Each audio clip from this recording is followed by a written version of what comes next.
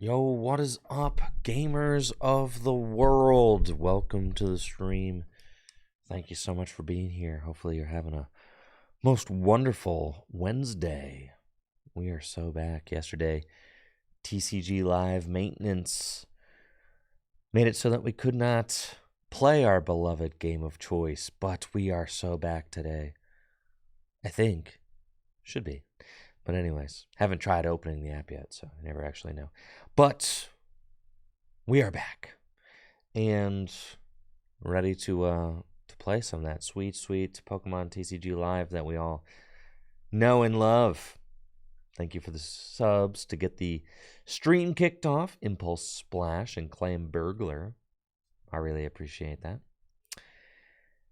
And in other Pokemon TCG news, we've got the secret rares are starting to be revealed from the upcoming Mask of Change set. These secret rares will be in our Twilight Masquerade set, which releases in May. And I have 6 booster boxes of Twilight Masquerade on the way. The set comes out on Friday, so comes out in 2 days in Japan, and then those boxes need to be shipped to me. I should be opening them on like Monday or Tuesday, depending on when my shipment gets in. Thank you, JD, for that sub in the 22 months. Thank you. I know, dude. It's the weather, man. It's come on, man. It's rough out here. My space heater is broken. I shouldn't ever need to buy another space heater because by the time it gets cold again next year, or this year, by the time it gets cold again at the end of this year, I should, fingers crossed, be in a new studio space with HVAC. That's the idea. But it's still cold now. It's still cold. It's cold in my studio now. Yes. Which has been most disappointing. I had one day where I, a couple weeks ago, started to fold back the top on my Jeep so I could enjoy the weather because it was in the 70s, but not right back down to 40s, 50s. I had a freeze warning on my phone. What the heck is that, dude? A freeze warning? Thank you, Yotam, for the sub and the 33 months. A freeze warning? Gotta be kidding me. The heck is that, bro? Freeze warning, man. But, yeah. Oh, yesterday was a very productive day. Even though I did not stream, I got into the office at 8:30 a.m. and spent the entire day editing the Twilight Masquerade set review. It was a 4+ hour VOD that I needed to chop down to a digestible size. That digestible size is a short and sweet 2 hours. Yeah. But it took me the entire day. I mean, it took me the entire 9 to 5 to do that. I mean, when you consider that the VOD is 4+ hours long, it was pretty good. But I mean, yeah, look at this. Look at this mess. So the video is not entirely done yet, as I just got the VOD edited. But look at all of these cuts, right? It's just and it just keeps going, and it keeps going, and it keeps going, and it keeps going, and it keeps... Thank you, Shantez, for the raid, and welcome everybody from Shantez channel. Yes, it's just so many cuts. Look at all of these. And it's you essentially have to watch the entire, you have to watch the entire 4 hour VOD. So you're at, and then you have to do the cuts, and then I did a lot of like, I did all of these for every ability that I'm talking about or attack that I'm talking about. Yo, appreciate the raid. Thank you.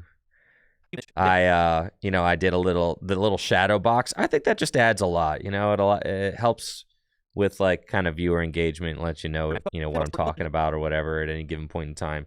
Shadow boxes are nice. I did little things like, if I'm talking about a card that I'm not looking at during the stream, I would pop it up and, do that or whatever. So a good application for adjustment layers. That's probably true, Pig, but I'm an old man and it takes a lot to teach me new tricks. So I probably would have to like actually I think what I end up doing if I was doing like and this is like the worst way to do it, right? I would take like this, unlink it, copy it, put it back down, paste. All right, we've got this here. Go to my presets. I've got the ability crop. That's the one I use for like my gameplays. So like then I have to adjust the crop. And I know I could have made a new preset, but I was too lazy to do that. So then I took the set review crop. Bam. There we go. It doesn't take me that long. Like honestly, it was like, all right, that's pretty fast, right? Like that's not so bad. It only took a few seconds, right? And slap a little fade in, slap a little fade out. Boom. It's possible that backscatter. See, doesn't take long. But I know that there are more optimal ways to do this stuff. I just, well, how often do I have to do a set review? Like 4 times a year? I'm not super dialed into like making.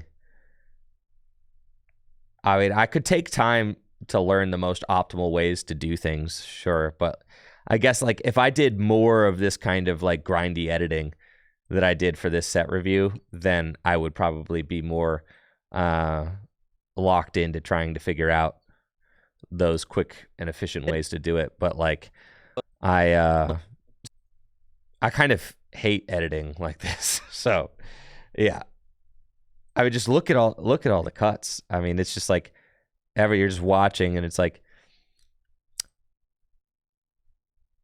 and one of the reasons I did do so many cuts, like I wanted to keep basically the YouTube trend of there being like no dead space in audio, right? Like that kind of thing.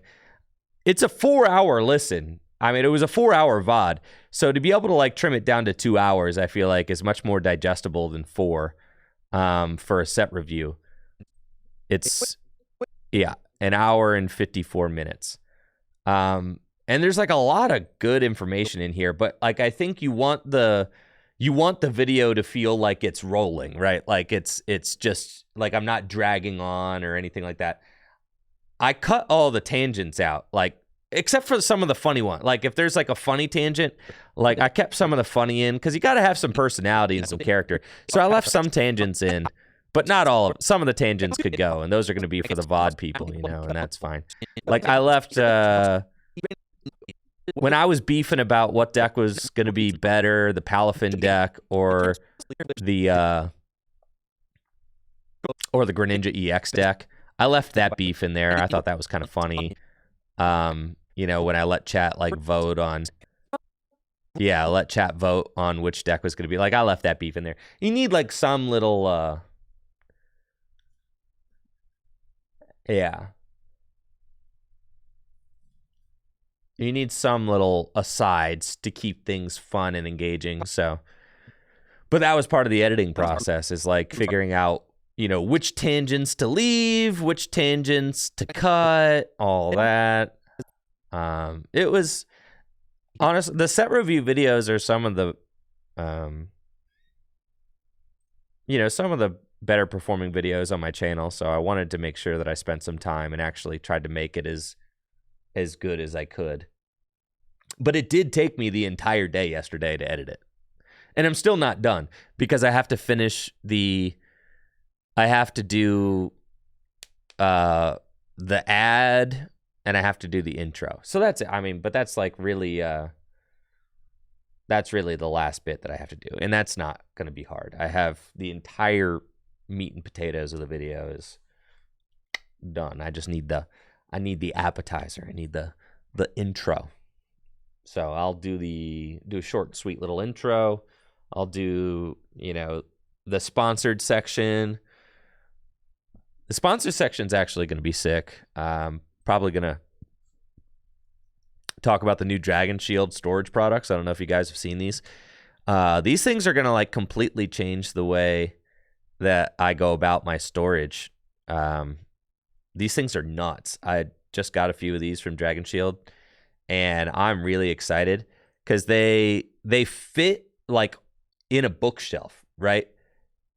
You can get all your cards organized in these little drawers, and they like fit perfectly in a bookshelf. And it's like no longer are my cards just going to be in these like 2-row boxes just sprawled throughout my house. Like I could keep everything neatly labeled and organized. Do deck boxes fit inside these? Oh yeah, they do. Oh yeah, baby. You betcha. Yeah, they could fit 5 Dragon Shield DS 100 boxes or 17 cube shells. Oh yeah. That's what I'm saying. These are going to completely change the game, dog. They're completely changing the game. I can keep all my, all my standard cards, my expanded cards labeled, like all the tool cards go in one, all the supporters go in another. Yeah, it's nuts. And then they tuck away. And then if you ever need to like bring one out, yeah, I got one right here. Hold on.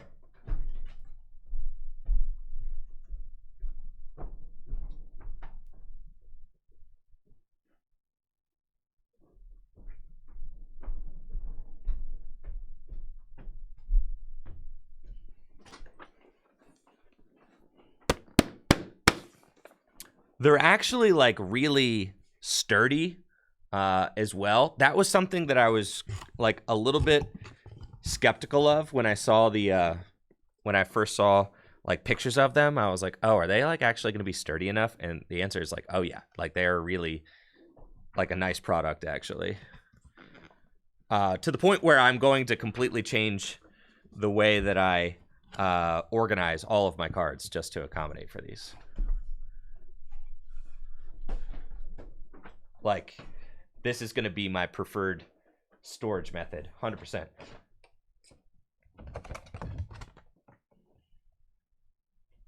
The Dragon Shield Fortress. Look at this total unit. Nice Dragon Shield logo there. Cool little dragon there on the side. Very nondescript. And then the front, I mean, like, look how nice those look. You got little areas for, like, labels. Natalie and I have a label maker at the house, so we'll probably just do, like, just tape some labels onto them. But, they have these little lines here that you could probably, on the black one, you could just use, like, maybe like a metallic Sharpie or something like that, one of the silver or the gold Sharpies. And on the white ones, you could just use a regular Sharpie and just kind of Sharpie in. But with like the labels, that way, if we ever change the drawers, we can just kind of, so we're going to use our label maker on it. And then the drawers, just like, look how easily those just slide in and out. They've got these little metal ringlets on them, which feel really nice. And then you can keep all your cards just like kind of, and they fit perfectly inside. And then the drawers themselves are like very solid construction. They're thicker than ETBs, to give you like an idea of like the durability of them. I'd say they're much thicker than Elite Trainer boxes. So like they're gonna offer you a little, if you use Elite Trainer boxes to store your cards, these drawers are more stable than that. And the construction of the thing itself does not actually feel like it would have any, like treat it nice, like obviously it's not metal. Like it is like nice cardboard box, essentially. Like a very premium cardboard box. but it is very sturdy, I would say. You know, it slides extremely. And this is like with drawers completely filled with cards. It's like that easy to just slide the drawers like in and out, right? But yeah, I love this product so much. Like I'm gonna change like the way that I organize all of my cards. I already have bookshelves at my house. It just so happens that now like I have like a bunch of 2 rows all over my bookshelves. That's just like kind of how I keep my cards now. But I'm totally changing them to these because these just look way better in like a home, you know? So that's something that I'm really excited about, having like a premium storage product like that. So this is going to be the ad that I do for, you know, for Dragon Shield's new Fortress products. They also have like a binder one. So that's pretty cool. I got a couple of the binder ones. They are like 3-ring binders though. So like if you're not into keeping your cards in 3-ring binders, then that's not going to be for you. But I do think that these are kind of interesting in that it allows you, because if you're like me, then you've got a bunch of binders and the binders are all like just sprawled everywhere, right? Lance, if anybody buys anything from Dragon Shield, just use code TrickyJim. When you check out, you get 5% off your order. That's the, I don't have like a creator code or anything, but do use code TrickyJim. They don't track it or anything. Like I don't have my traffic. That's part of my sponsor deals. I made sure I was like, dude, I don't want, you know, because that's not how advertising and influence works. Like, you know, it's not like, oh, I'm only as good as the amount of traffic I drive to dragonshield.com. I know I do a good job of like representing the brand. So I have an agreement with the with Dragon Shield that's not part of our deal, right? I get a fixed income from Dragon Shield, which is awesome. So that's our deal. So no, you don't have to use a specific link. You don't even have to use my code, but you ought to because you get 5% off if you use it. So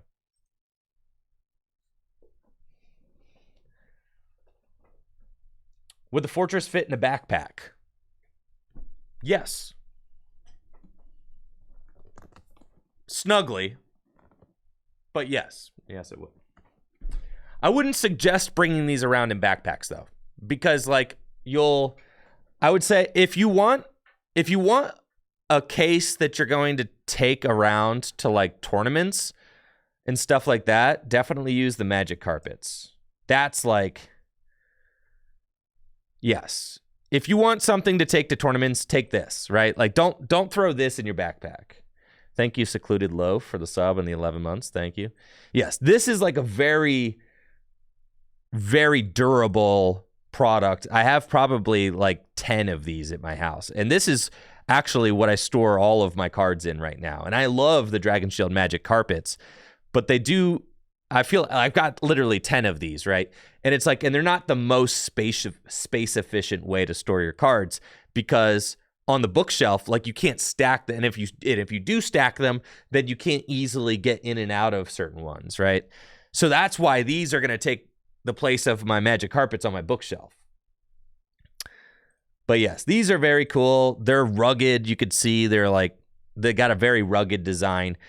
These are the thing you want to take. This is like a hard shell. These are what you want to take if you're taking cards on the road. I highly recommend the Magic Carpets. This is what I use.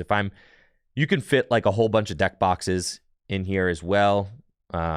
These are what I use if I'm bringing like my cube anywhere or stuff like that. This is what I use for that.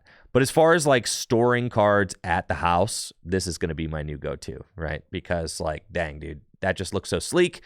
It's not going to be so gaudy on my shelf anymore. Like I'm going to be able to have everything labeled. And then my favorite thing is that like, say I just need to go build, like I could just take the things out and then just go build. So like if I need to go build my deck, I could just take the drawers that I need out and then go. So I'm very excited about those. That's going to be what the ad is for the set review video, the new storage product. So that's pretty hype.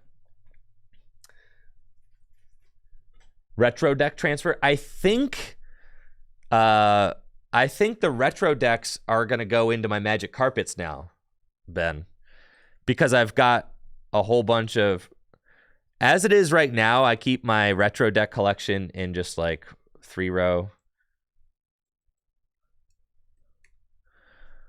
Yeah, I just keep them in like these, right?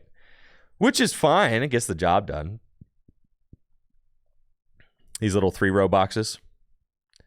That's what I keep my retro decks in. But I'm probably going to swap them all over to Magic Carpets, which is going to be 6. So like for each format of retro deck, I'm going to like have a Magic Carpet dedicated to them. I'm going to be able to label each one. And then like, say I want to take all my 2006 decks to a tournament. I just like wrap them up in the Magic Carpet, slap a handle on it, and I got my little briefcase ready to go, right?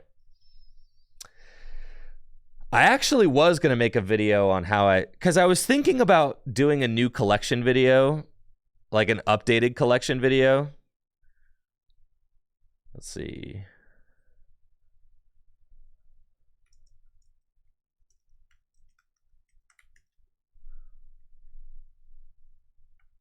Yeah, look at my goofy butt, dude. Holy smokes. This video is so cringe, it's almost unwatchable now. So I was thinking about doing an update on my Pokemon TCG collection, but with like the spin of how I store my cards to make it like somewhat different from this video. Like my collection has grown and changed since this video as well, and this video was released like 3-4 years ago. So I was thinking about doing like a modern update on my collection video, but with the spin of how I store my cards. Because it gets to the point where like it's actually kind of having so much cardboard in your house kind of cumbersome, right? So like storing them is actually how you store and organize your cards is actually kind of interesting, I think. So, and everybody has different methods of doing things. Natalie and I right now have we've started alphabetizing things. That's how you know, bro. It's serious. Like it's serious like that. I never thought I'd get to the point where I alphabetized my cards. I'm not like that.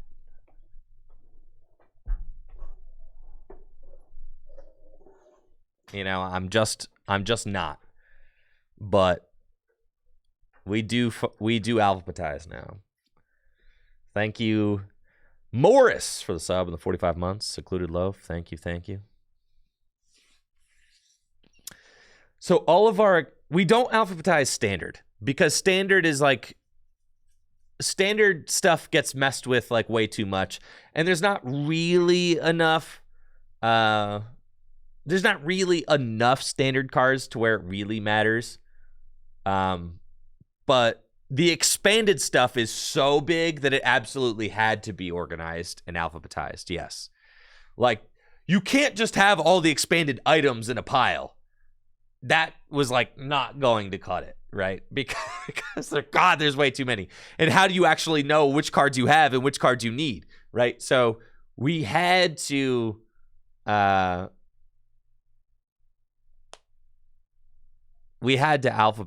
the expanded cards for Gym Leader Challenge format so that we had an idea of what we needed to do.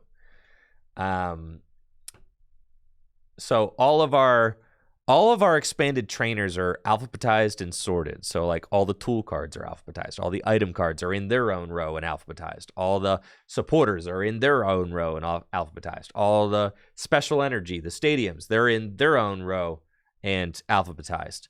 But then the Pokemon are not alphabetized. The Pokemon are just sorted by type and by block. So all the black and white water Pokemon are in one section. All the black and white, all the X and Y water Pokemon are in their own little section. All the Sun and Moon water Pokemon are in their own little section. And there's not enough of each of those for it really to matter if they're alphabetized or not, right? Because like you could pick up like all of my black and white water Pokemon might be like this many, to which I could just be like, okay, like, you know. So we could alphabetize those, but like if I'm looking for Octillery, I know to go to the X and Y water section, and I might have this many cards, right? So it's like those don't need to be alphabetized. So those aren't alphabetized. Yeah, it's maybe in the future, right? If each of those, but the sections aren't getting bigger, is the thing, right? Like the sections aren't there. There will be more Pokemon, but not more Pokemon in each section. So each section will still only be so big. So alphabetizing those is like not something that is like a total necessity. And then it depends on how much cube purchasing I do. Yes. And then our standard cards are just sorted by like, all the colorless Pokemon are in a section, all the fighting Pokemon are in a section, all the darkness Pokemon are in a section. So we have the Pokemon sorted by type, and then we have the trainers sorted by type, all the supporters, all the items, all the stadiums, and we don't alphabetize our standard boxes because they get a lot of mileage. I mean, you're kind of always constantly digging in and out of those. So we don't alphabetize them because it would just kind of be, I think, more trouble than it's worth. Is cubing still a thing? Of course it is. Cubing's fun. It's another way to enjoy the Pokemon TCG. I'm working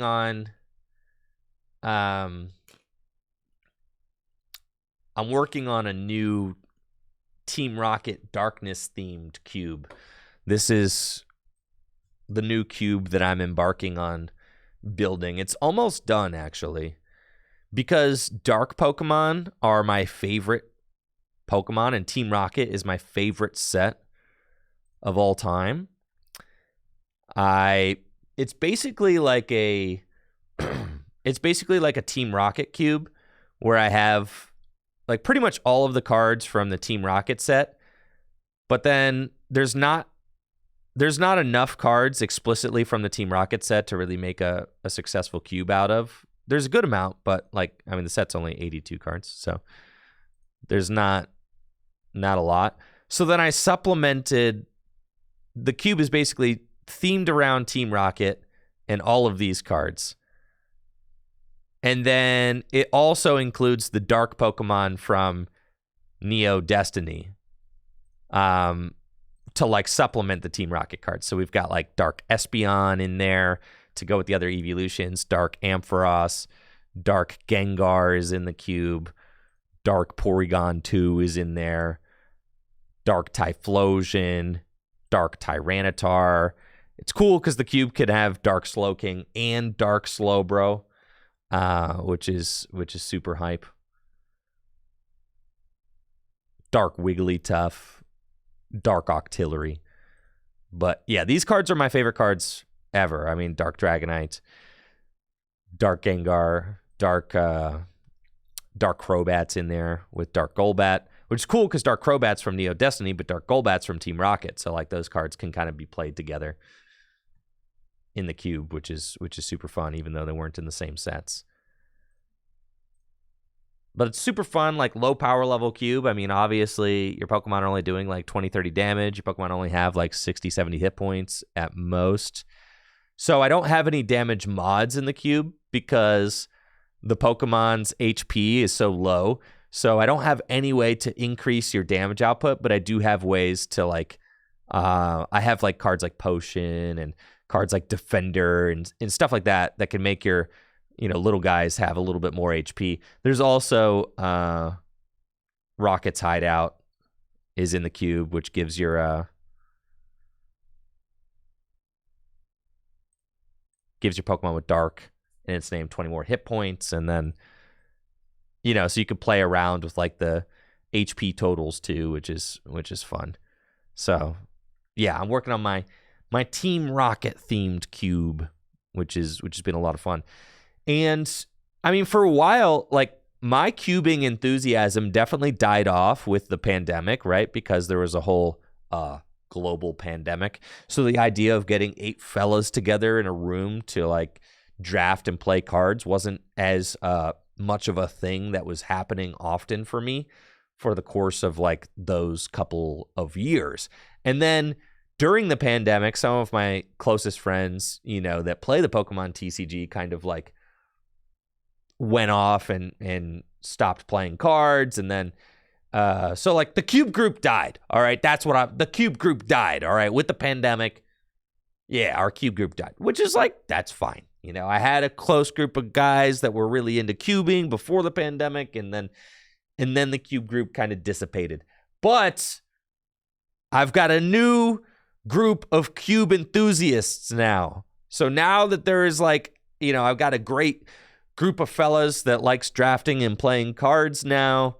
I mean, basically everybody that goes to GLC League, right? Like that, basically everybody who likes going to GLC League loves playing cards and drafting and doing all that. So like anything that's not standard, the GLC guys, they love that. So,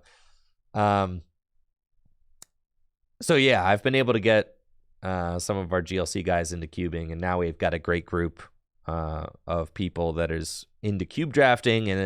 And now that we have the Green Dragon Inn here, like the board game bar and cafe, that you can rent out private rooms. That's what we did for our last cube session. We rented out a private room at the Green Dragon Inn bar, and we just like ran our cube in there, and it was awesome. I mean, it was one of the best, most fun cube experiences I've ever had, having the private room, having like you know, drinks and food, you know, being able to be served to you throughout the cube sesh, like, was nuts. You know, I've never had that. I've never been waited on while doing a cube sesh with the boys. And that was like a next level experience that I didn't know that I needed in my life, but my goodness, it was awesome.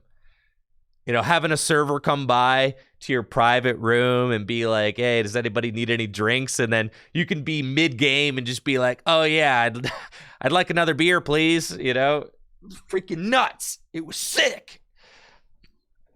Yeah, so that was... Cubing has actually gone to the next level with the introduction of the Green Dragon Inn, which was sick. So yeah, cubing is so back. But it did take a little bit of a hiatus with the pandemic. And it makes sense that Gym Leader Challenge was invented during the pandemic, right? A way to enjoy, you know, cube-style gaming with people all around the world. And I still prefer Gym Leader Challenge to cubing, but cubing is like, they're different. They're fun, right? It's fun. Variety is the spice of life, is it not? So, and the thing that I like about Gym Leader Challenge is that it's so accessible, and you only need 2 people to enjoy a game. Cubing will always be held back by the fact that it's best done with 8 participants, right? 8! That's a lot. It's tough to get 8 cubers together. So it's always like it's always a special night when you can assemble a group of cubers. It's always a special time because you can't always get 8 people together to draft. So, yeah. And that'll always be something that holds cubing back in the Pokemon TCG for sure.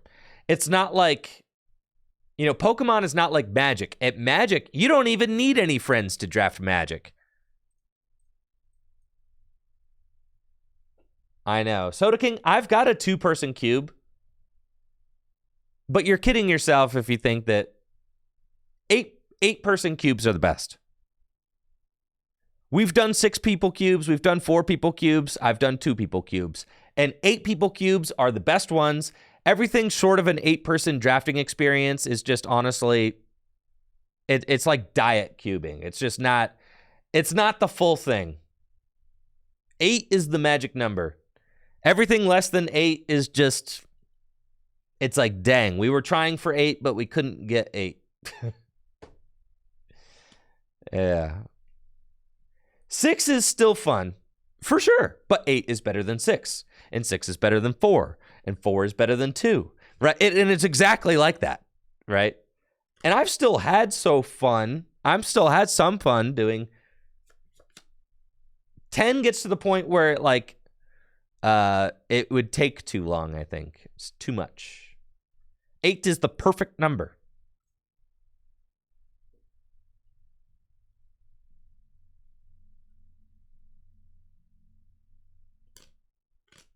How many rounds in a cube? It depends on how you want to do it. You can do double elimination. You can do round robin.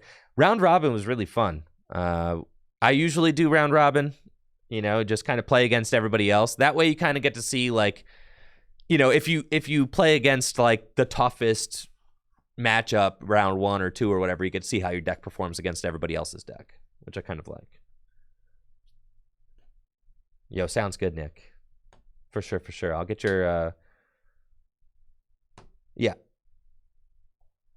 The classic way for Magic the Gathering Cube is 3 rounds of Swiss. Yes, yes, yes. But we usually like to... And it depends on how much fun everybody's having with their decks, right? Like, how many games do you want to play? But with Magic drafting, yeah, you don't need any friends to draft Magic because you can just show up at a card shop on draft night and there will be, you know, probably some other people there looking to draft.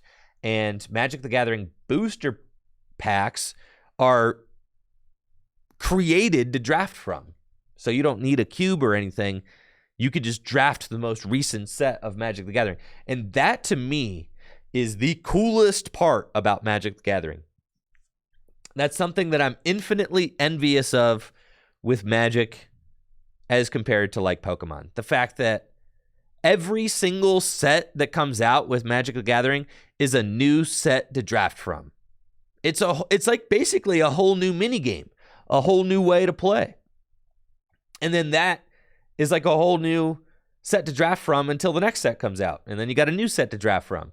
And you've got this whole different way of playing, which is different than standard or modern or, you know, legacy or whatever. They axe draft from competitive play.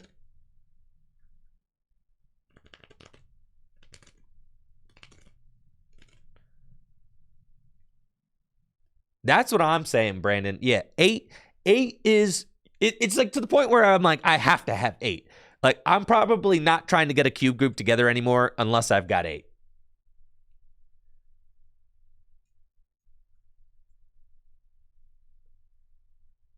It's funny because they're trying to get rid of draftable packs. What? Dude, Magic keeps... Listen, I cannot speak to any of the decisions that Wizards of the Coast makes with that game, bro. Holy smokes. Every time I hear about stuff that they're doing with Magic the Gathering, I'm like, why? Why are they doing that?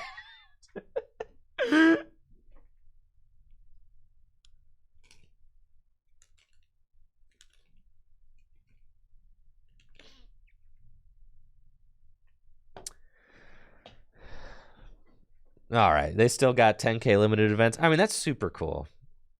I think that's so fun. It's the perfect thing because I don't collect Magic the Gathering cards, and I don't really own any. And I have no interest in collecting or owning any Magic the Gathering cards, but I love drafting.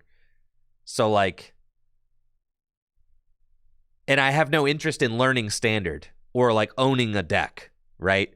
But the idea of, like, I could just go show up to a draft and I can just play, right? Like, that's so sick. I could just go play, and theoretically, me and the person next to me are on the same exact...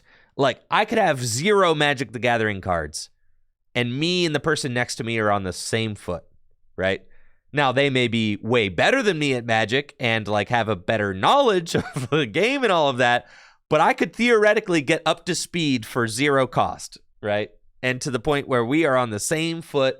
We sit down to play our decks that we drafted at this table together with the decisions that we made. Like, that is such an appealing way to play a card game to me. And the reason why it's so appealing is because each time is different, too. I can't say that each time I log into TCG Live and play Charizard or Chien Pao or whatever, it's not you're getting more or less some of the same stuff happening over and over and over and over again, right? And that's what gets, people find formats like that to become stale, right? And eventually draftable formats do become solved, right? You figure out the best cards to draft and things like that. But it's just important to have an alternative way to play the game. It keeps the game more engaging, right? Having different ways to play. And that's why Gym Leader Challenge is so valuable, is because you have these different ways to play that keep things fresh and exciting.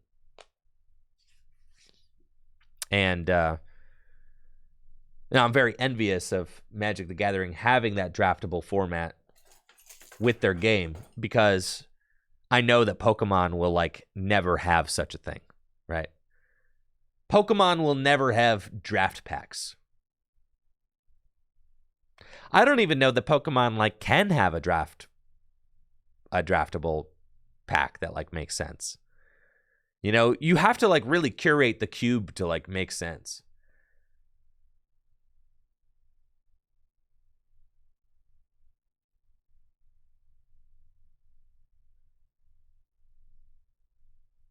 Oh yeah, and that's the thing, Brandon, is even if you do kind of solve the cube, then the meta emerges, right? So you're all right, well, everybody knows that this card is the best card, so it's going to get hate drafted, and there's going to be multiple people at the table going after it. So then I have to find a top 3 strategy that's going to go under the radar, and and that's part of the fun of the drafting, right? Is that you're playing a game within the game. You're playing the drafting game. The drafting itself is a game, not just the playing of the cards. The drafting is a game. It's like a mini game you're playing before the game. And that's so fun.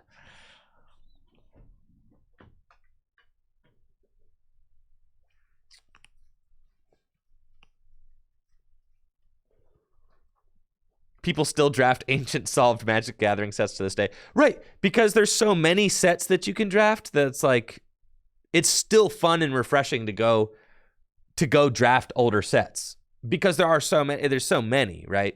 Even if people have been drafting that set for years, it's still fun to go back and do it. God, yeah. And that's the one thing I just wish Pokemon had, and it just never will. That's why you have to kind of make your own cube. So I built Jason. Okay, blog Pokemon. Yeah. I built Jason Klaczynski's base fossil cube, which is just fun. It's a fun nostalgia trip, and it's really good for players that have maybe never cube drafted before. You just have all these kind of very low power level funny cards.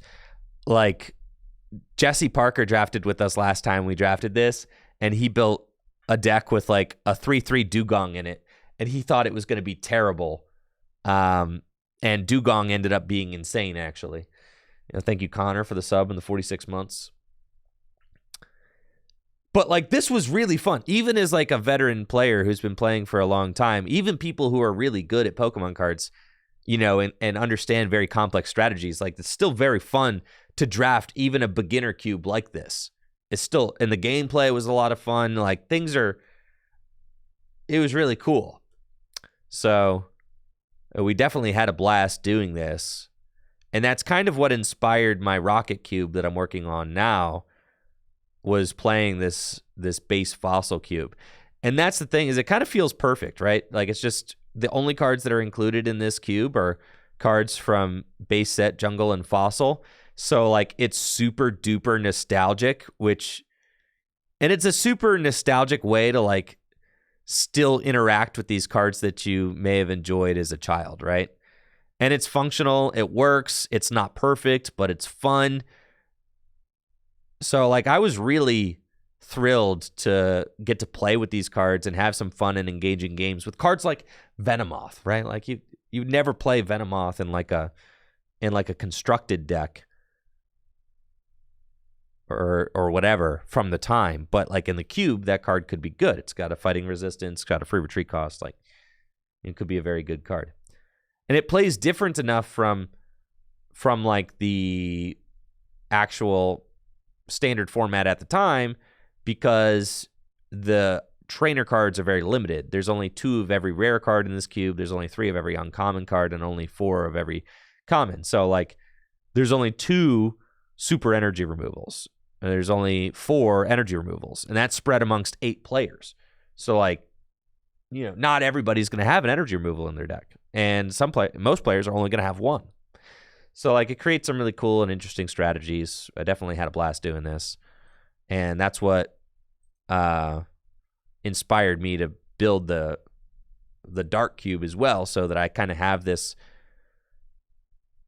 kind of evergreen way to enjoy my favorite set in the Pokemon TCG, Team Rocket. You know, I'm going to embark on, like, crafting the cube to kind of be you know, a fun and replayable way to enjoy those cards. And it's going to take some testing. You know, I'm going to have to mess around with it and see, like, you know, which combination of cards works, which combination of cards doesn't work. Because Team Rocket's a smaller set than, like, Base Jungle and Fossil, and doesn't have, like, any draw cards in it, I can't just make the cube out of Team Rocket. I need to, like, borrow cards from other sets, but that doesn't bother me. It's all going to be within the base to Neo range, but it's going to be centered around the idea of the darkness Pokemon and things like that.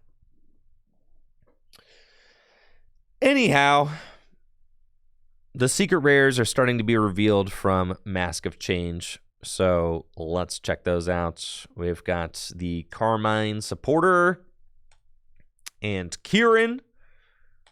Very cool. Someone pointed out to me, apparently we've got, like, an Among Us fish here. Look at that thing right there. I've never played Among Us, so that didn't immediately register to me as an Among Us guy, but maybe, you know, I guess. That's kind of funny. Absolutely love the Diplin. That's hype. Chimecho. Very cute, elegant looking. The monkey. I do like the cherry blossoms there, just beautiful. Look how helpful Timber is. And Girder. So helpful. Okie dokie is super gnarly. Cute Chansey. I do like these kind of mosaic style mask guys. I think they are super cool. And then the secret rares, the secret art rares of Kieran and Carmine are both really nice. With the candy apples. They're at a festival. Is this, like, part of the game? Is there a festival in one of the... Is this a thing? My boxes should show up on Monday or Tuesday. So I should be opening these on Monday or Tuesday.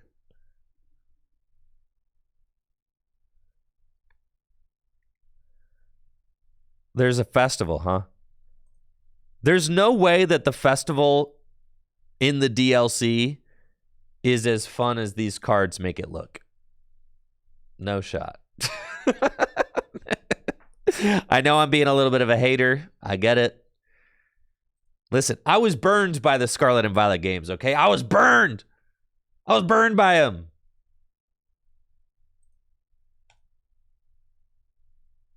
It's going to take a little bit to repair that relationship, man.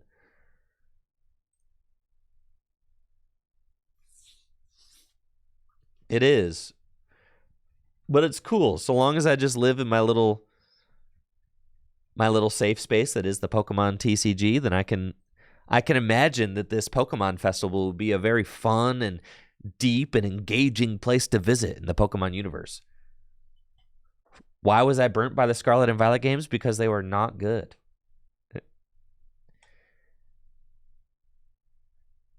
They were They were really ugly and underdeveloped. But I love Pokemon, and I love the characters, and I love everything to do with Pokemon cards. But like, look how beautiful this art looks, right? And then compare that to like what it feels like to actually go to any location in Scarlet and Violet. You can't even walk into stores in Scarlet and Violet.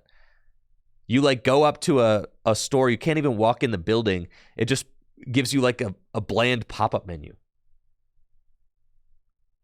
Yeah, it's incredibly disappointing.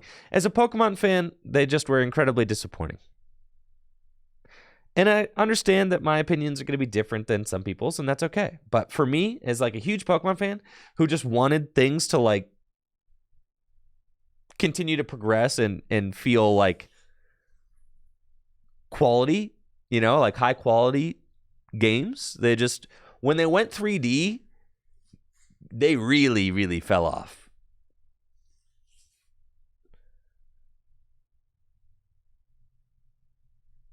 Yeah, they really did. I think like the open world thing was just biting off more than they could chew.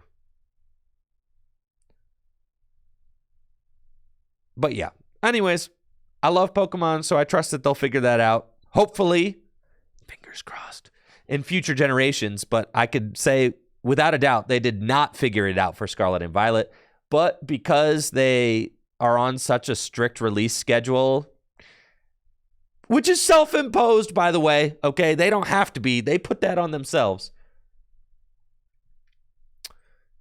Because of their super strict release schedule, like, it didn't matter if the games... It didn't matter if the games were finished. They had to go out.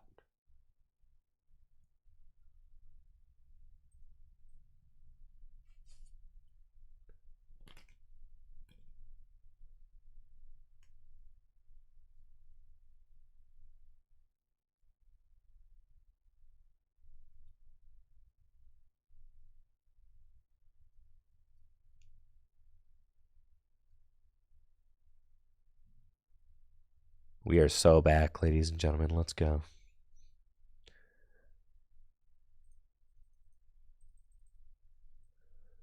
Why can I not...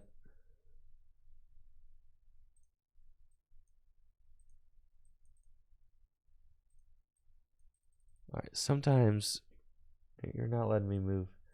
That doesn't make any sense. So when I have OBS on this monitor over here, it won't let me move. It will not let me click and drag and move around the assets in the OBS window. Only on that monitor. Please, someone tell me why that makes sense. But if I have it on this monitor, then OBS works as intended. And I can click and drag the windows around, no problem. But over on that monitor, OBS freezes up and I cannot click on the like I can't do this over there.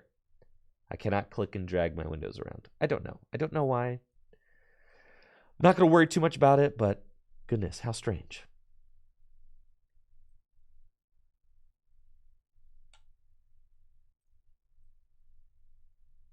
Cool.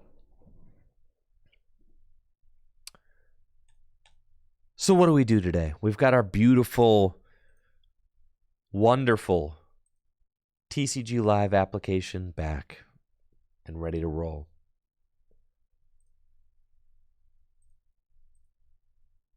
What do we want to do with that?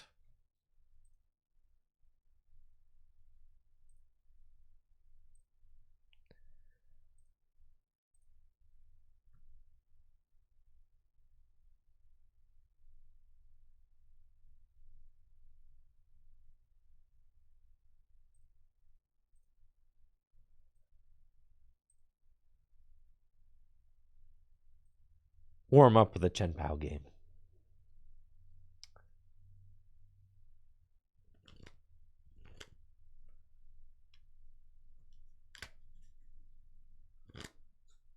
Meowscarada? Thank you, Mick Venn, for that Prime sub. Meowscarada, huh?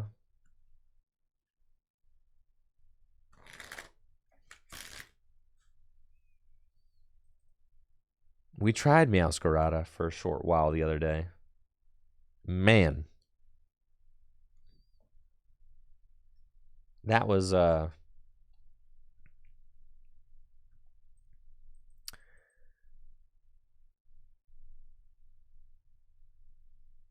Oh, Jester, yes, you've been sending me Meowscarada lists.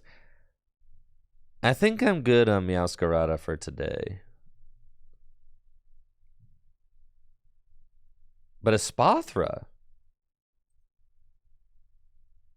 Maybe a Spathra.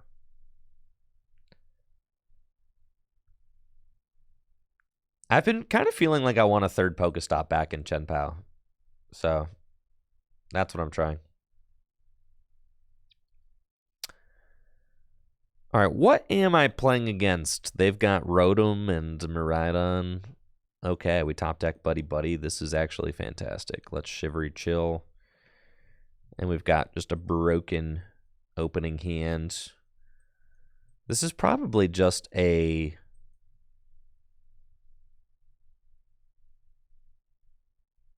It's probably just a Miraidon deck, right? And I don't want to let them take the turn 1 knockout on a Chien Pao. Do we prize our Prime Catcher? Yeah, we did. How cringe and annoying is that? So if they get the turn 1 knockout on Chien Pao, they just get it. Okay. Noted. We'll get these guys. And then...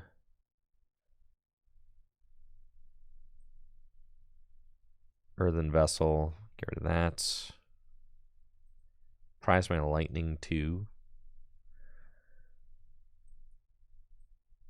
Spin the wheel. Oi.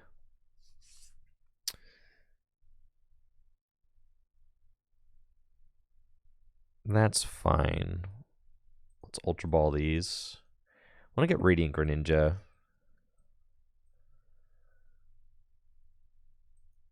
And concealed cards. All right. And I think I'm just going to hold the water. Pass. I'm running 3 Chien Pao right now.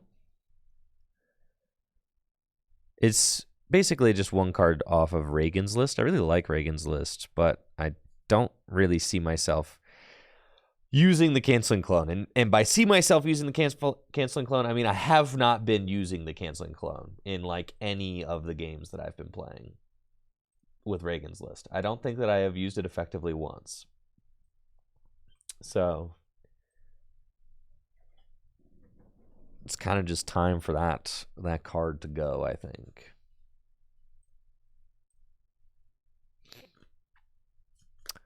Is it a Rotom V-Star deck?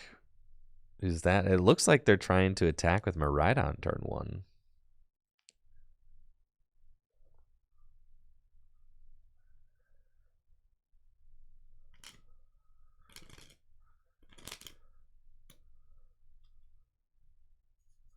Oh, man. First game, and we're already getting backwards cards, bro. Come on. I just booted this thing up. Man. Man. All right.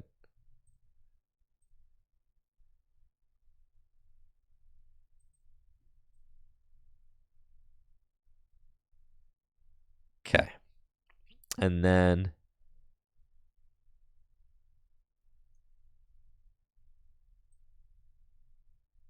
Yeah, let's Cypher Maniac for... and we've got the rare candy backs right here, so let's just do that. And then... Yeah, I saw that. Catan. Yeah, I did. I did see that. I think is that Zhao Zhao's app that he's working on? Michael Long's application.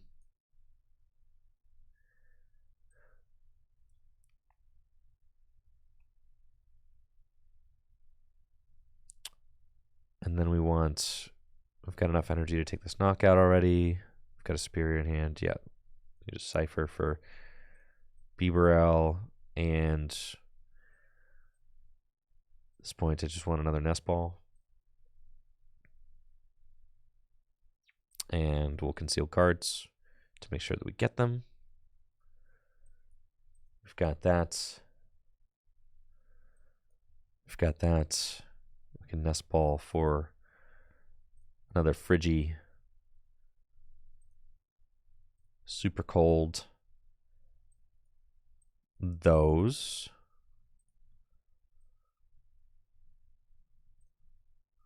And we'll incisors.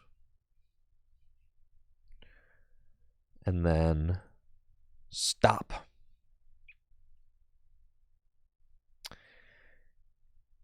And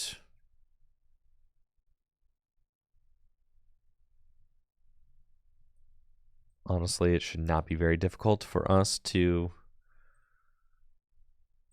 take all 6 prizes in this matchup. Should just be,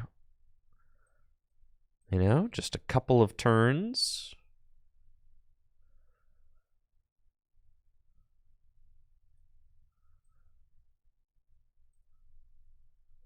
We'll Hailblade for 240.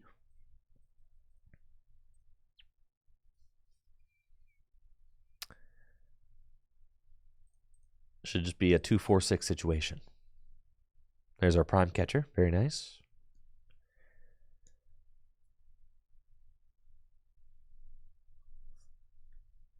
There's no...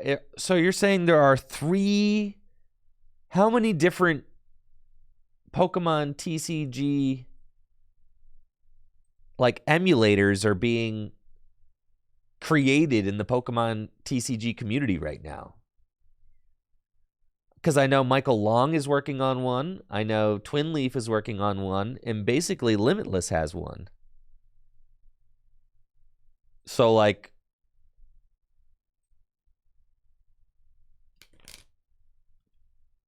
at least. And then is this one... So you're telling me this one...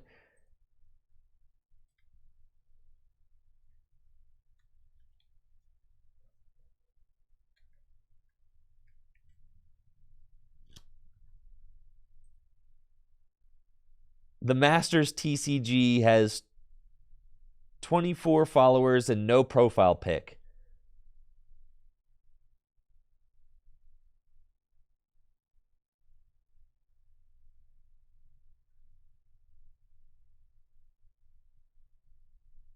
Huh. That is interesting.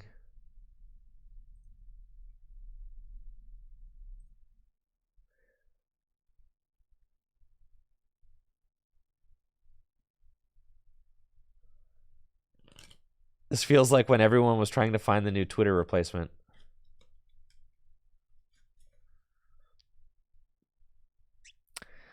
All right, my poor back's caliber.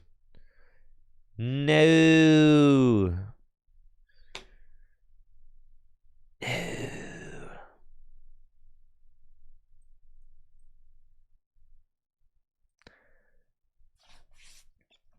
Well, that's annoying. The second Bibarel is really nice, though. We love that. We want to hit this Miraidon. Absolutely. We actually don't need the prime catcher at all in this matchup because I could just use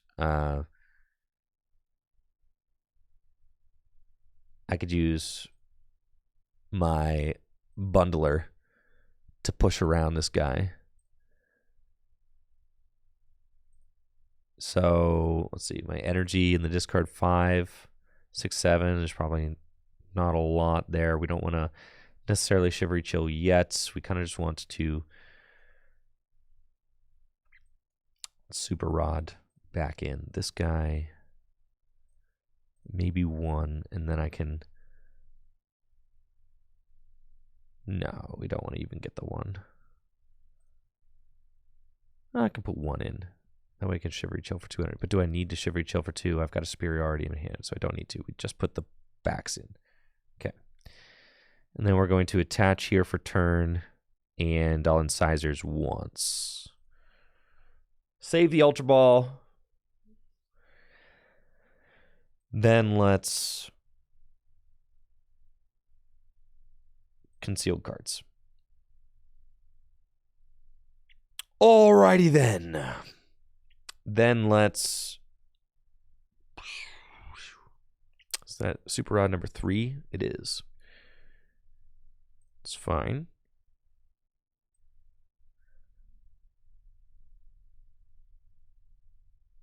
Ultra Ball away. Prime Catcher. And Nest Ball. Kind of need that Chien Pao too.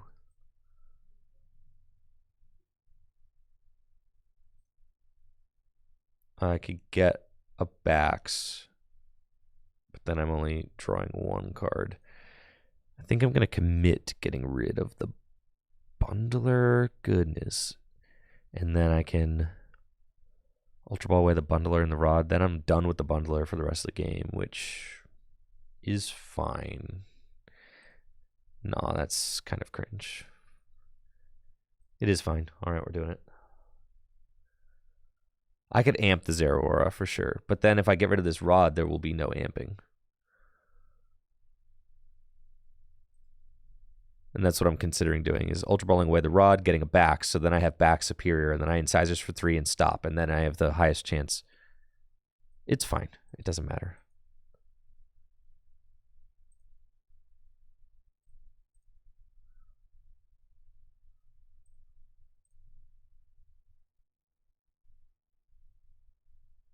All right, and now we Shivery Chill. There's nothing. All right, and now I stop. All right, it looks like I'm not doing anything.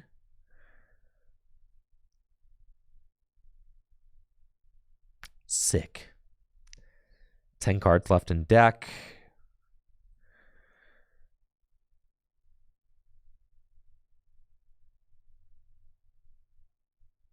Get him next turn.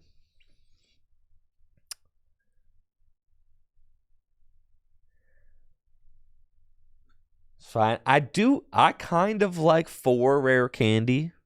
That's something that I've been testing as well. Did I prize 2? 2 rare candies? Did I really do that? Well, then I need to find my Silene if that's the case. Which is most unfortunate. I like 4 candies in Chien Pao. I really do. Especially with Devo TM kind of... Look, yeah. Especially with Devo TM kind of being a thing.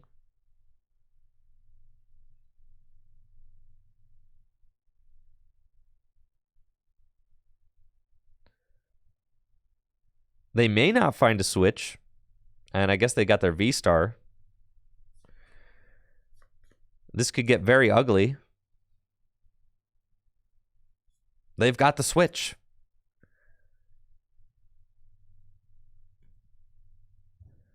And they're not even using their V-Star yet. Oh boy. I do have a Chien Pao. There's 1 prized. And there's Cypher Maniac. Okay. I have 1 rare candy in the deck. It's all we need, baby.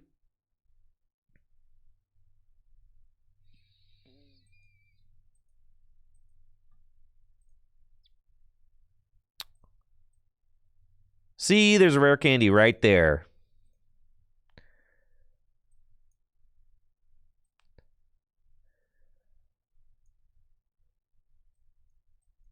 And I stack the rare candy, and I'll stack a stinky nest ball so that I can discard it with superior.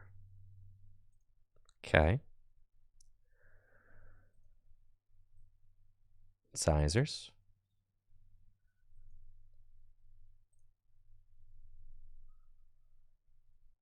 Incisors again.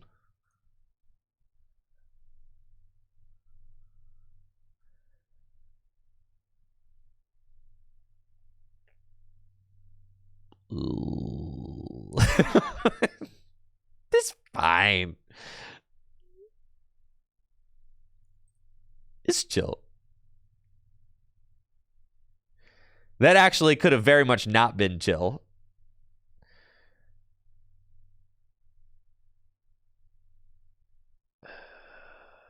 All right, we're going to retreat into Chien Pao. And I can get rid of the Nest Ball and a Superior.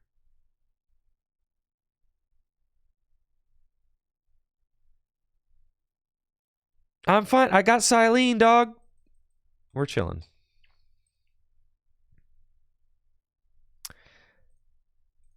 We're fine.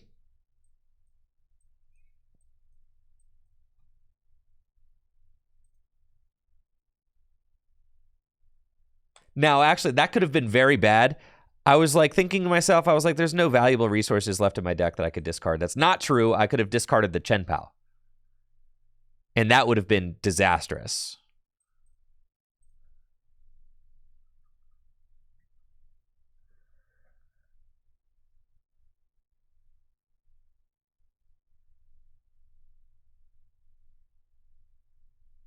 Yes, that could have been very bad.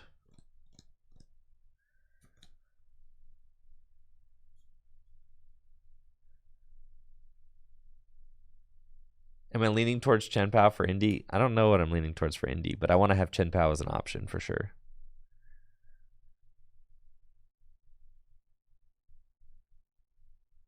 I think I'm going to be putting the 4th candy in here, though.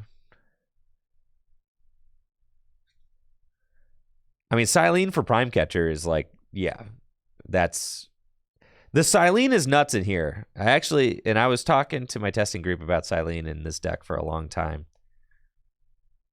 Because Silene for Prime Catcher is such an insane play. Or like the final Superior you need.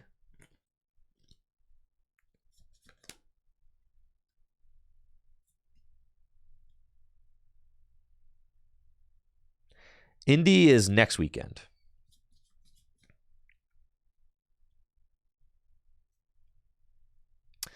Now, if we double tail Silene, that's kind of cringe.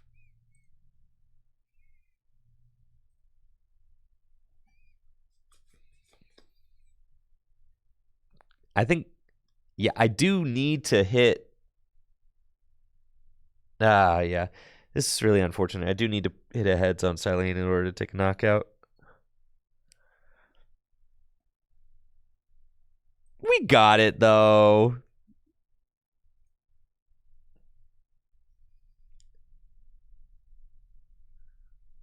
We got it. Easy money, dude.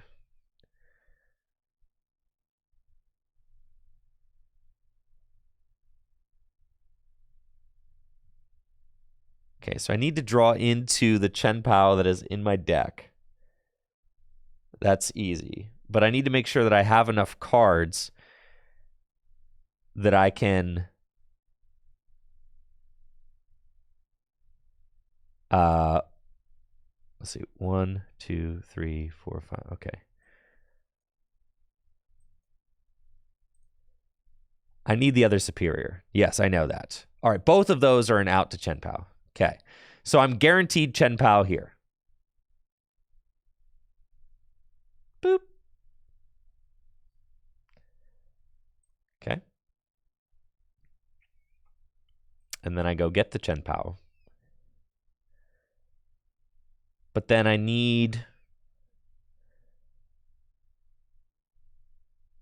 Yeah, so we go get the Chien Pao. And then we need to stack some cards with Silene. Come on. Oh, thank God. Okay, we're in there. We stack Superior. It is Superior, right? It's not Rod. Because if it's Rod, I could draw into the Rod. It could be Rod or Superior. It really doesn't matter. Both of them work. Yeah. Actually, I like Rod.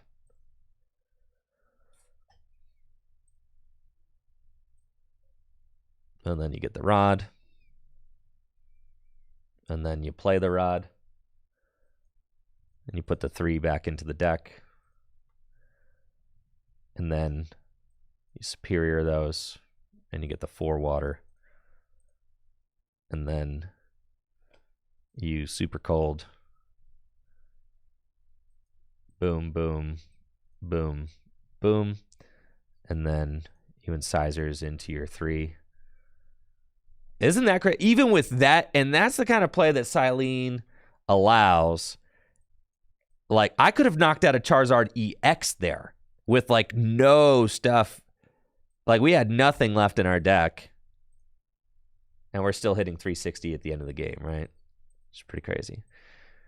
Silene just allows for so much flexibility with the resources. Now, obviously, there's a 1 in, 4 chance that... There's a 1 in 4 chance that it doesn't work. But most of the time, it works every time. Most of the time.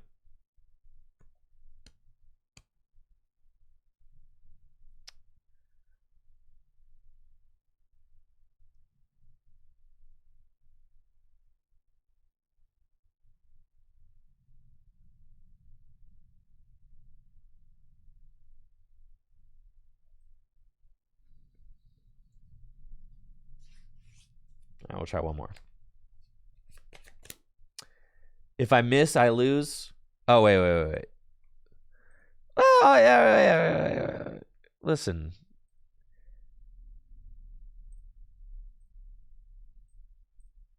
That 4th rare candy. My goodness. Yeah. Shoot. Thank you, Wheat, for the sub and the 20 months. Appreciate you. Oh, by the way, yes. Cardboard Warriors is hosting a webcam tournament this Sunday, by the way, with $100 on the line, I believe. Definitely make sure to check that out if you are looking into playing Gym Leader Challenge webcam tournaments. It's free entry as well. Definitely make sure to check it out. I will not be able to participate myself in the Gym Leader Challenge event, as I will be at a wedding, my cousin's wedding this weekend. So will not be able to participate, but it seems like it'll be a very fun event. If you've got a webcam set up, make sure to scope that out. I'm sure you can get more information on cardboardwarriors.com.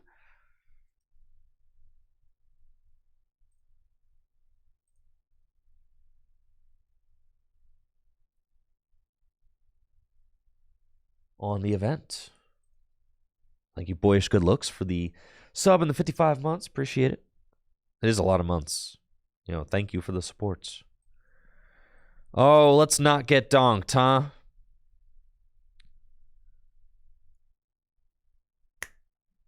Dang, I love Pokemon cards. This is great.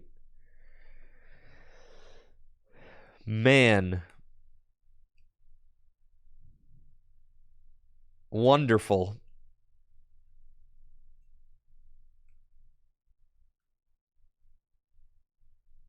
This game is gonna be over.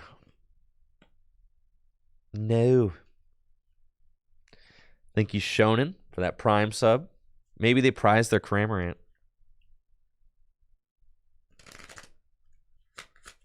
I'm telling you, they prized the Cramorant. That's why they got the Manaphy. They did. They definitely prized it.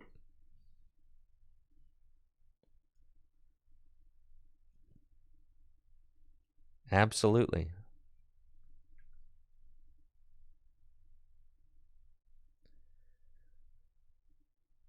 So you're saying there's a chance. Not great, though. I mean, they're... because they could just go Radiant Greninja me.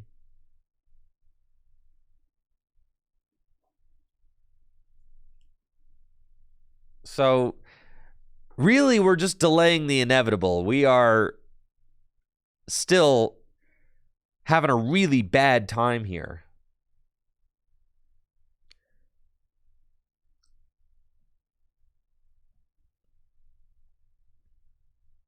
Yeah, this is terrible. And the 4 Sealstone. Oh, pack it up, boys. Pack it up. This is miserable.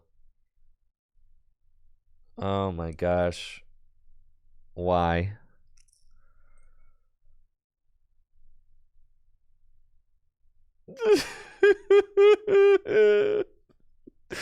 Yeah, thanks, man. All right.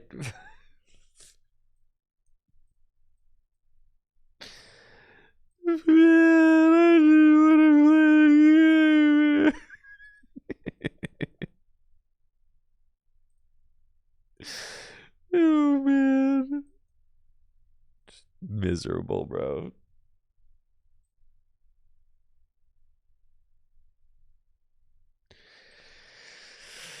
Okay.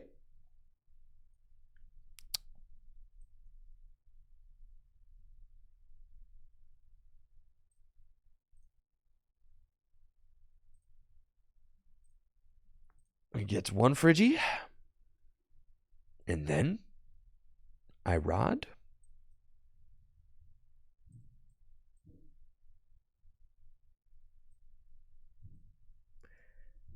And I go get more Friggies. Yes.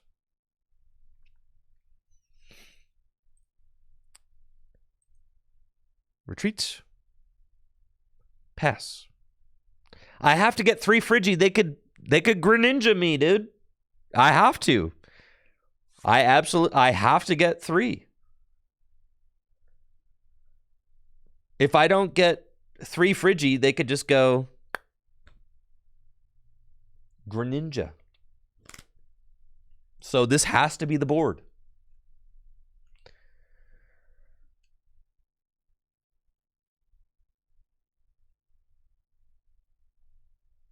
Oh, man, bro. Come on. You are not already at... Oh, man. Bro, slow down, dog. Slow down.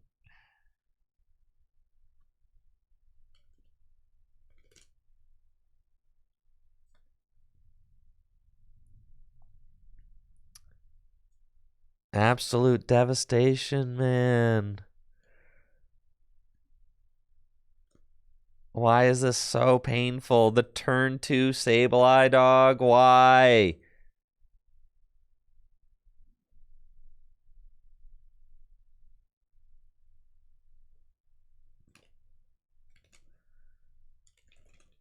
This is fine.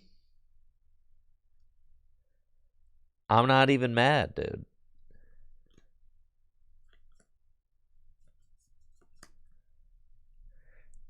Dude, my Doofski?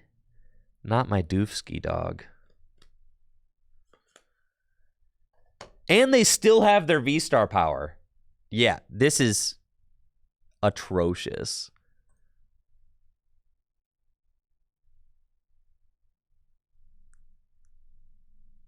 Yeah, I'm good, bro. I'm good. I'm good. All right. Just a complete disaster. And that game's entirely different if we just go second. I got one more in me.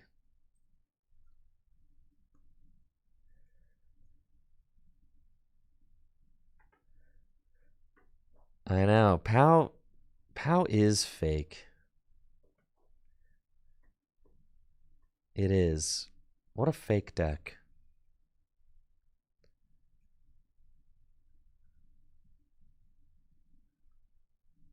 True.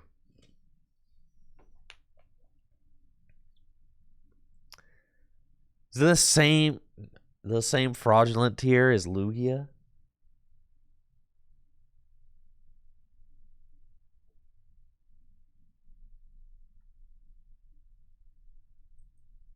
No way. Surely Chien Pao is slightly less fraudulent than Lugia. All right, watch me cook this Zard.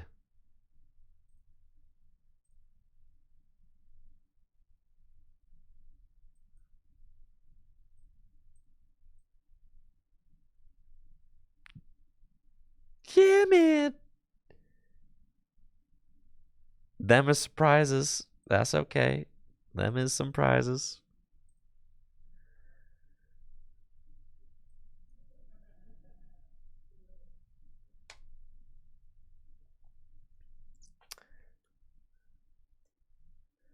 Lugia isn't fraudulent. Let's just ask chat.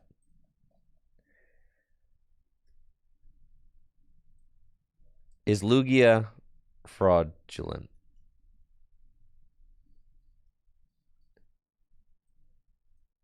Three minutes.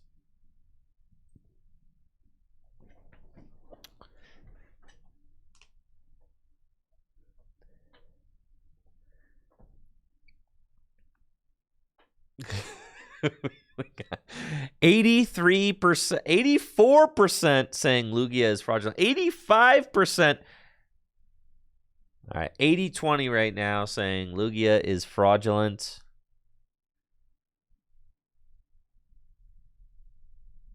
Holy moly, that's a lot. All right, the Lugia believers, the Lugia truthers are clawing back 75-25. They're not about to airy turn one. Come on. Come on. No, no, no, no, no.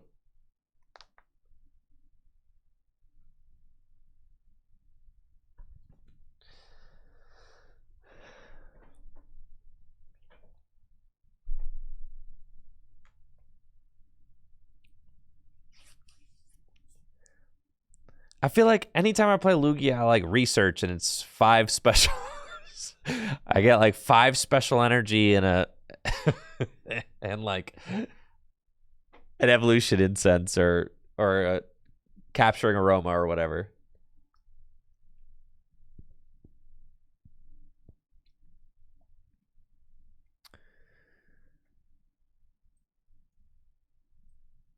I mean, here, if we got it like that, you just go Chien Pao, knock out the Luminia, and you could do that. Like, you don't have to, but it's there, so it feels like we might as well.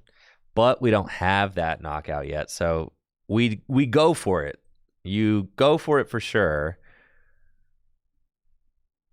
I think. Yes, you definitely go for it. And then if you don't hit it, then that's fine. Oh, they didn't. They did not set up a Manaphy. I wasn't even looking, but yes, Ninja Them is definitely the superior play. Don't be like me. It's cool. We're here though, so that's fine. Yeah, don't be like me for sure. Make the correct play and Ninja Them. I just was only halfway. I was more so paying attention to the Lugia fraudulent poll.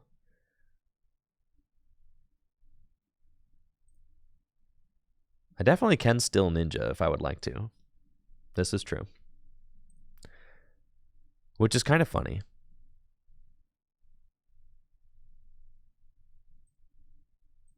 But I did prize 2 superiors, so.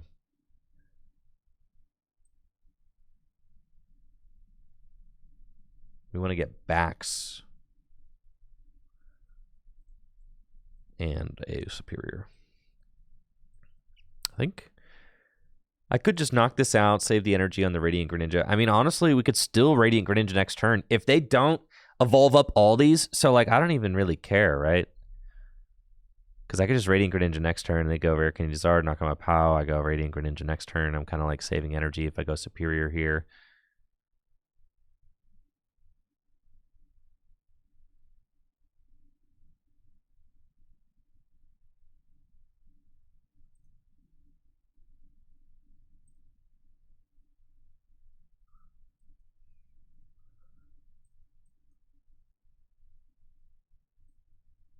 But then they benched the Manaphy. No, I think we're assuming that they prized Manaphy, right?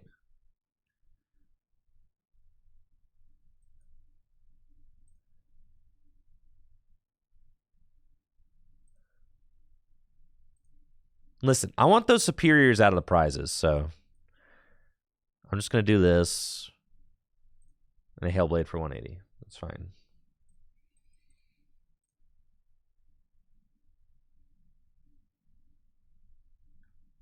There's no way they just forgot. You have to assume that your opponent, like, kind of knows what they're doing.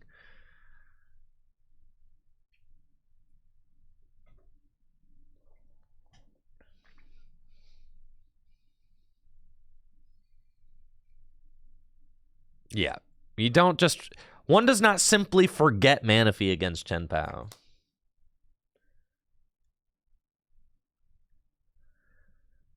And then the thing is, I'm still going to get to Radiant Greninja next turn.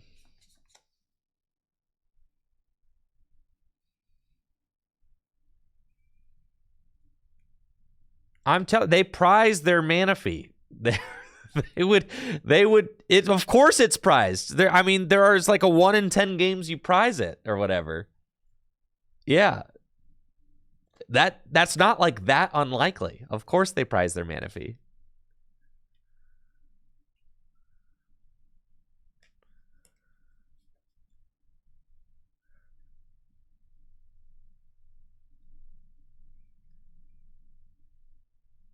Right, so then they're going to smack me here. That's fine. Then I go Radiant Greninja, no 2 prizers in play.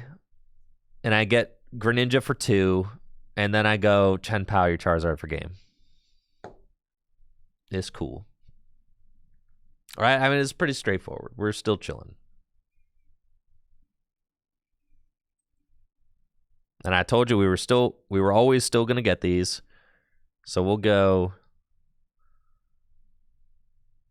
I mean, here I could set up my second Back's Caliber, which is fine. We're playing 4 Rare Candy right now, so even if they Devo, like, it doesn't really matter. Nothing really matters to me.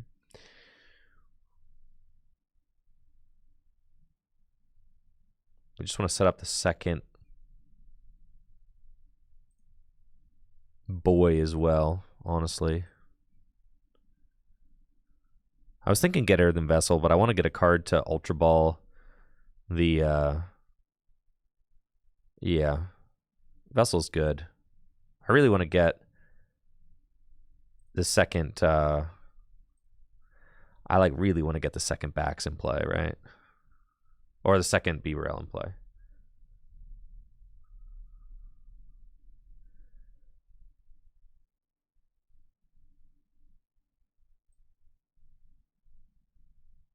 But there's not a card to do it. Oh, man, yeah. That's...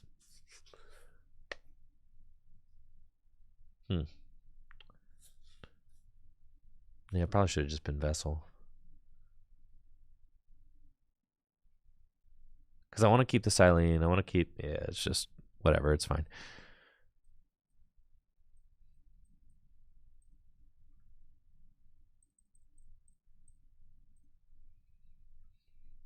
It's cool.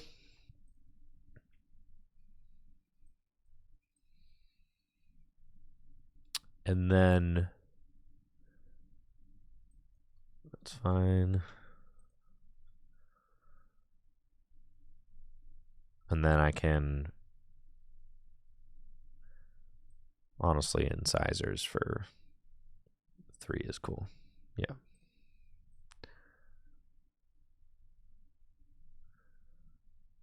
Super Rod. Do not matter. The Nest Ball do not matter. We could just Moonlight Shuriken. Skadoosh. And we assume they probably like... Nice. We got another Superior out of the deck. They probably like Counter Catcher Bibarel Iono. That is probably their best shot at winning, right? That's why I really wanted to set up the second Bibarel.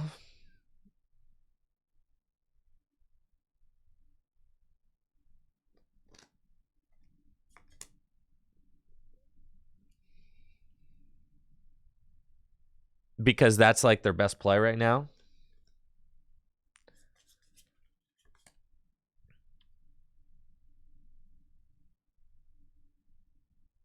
You know, and if they can take the knockout with Radzard, if they could go like Radzard knockout Counter Catcher Knockout B by Ono.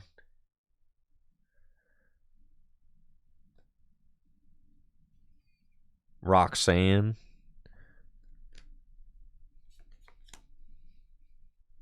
It's a good top deck off the Roxanne right there.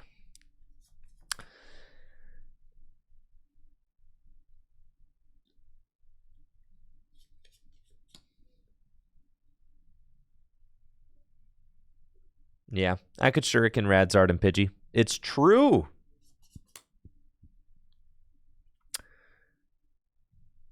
That is true. Now I can Shuriken, Charmander, and Pidgey. Okie dokie. Cool. So this is very good. Too good.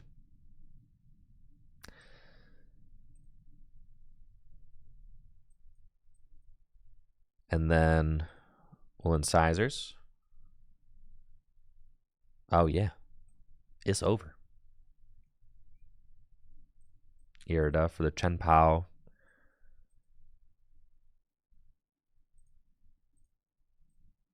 Let's see, 4, 5, 6, 7. That's literally all my energy is like accounted for.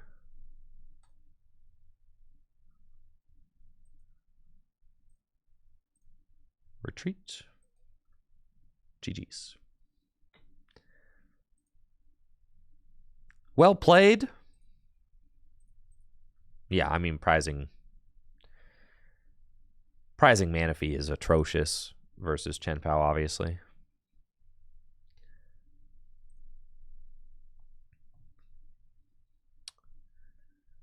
Just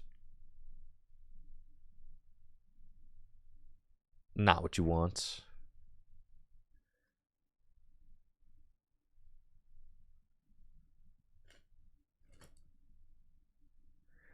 Hisuian Heavy Ball. No.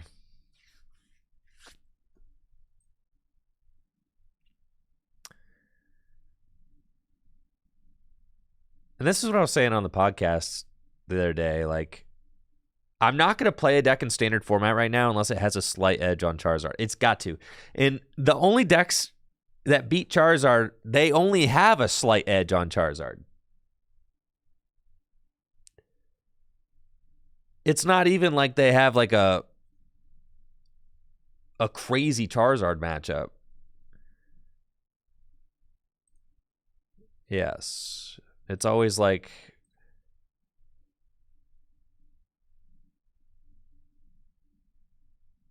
Oh, no. Oh, wait. No, this is fine. Okay, never mind. Lugia matchup. We're chilling. I thought it was the other Snorlax. We're chilling. Yes, I am 1/3 of the Tag Team podcast, which is on all podcasting platforms. I host the Tag Team podcast every Monday night with J.W. Creewall and Riley Hulbert.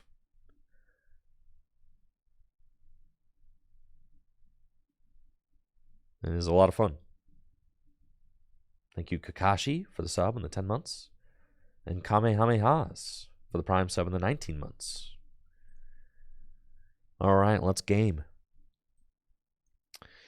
Radiant Greninja, my hands is prized. Okay, and oof. And the Lightning Dog? Come on. I mean, come on.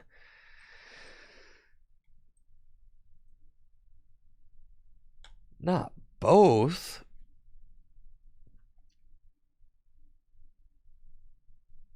That's ridiculous.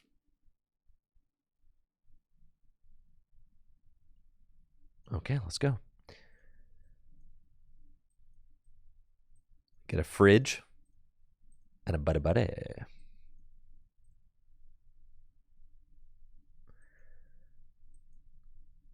Okay. Cool.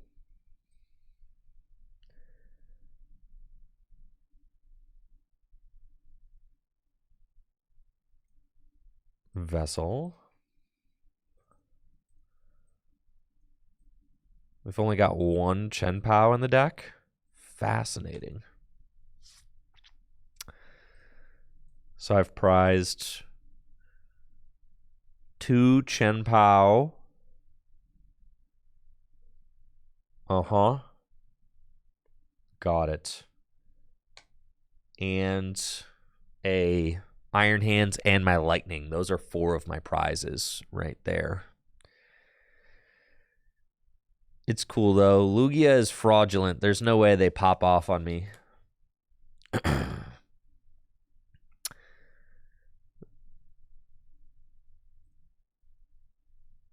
All right, you guys want to knock out Lugia V-Star?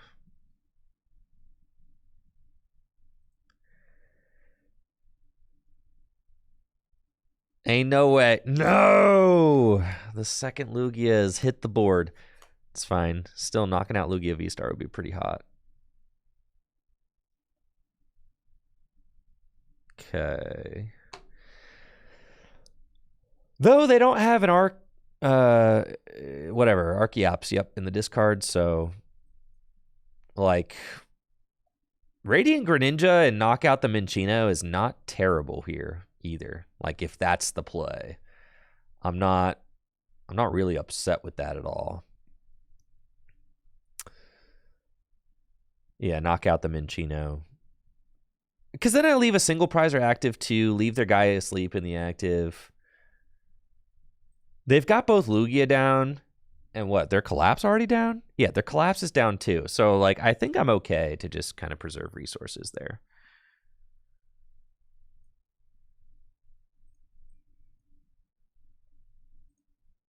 We've got the Chien. We've got that. We Cypher Maniac for Ultra Ball. 2 energy in the discard pile. Ultra Ball Vessel. Something like that. Let's go here. We Cypher Maniac, and we... I could just Pokestop first.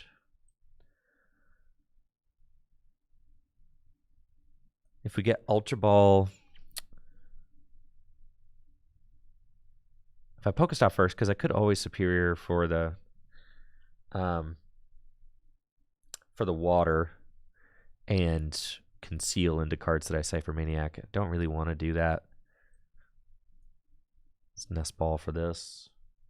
And then if I Cypher Maniac, Ultra Ball, Vessel, that seems like probably my best situation. Yeah, let's just do that. Okay, Cypher Maniac. I really want like 2 Ultra Balls.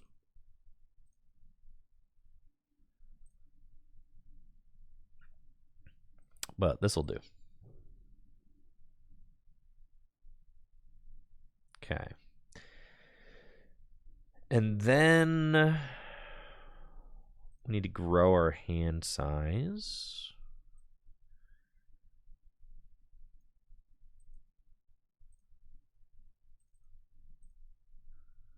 I really want to find Beaverells, like, or a Baxcalibur.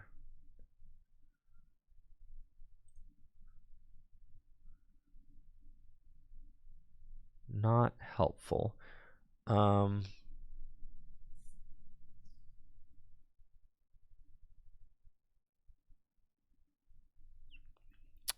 So I could Superior away.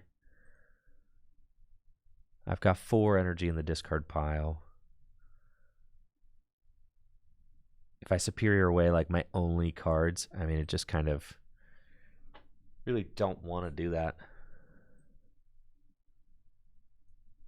I could Superior away this and this, but then I get 4, and then I Ultra Ball away. It's like, yeah, I have to get the whole hand down.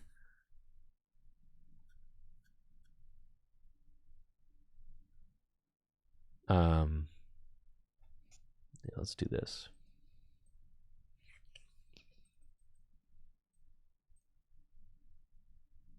I think it just makes the most sense to take this knockout with Chien Pao.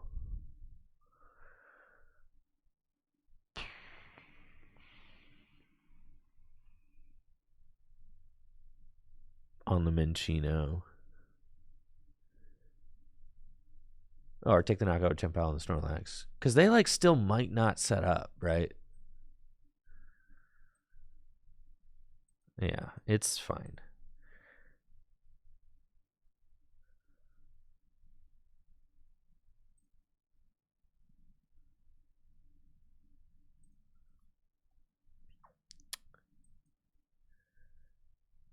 They might not set up.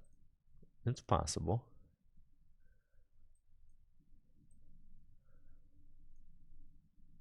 I think I'm kind of saying they ain't got it like that.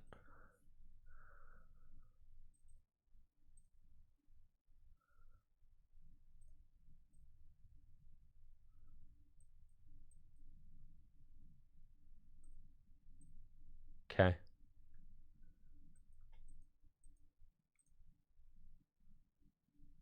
That's fine.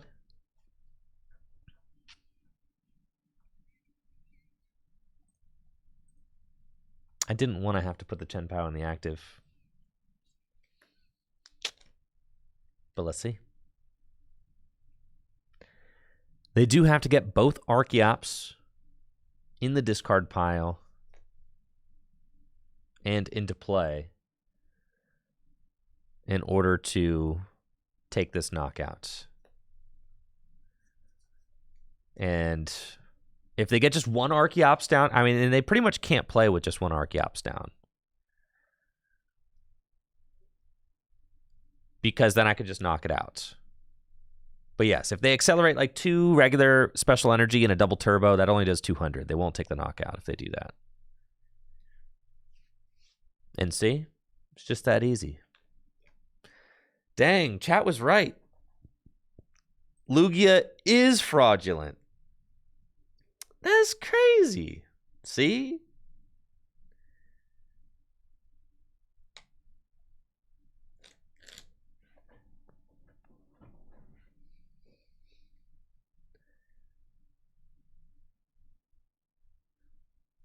Lugia is fake. I was saying.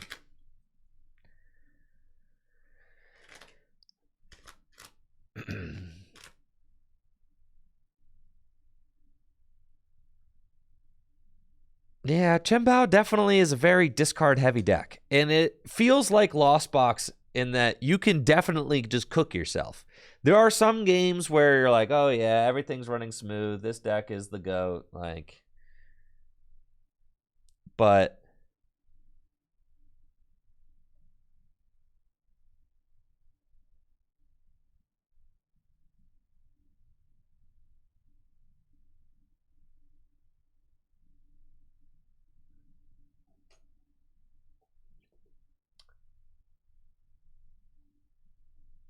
right. If only we had Propagate. Come on. Come on, creatures. You cowards. Oh, Lost Box is still very good. Just got second place at the Sao Paulo Regional Championships.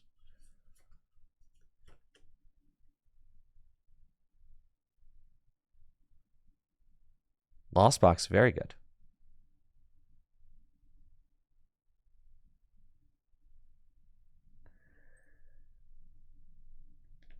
Man, I'm playing a mirror. I don't want to play no mirror. I don't even know what you're supposed to do in the Chien Pao mirror. It's one of the reasons I like playing Chien Paos. Nobody plays this silly deck anymore. Who's going first? I wish I could take a look at the board and tell who is going first. I won the coin toss. I'm going first. Okay.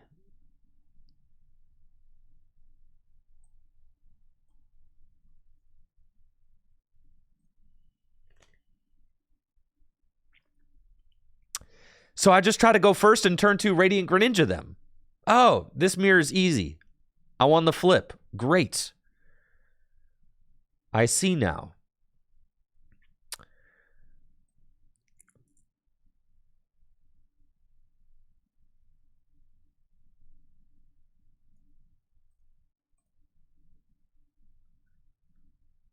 Wonderful.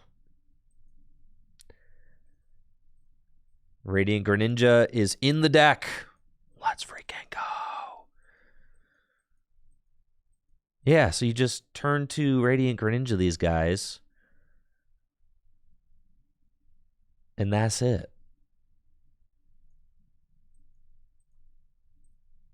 Thank you, Pokemon Trainer Nerd, for that sub. Appreciate you. Because nobody's playing Manaphy. And if my opponent is playing Manaphy, I'm upset. Because there's nobody is supposed to be.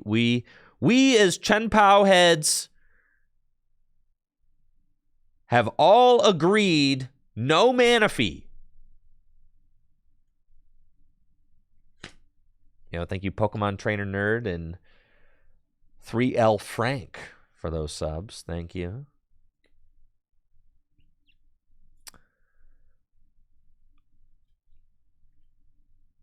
All of us Chien Pao folks, we all agreed no Manaphy. May the player who go first simply win, right?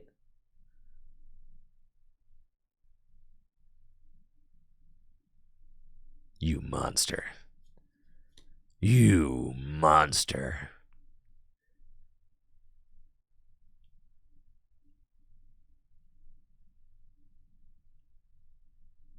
Yeah, you think you're just being different, huh? You think you're better than the rules?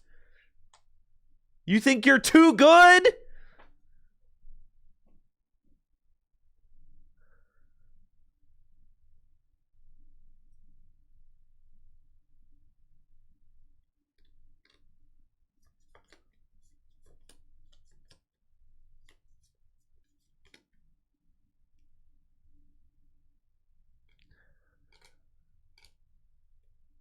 All right. And they can go get their second fridge. That's fine.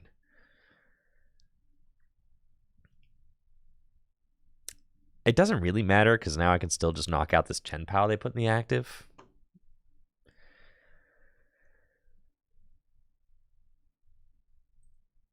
Let's just go get... Yeah, backs in like a nest ball. Yeah. And I get to a treat. Yeah. Yeah. Cool. Backs nest ball. I think I prized a Chien Pao. So I get the one out of the prizes with the Hisuian heavy ball.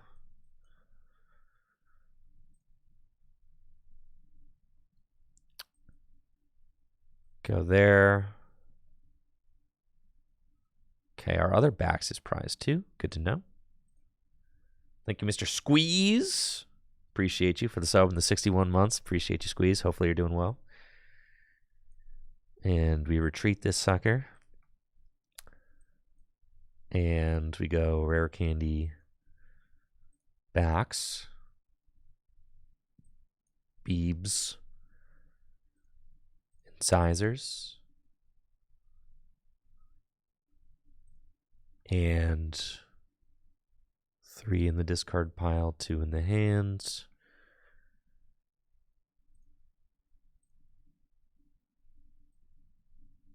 Okay.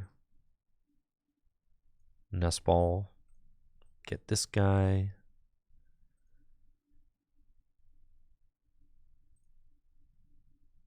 Shivery Chill. And we'll conceal. Oh boy, howdy. That is something, huh? Look at that hand. Goodness gracious.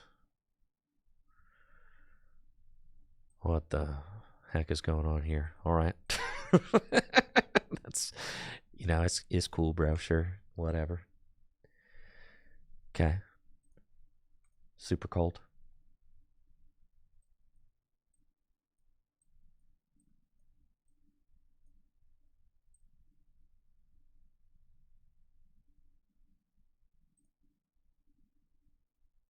Oh, I guess I didn't need to play. Yeah, I had 4 in my hand, didn't I?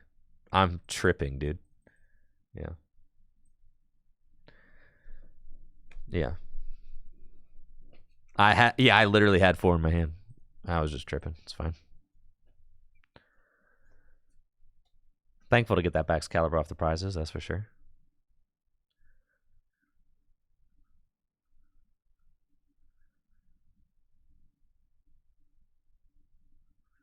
You don't need 4 super energy removal in this or super energy retrieval in this match. No, you absolutely do not.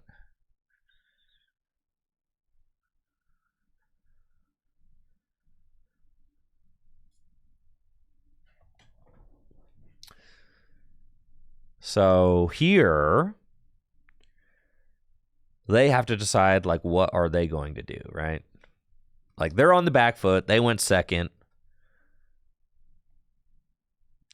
And I guess it kind of makes sense why you're saying, like, no mana fee, because the player who goes first in the Chien Pao matchup, like, I still would have had an option to take 2 prizes turn 1. I could have gone turn 1 Iron Hands, right? Or turn 2 Iron Hands. So, like, no matter what, mana fee or no mana fee, the player going first still has that option, right?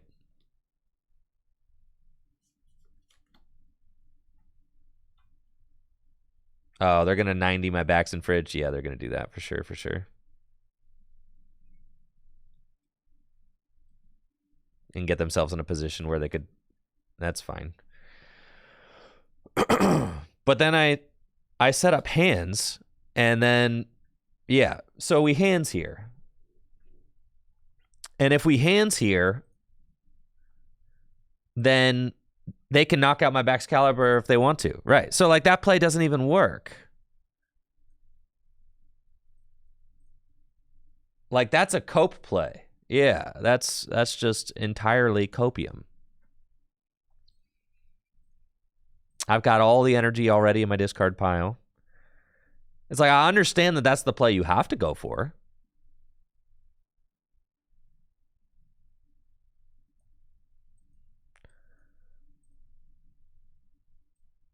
Oh, I have my other Beaver Island discard pile. That was a misplay on my part. That's fine.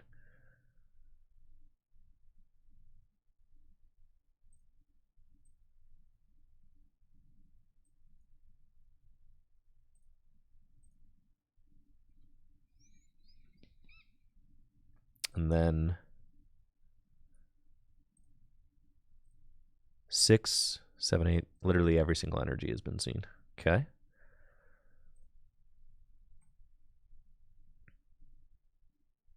Cool. Wowie wow.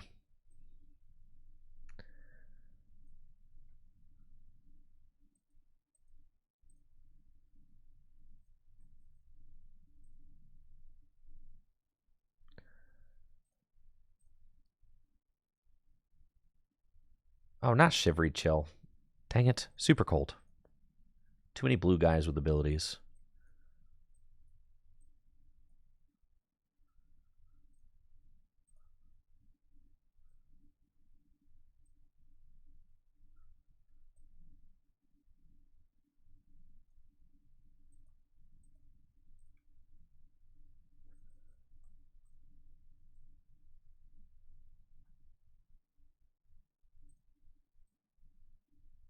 Uh-huh.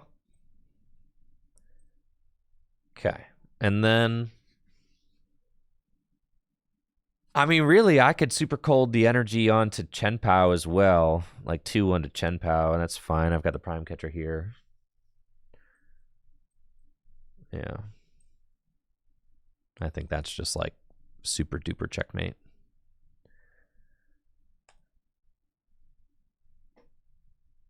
Yeah, Pokemon Trainer Nerd. This is Reagan Retzloff's top 4 list from Orlando. And I took out the canceling clone for 4th rare candy.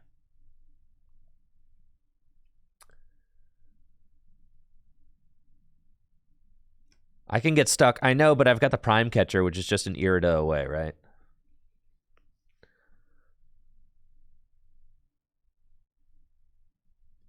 So, like, we can't get stuck. The only way we can get stuck is if they go, like, Prime Catcher, Devo, like, I don't know. They'd have to do something insane. They'd have to, like, They'd have to do like airy prime catcher. Like it involves airy. They'd have to airy, and then they'd have to like Devo TM, and like I don't know. I don't know, bro. I would rather play a 4th rare candy than I'd rather play a 4th rare candy than Arctivex. Yeah. The 4th rare candy is cool. Because you just see it more often, right? You see it more often. It's a great consistency card. You're not as scared of airy, right? Because you play 4 instead of 3. I think the 4th rare candy is quite good.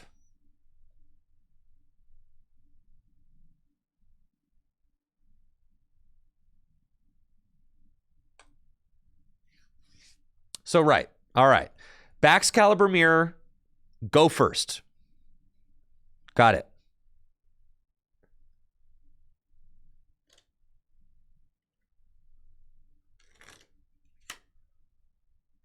And you can always hit the candy with stop. Right. Yeah. The 4th candy is way better than the Arctivex, for sure. Because, like, what do you care? You just have so many candies. You just kind of go, you airy me, like, whatever, dude. Here's another one. And plus, when you're playing 4 candy, all those control nerds are going to be like, huh, their 3rd candy is down. And then you put the 4th one, and then they flip the table, right? They've played their 3rd candy. I have them right where I want them. And then you play the 4th one.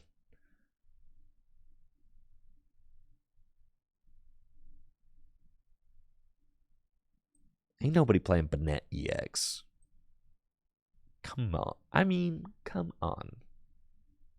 Come on. Like, going in, who won the flip? That is how control players sound. That's what I'm saying. I know.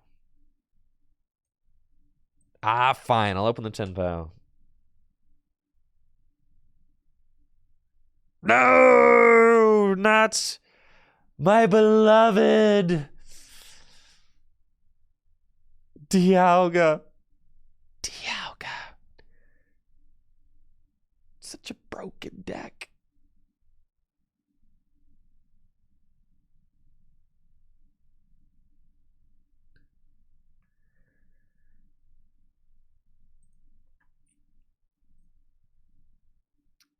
Gosh. God, I wish that were me playing the Dialga deck right now. Could be me.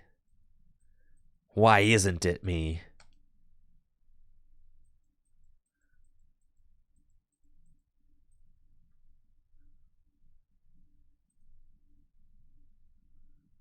Okay, so right now, I basically have everything that I need, so I can thin these first because I want to conceal cards into some stronger stuff.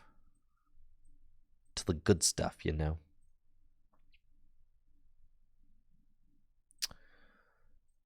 And we'll conceal.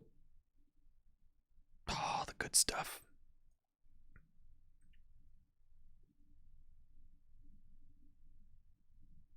All right, feels broken. Yeah, it's looking pretty good. And we just want to be threatening like the turn 2 Radiant Greninja to knock out Beldums. That's what we want to do. No, not my hand. No.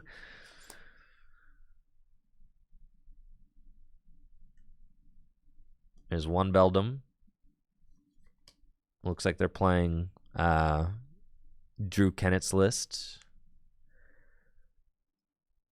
And yeah, that Beldum is a goner for sure.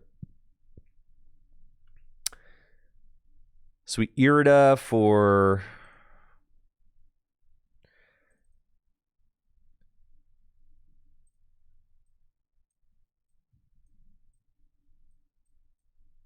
Wow.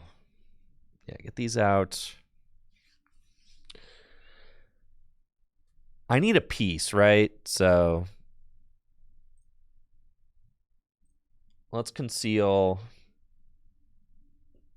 Hey, that's what I'm talking about. Broken deck. Okay. There's the pieces right there. 2 energy in the discard pile.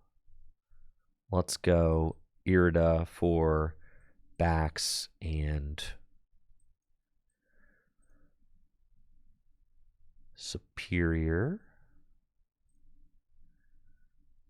And then Ultra Ball, or Rare Candy into Back's Caliber. And then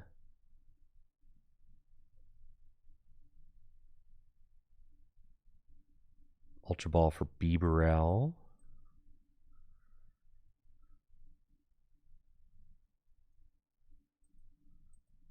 Yezer.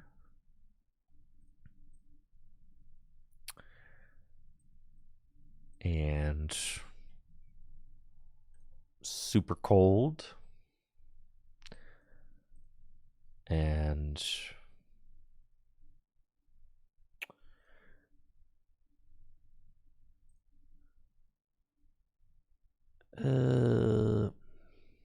sure. We'll incisors for 1 and then stop.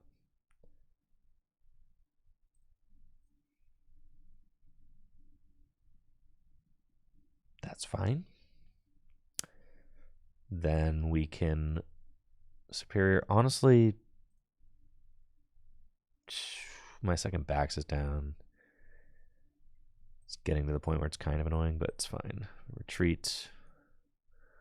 And then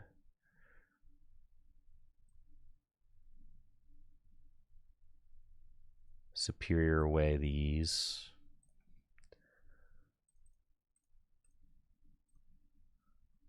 And Super Cold.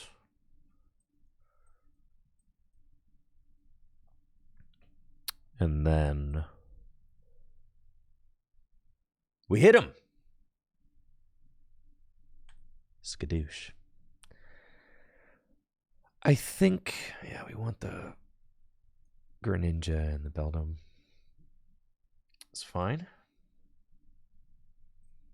And we just want to keep the Zamazenta here because if they're playing Drew Kennett's list, then that means that they're not playing Manaphy or TM Evolution, which means they have a glaring weakness in the deck, which is Radiant Greninja. And I will just be able to chase down Beldums very quickly. I do need to be cautious of the fact that my opponent could, if they get set up, they could go Joker mode and like knock out both Back's Caliber or something like that. So I need to be careful about that. But if they only get 2 Beldum down, then they're bodied. Because I'm going to get this Greninja in the active spot. We're going to do it again. And then you're just going to be stuck here. And this is why I was playing the TM Evo in my list, right? Is because it makes it so that you don't get stuck in this terrible position.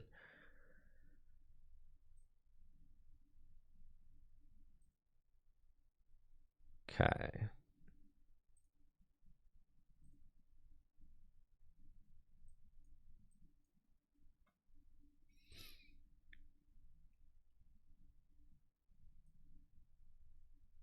We just want Superior. I can stack, honestly, Vessel. I don't even have to play Superior. I could stack Vessel and if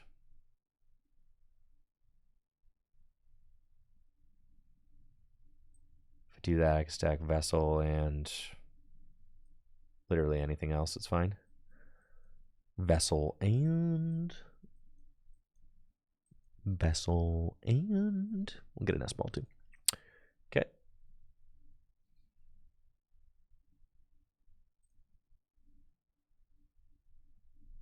That's fine. I don't need Prime Catcher. I don't need no Prime Catcher.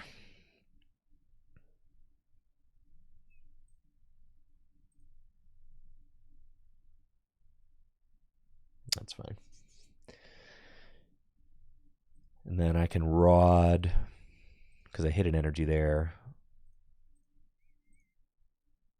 Tree here. We want to Rod back in the Bidoof and a couple water.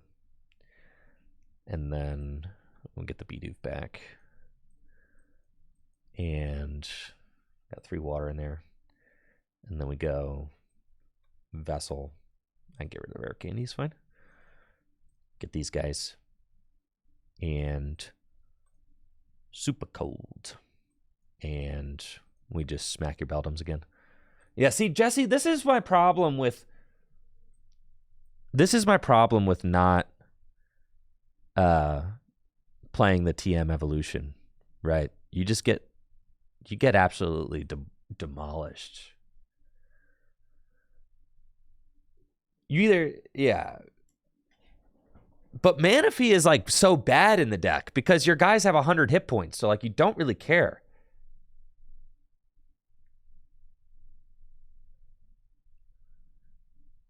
There's only one turn where it matters.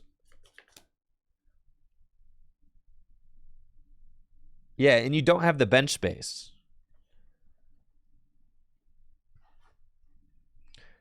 So you're telling me half of the games against Chien Pao, we're just getting absolutely destroyed if we're playing Dialga, right? Like 50% of games you're getting destroyed because they're going to go first and get a turn 2 Greninja.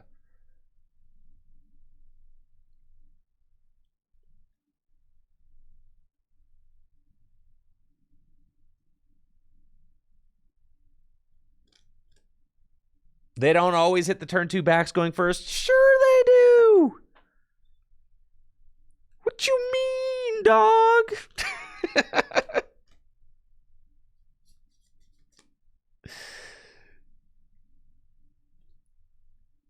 Of course I do.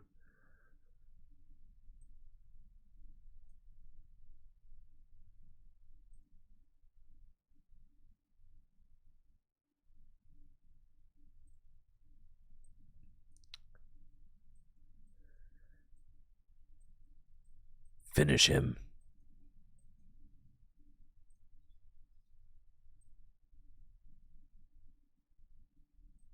No, this isn't sad. This is sick, bro.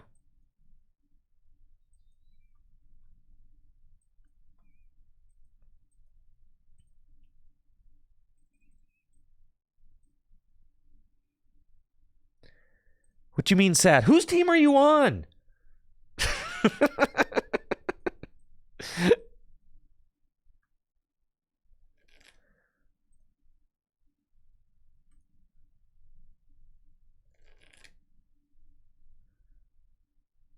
Whose team are you on, huh?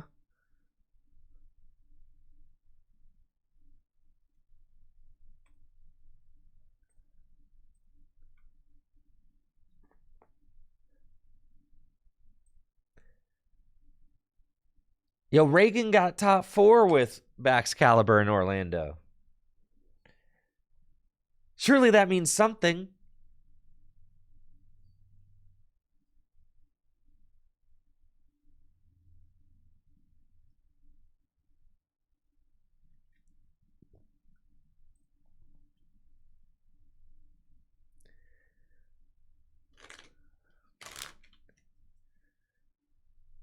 Reagan is like one of the best players in the game right now. He was a Lugia main, and now he's a Baxcalibur main.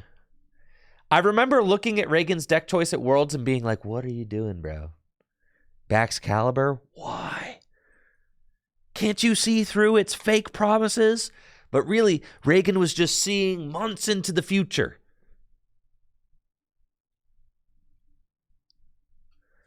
All right, now we're going second, so we just lose.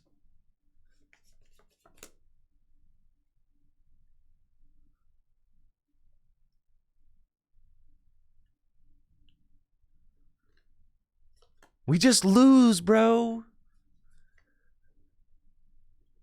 What the heck?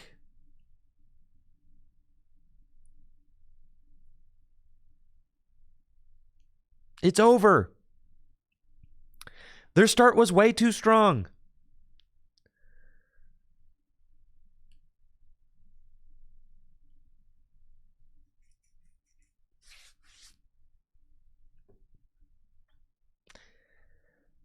Man, bro.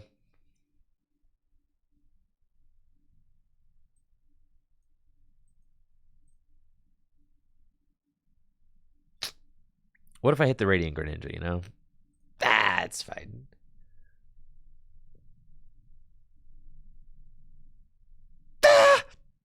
Okay. There is no Radiant Greninja. Ah! Okay.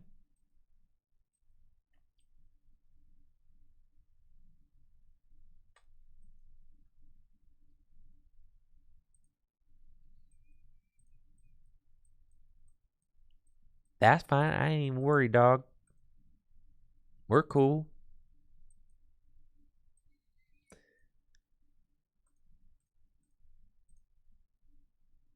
Yeah, no sweat. No sweat, bro. No sweat.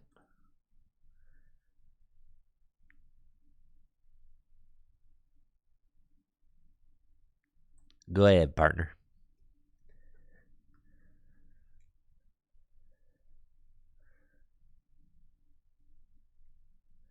Should have heavy balled for the ninja, then believed your way to Poffin?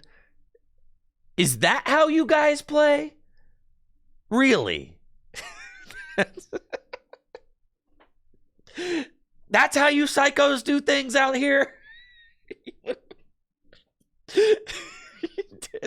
No. Yes.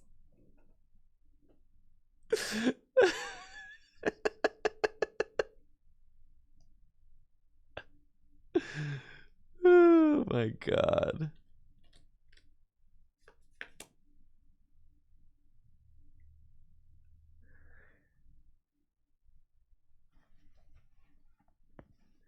If you're massively unfavored to win, then why not? Listen, I've got a shot here. Well, because I've got 3 Frigibacks. And look, their board is like not good. I could like knock out Loneback's Caliber and I could still win.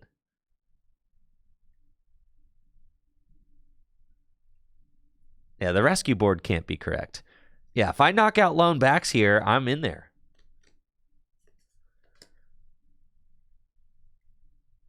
I just need some things to go my way.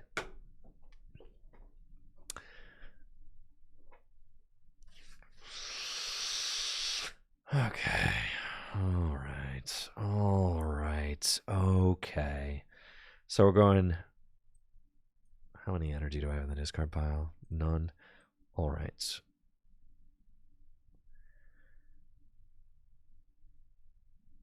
I think I'm just saying, like, I'm hitting everything. I'm going here.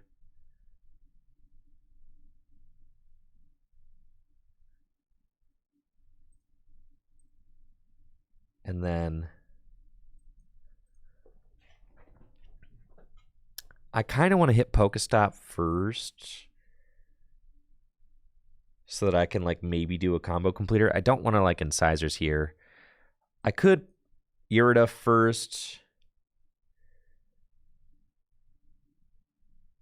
No, I want to Pokestop first. We're sending. Okay. So that actually allows us to get backs.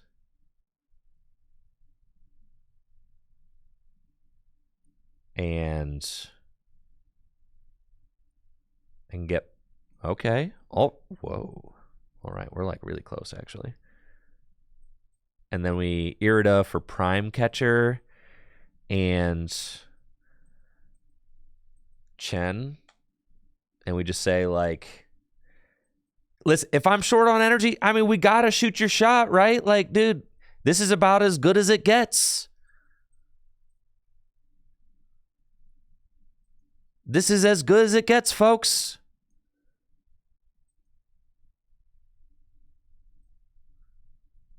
And then, yeah, you don't grab the energy. Because if I hit 1 energy, I've got it. We've got the superior, so we've got it. Shivery Chill. You guys are psychos for saying I should have got... saying I should have gotten the... should have gotten the... No way, dude.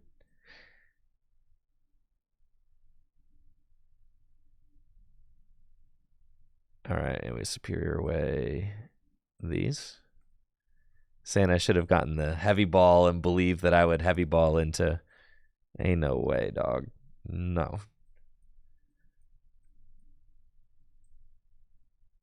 Okay. And we smack you for 180. See? Just like that!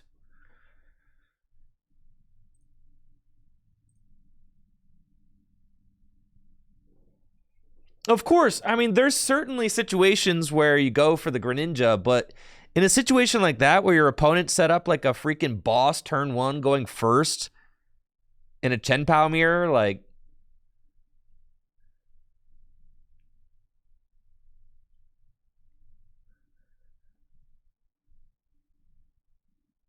All right, so then now we are the apex predator, because now if they put down 2 Frigibacks, then I go Greninja your Frigibacks. That's right, dog. That's right.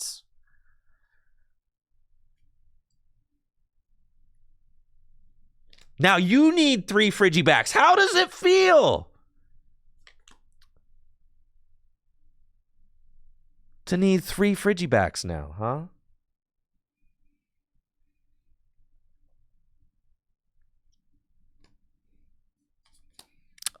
Manaphy, you gotta be kidding me! Who are you people?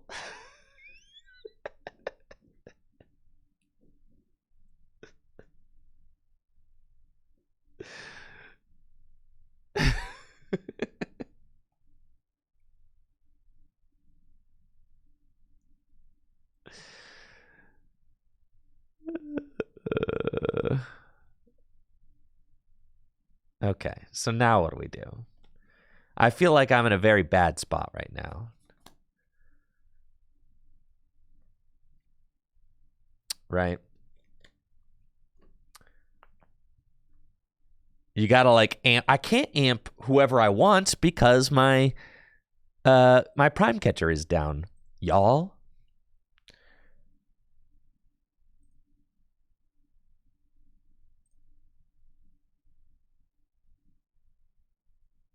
Counter catcher? You think this list plays counter catcher, bro? All right, I could Silene. Well, that's not happening this turn.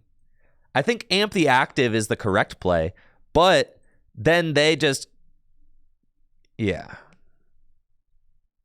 But then they just come up Chien Pao, right? Well, and then I guess I got to figure out an odd prize, and then I try to take out Chien Pao for game with Silene. All right, so that's what we do. No, but then I'm going to have 2 2-prizers, right?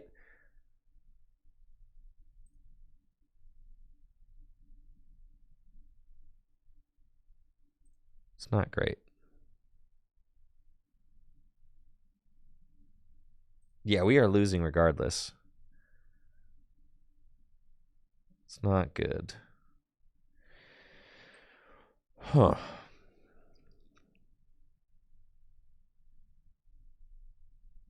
We wanted to find a rod there.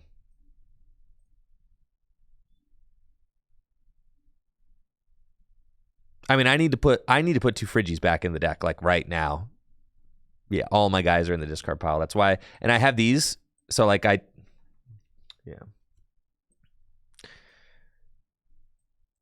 Oh, it should have been play the nest balls, keep the buddy, yeah, but it's fine. I've got 2 rods in the deck.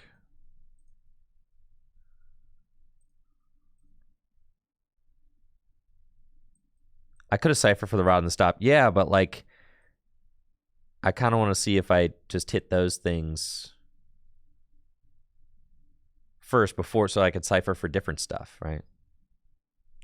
Yeah, this is why it should have been the buddy buddy here so that I could burn both those and then I could. Yeah. It's fine. Dang, we're getting smoked here.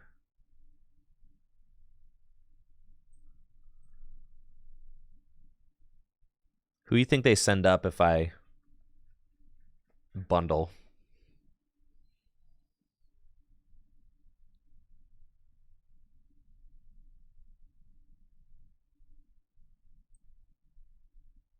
Yeah, Friggy for sure.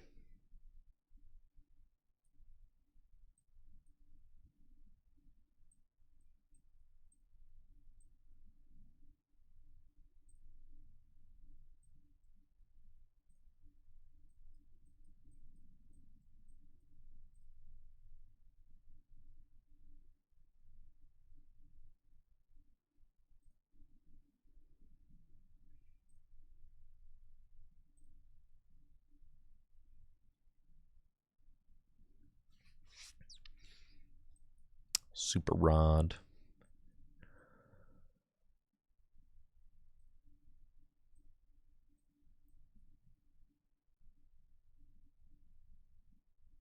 Okay.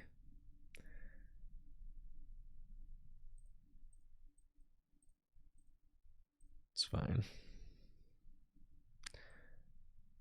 Is knocking out a Friggy better than knocking out Radiant Greninja? I actually can't put these two down because then you could Greninja me for 2 again, which is just heinous. So I have to put just 1 down. Just all feels so bad. I should have stacked the Hisuian Heavy Ball so that I could go get Radiant Greninja. Oh, but Radiant Greninja is pointless because you have the stupid Manaphy. The stupid Manaphy.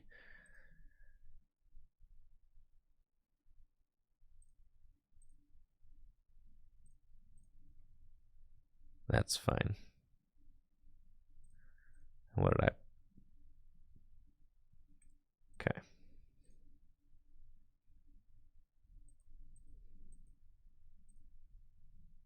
I know. If only we had the cologne. I know. But I cut the cologne because I never used it.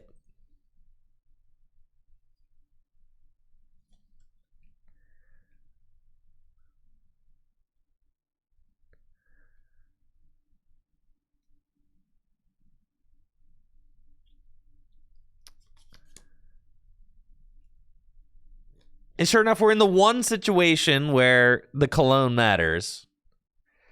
Against a Chien Pao player playing Manaphy. Okay, sure.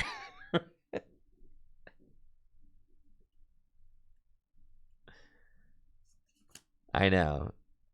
If people are playing the Manaphy now. Still, the thing that I said, it doesn't matter. Just go first, right? Just going first is all that matters. There's a Palkia in there!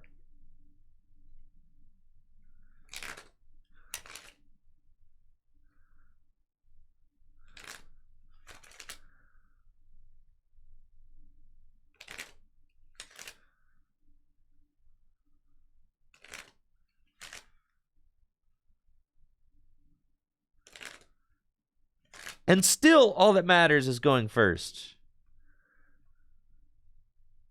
Yes, I could amp that for... If they don't evolve it, I could amp it for 3 and win. Yes. But we need them to not evolve it. All right.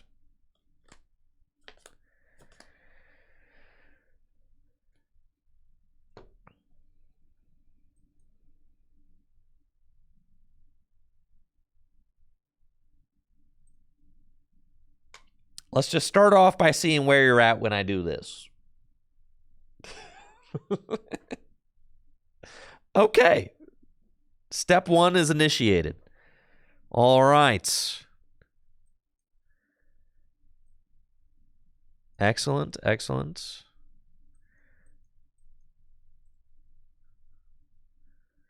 I can't put down my other Friggy.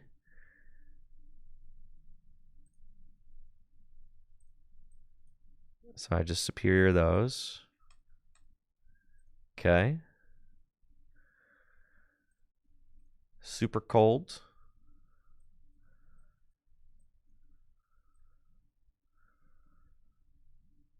Sure.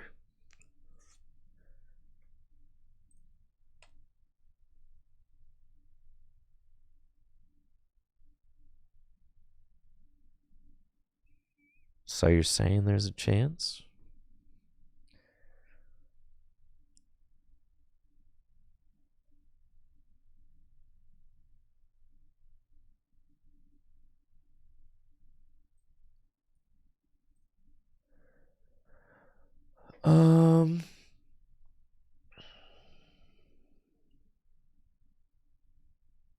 That's fine.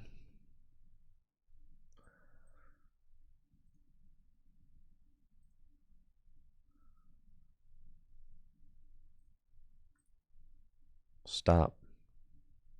Cool. Save everything else.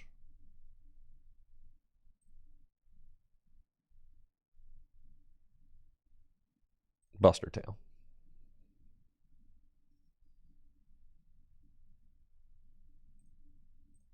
Okay.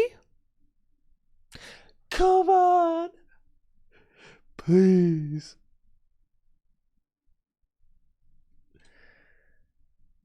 Don't do the thing, bro.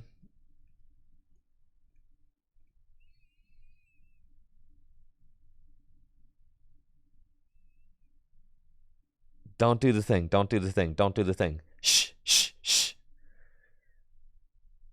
Don't you dare. Don't you guys dare will this into existence. You all stop it.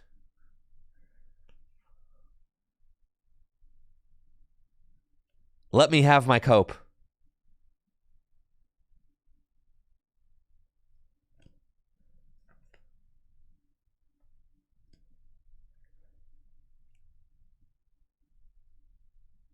Let me have it.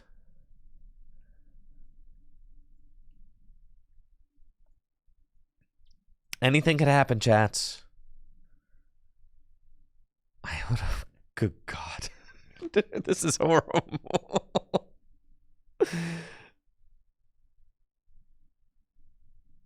Yeah, that definitely stings.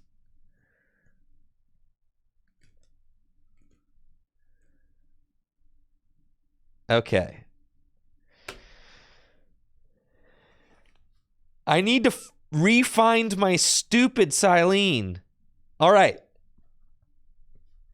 This is good, but I need to re-find my Silene now. That was the major problem with getting Ionoed.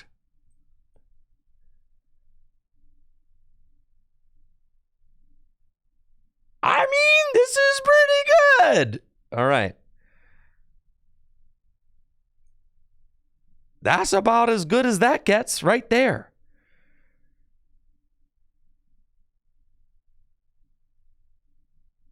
I think we should save the stop until the very end. I need to find Rod. Yeah. So that I can put another Bibarel back in. Cypher No, Cypher does not help. I've got Radiant Greninja in the prizes. Hello, Mr. Greninja. Yeah, yes, please. I need your help. I desperately need to find Rod, and I need to find Silene. Okay. Rod and Silene or both. Okay. All right, hold on. God, we're so there. I just need the Rod. I need the Rod. I need the Rod. I need the Rod. So, in order to increase the odds that we find the Rod, I need to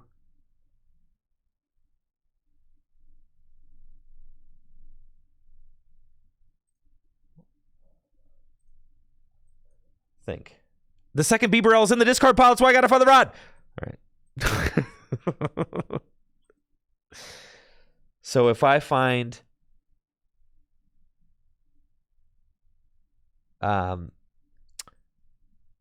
I Silene for Prime Catcher, I need to like find the rod first. There are 2 rods in there. We just spin it. I have to find, are there 2 in there?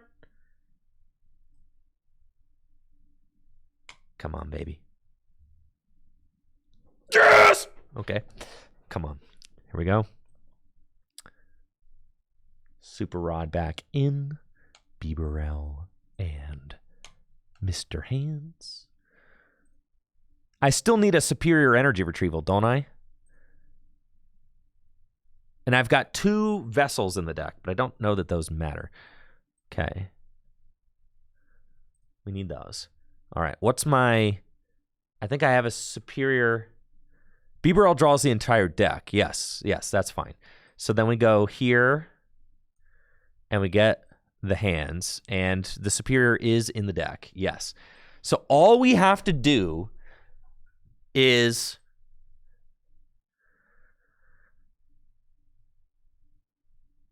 And then should I rod in like an energy? It doesn't matter, right? All I need is the superior energy retrieval. So we should not rod anything back in because we're going to Ultra Ball these. All I need to do is find... I technically could whiff the superior, right? Yeah. Because I got 5 cards. Because I have to Silene. No, and then I draw 4. All right, let's go. No, but then I could technically whiff. I could technically whiff. Yes. You can't fail the rod. You can't burn the rod. I needed to do 1 rod. I needed to do 1 rod on both Pokemon that I needed. That's what we needed to do. But anyways, we've got it right here. Let's go. Okay. But can I outdo my misplay? So long as the superior energy retrieval is not the last card in my deck, I win. Let's go! Yes! That's what I'm talking about! Woo! Yes! Get wrecked! How do you like that?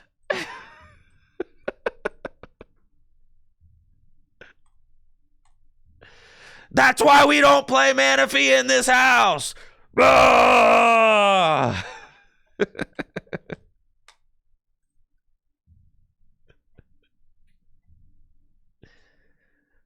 Let's go, baby. Let's go. That was pretty hype.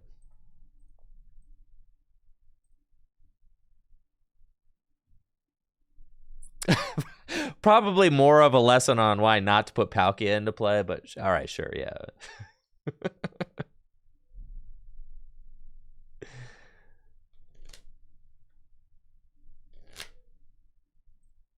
I had already played Pokestop. Yeah. I had used all of the things. Remember, I stopped to hit the rods. I needed to stop into the rods.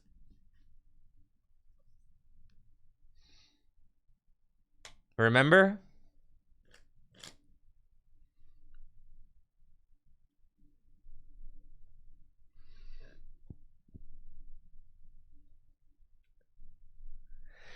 And we already used the Greninja. What I needed to do is I had it guaranteed if I from earlier realized that I needed to rod in 1 Pokemon with each rods.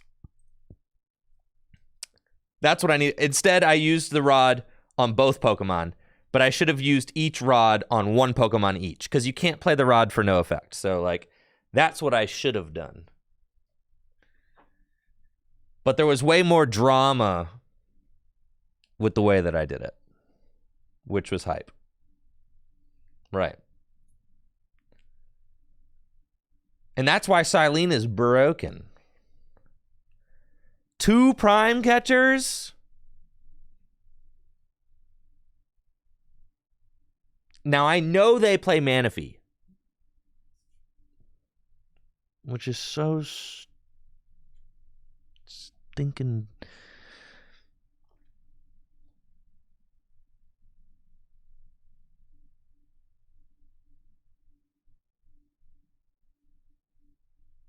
I kind of have to start this Chien Pao. It's fine.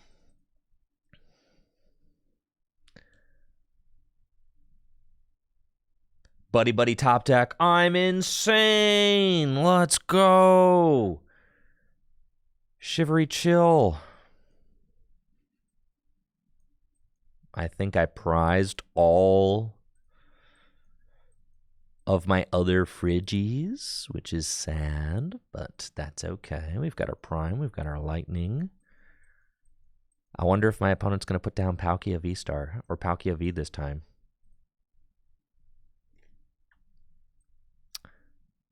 Prizing multiple Frigi doesn't matter because I'm going first. Let's go. Going first is so goated, man. Just go first. We prize the hands. That's fine. I can go get the hands. We at least have our lightning energy in the deck. That's good.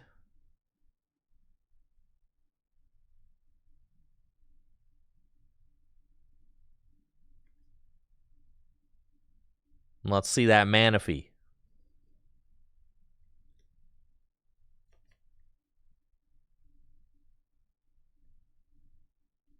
Where's your Manaphy at? Huh, Ken? Here's the Buddy Buddy. All right. Ditto? Ditto? Ain't no way you got the Ditto in here. This is a spicy meatball, that's for sure. Transformative start to get Chien Pao, right? That's what you're doing? To get Greninja. All right. So they can Buddy Buddy Poffin for the Greninja. Got it. And then they have Irida, so they can go get Manaphy. But what if you prized it?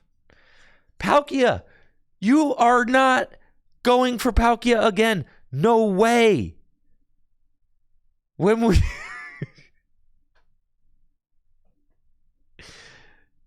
Ain't no way.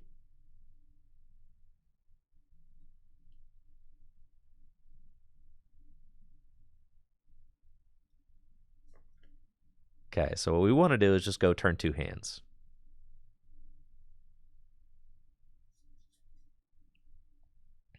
They got Nest Ball for another Bidoof.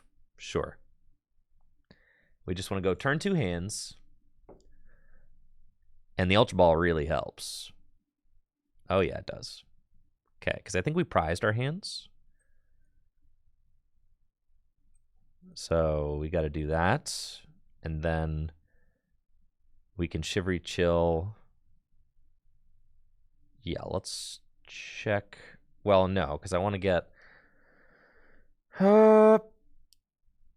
Baxcalibur, and I need the lightning energy. That's like the hang up right now. Shivery Chill real quick. I did prize my hands. I can, so I don't necessarily want to play the Irida right now, which means that I want to Ultra Ball for Baxcalibur and just start drawing cards. Okay, so that's what we're going to do. Because we want to hit either Vessel or... Yeah, so that's what we're going to do. We're going to get these. And then we're going to go here. And we get the backs. And Rare Candy. And then we Super Cold to the active and just start drawing. And We see if we find, because you save the Irida because you want to, there we go. See, we found one piece and we go get the other. And that's exactly why you do it that way. So now we Irida and we go get Hisuian Heavy Ball and Radiant Greninja. And then we Hisuian Heavy Ball for the hands.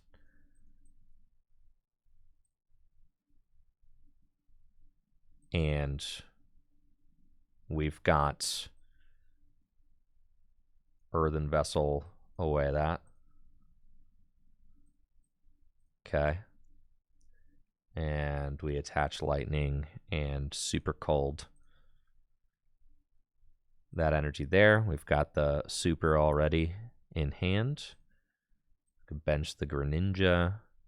And it doesn't matter that we only have one Baxcalibur because we've got Prime Catcher available. And I don't want to rod anything, so we're just going to Incisors.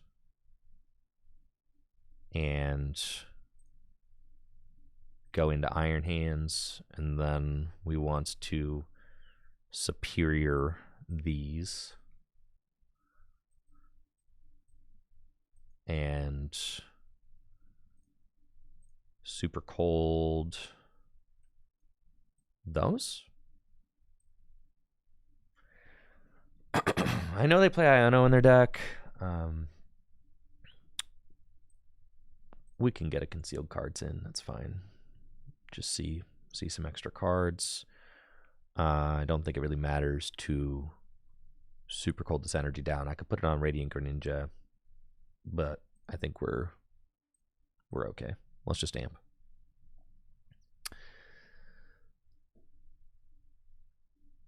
And let's see what we do. That's 2 prizes. Feels good. Got another Hisuian Heavy Ball. We got the Hisuian Heavy Ball back, which is great because I've got a lot of goofballs hanging out in the prize cards who are, being goofballs.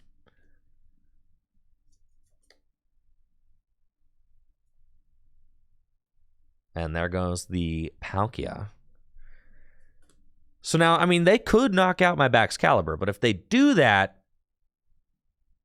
I have a couple of things I could do. I mean, I could just use the Bundler to push whoever's in the active out of the way and just hands again while I set up another Frigibax, right? And then I could Prime Catcher with, I mean, you could just take all 6 prizes with Iron Hands. It doesn't really matter. But it looks like their hand stinks, so they're trying to bring up Bibarel to do something. I'm not exactly sure what play they're going for here, so I'll let you know when I know. I think they're just trying to stall. But that does not seem like does not seem great for them, because I can very easily get this thing out of the active spot. That is going to be no problem. I will just simply Cypher Maniac. Oh, I've only got 1 energy in the deck. That's fine. And I've got Rod in hand. You know, I want that Prime Catcher for next turn.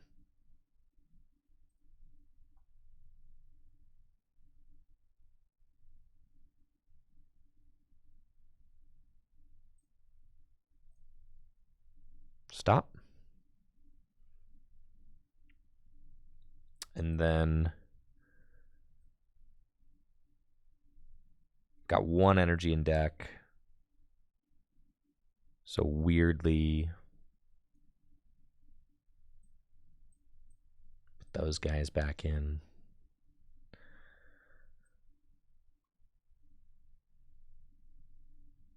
Vessel away.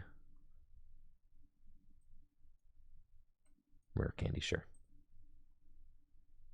Yeah, I prize 2 water. A little weird. It's fine.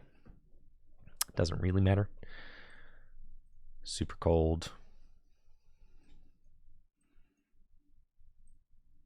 And then I'm kind of just chilling. I get the Friggy. And we're just coming right back up for the amp.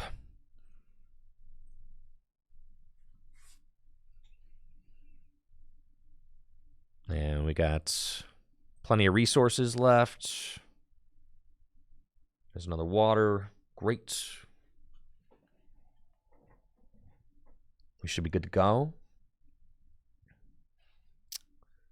Iron Hands does just feel so good to protect your back's caliber. If you're in a situation where you can only get one out, it just gives you those win cons, even if your opponent does take out your back's caliber, where Chien Pao just very much does not do that. Discarding the energy every time you attack is really tough. You could very rarely leave enough energy in play to satisfy a win condition when Chien Pao is your finisher, but with Iron Hands, you leave your opponent in these bad spots where like they can't afford to gust your back's caliber because they absolutely have to deal with the Iron Hands, which is kind of what we see here. You know, if they knock out my back's caliber, then I just go Prime Catcher game. If they knock out the hands, then I can just put the hands back in and hands game, or I could knock out their Chien Pao like.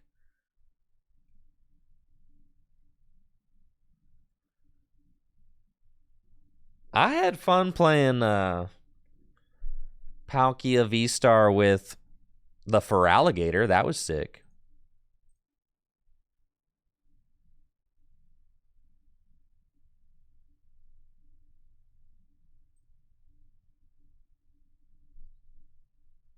Yeah, the Palkia V-Star Feraligatr deck. It was kind of broken.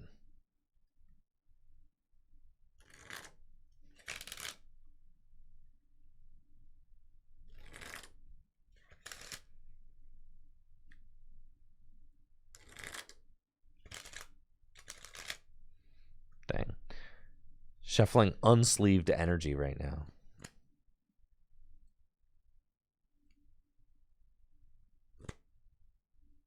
That's what we got on the table.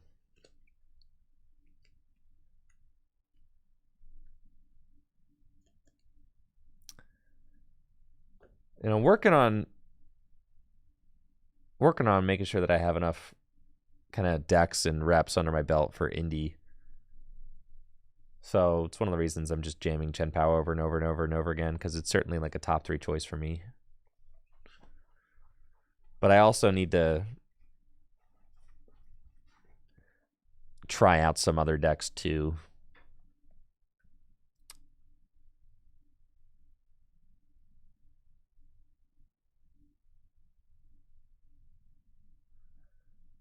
I vibe with the Chien Pao lifestyle for sure. You kind of get in your own little zone, and you're like playing your own little game of solitaire, and you don't really care about what's going on over on the other side of the table.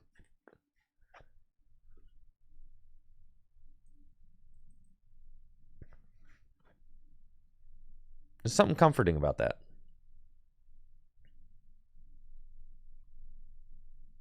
Looks like I'm playing against a Charizard EX deck. And they're going first. No, Dialga V-Star is never out of the running. My beloved. And we top deck the buddy. Let's go, dude. Broken deck. Yeah. Shivery chill. And let's see what we got going on. We've got our 2-2 Bibarel line. We've got our 3 Chien Pao EX. We've got 2 Frigibacks and only 2 backs caliber. So we prized 1 Frigi. We've got our hands. We've got our bundler. Silene and Prime Catcher. And we've got our lightning. And I think, well, we said we prized no waters. Our 3 rods, our 4 retrievals, our 4 candies. What did we prize? Like maybe some search cards? Okay. Oh, Radiant Greninja. I don't think I saw, did I?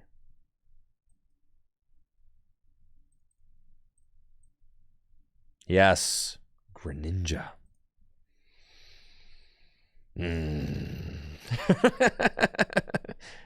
You frog. Fine.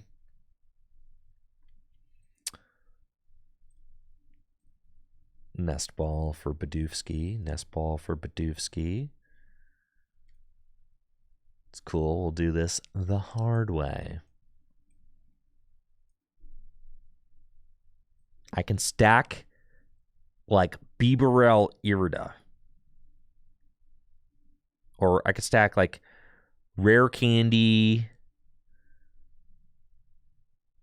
Bibarel Irida kind of goes crazy. Yeah.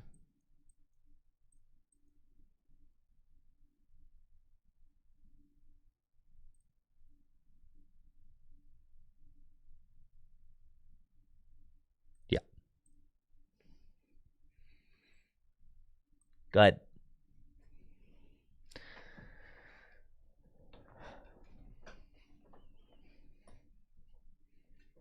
Okay, they got the Rare Candy Pidge. They got the Radzard. They've got a far. What are you doing? What are you doing? I guess that makes sense. You can't turn two. No, you can't. All right. You're just getting him ready. Okay. Fine. I was gonna say you can't actually attack with Combustion Blast turn 2, right? No, you can't. All right. Airy, ha. Whatever, bro. You think I care about that, Airy? I don't. You thoughts?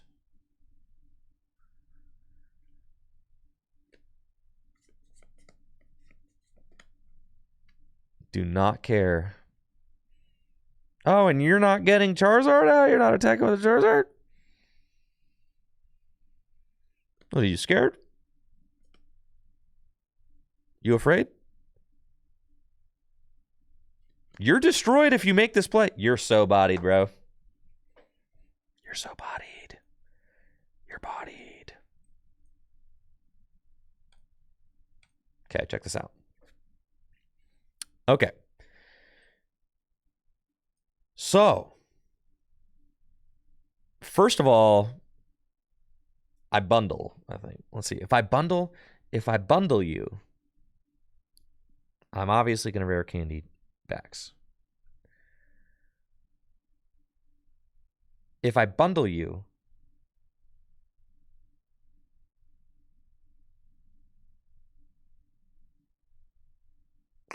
I don't quite have enough to like.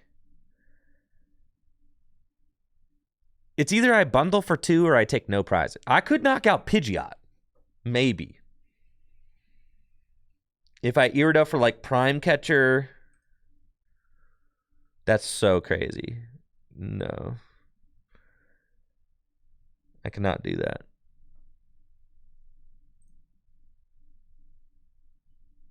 So I think I just don't. Oh, I could Ninja for knockout both. Oh, you're destroyed. Yeah, literally. You lose. Yeah. Oh, my heavy ball's gone. No. Dang it, bro. My heavy ball and my ninja are not around. Okay. They're both prized. That's fine.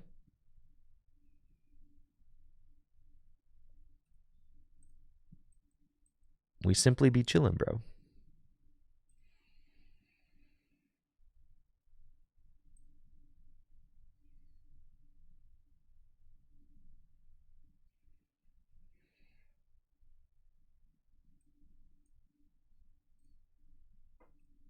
What you gonna do?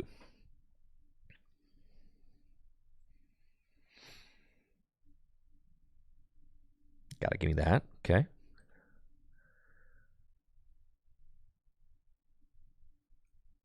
I don't even think I'm gonna knock out the Beeb though. I'm just gonna keep setting up.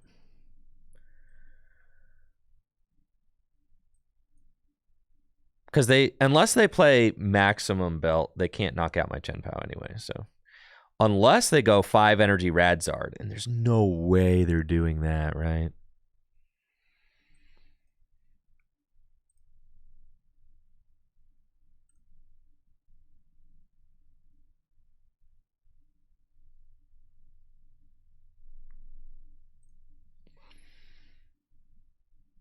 That's fine. Pass. Well, that's why I'm not taking the knockout, is because Defiance Band takes a KO, right? Typically, you don't you like don't take this knockout unless you're taking a KO for 2, right? Because you don't want to unlock Defiance Band. That's why, like, the correct play there is to hit with Greninja, but we prize Greninja and Hisui and Heavy Ball, so that wasn't an option for us. So you just pass here. It's like a game of chicken. All right? There's no reason to knock out the Bibarel. They love that. Then they go Rare Candy Charizard, Defiance Band, ha ha ha. Yeah, no. You don't allow that play to happen.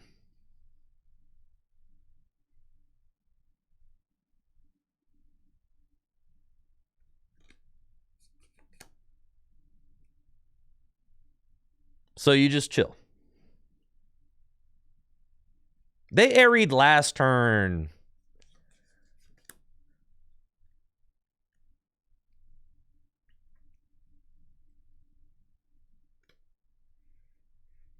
I got Charmeleon. Okay. Manaphy now and pass. All right.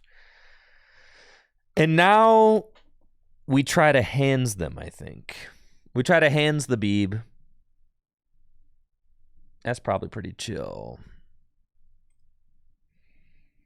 They're playing Airy, so they might play TM Devo. If I hands the Beeb, we got Chien Pao. Yeah. That's like probably pretty chill.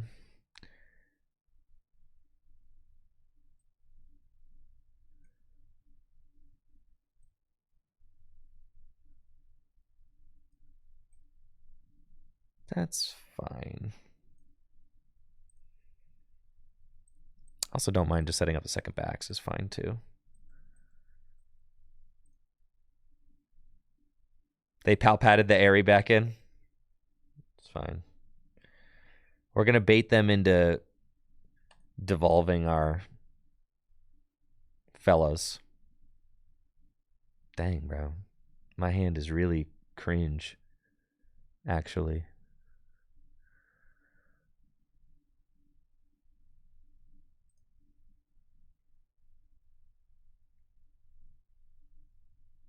My hand is extraordinarily cringe. Okay. This is fine. How many energy in the discard? 2?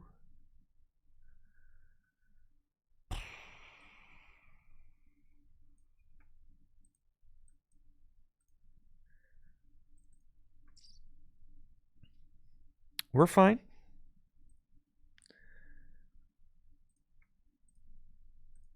Everything's good, bro. Everything's good.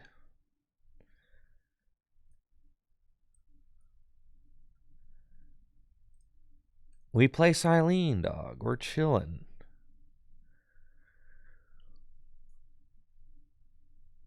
Okay.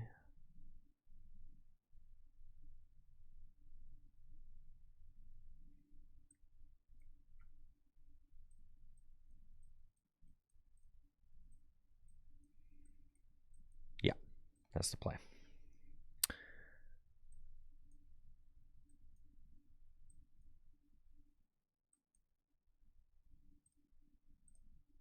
And we just chill. I appreciate that, Matter Splatter. Thank you. We super cold. And we let her rip. Hailblade. 1, 2.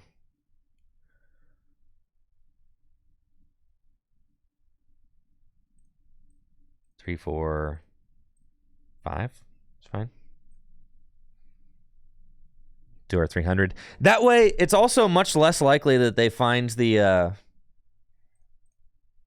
It's much less likely that they find their Airy, right? I mean, we just knocked out the Pidgeot, right? So like now their Airy out is kind of bodied.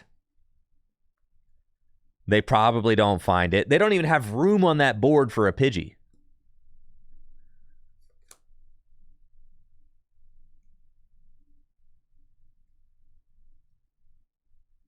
You thought I was doing all the digging for hands on Bibarel? No, I just needed a play. Like I didn't want hands on Bieber. I mean, hands on Bieberell, if it was easier, I would have done it.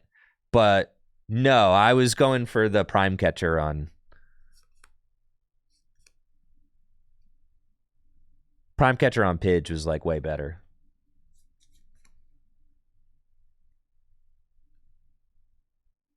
Because I still, like, I could not really afford to knock out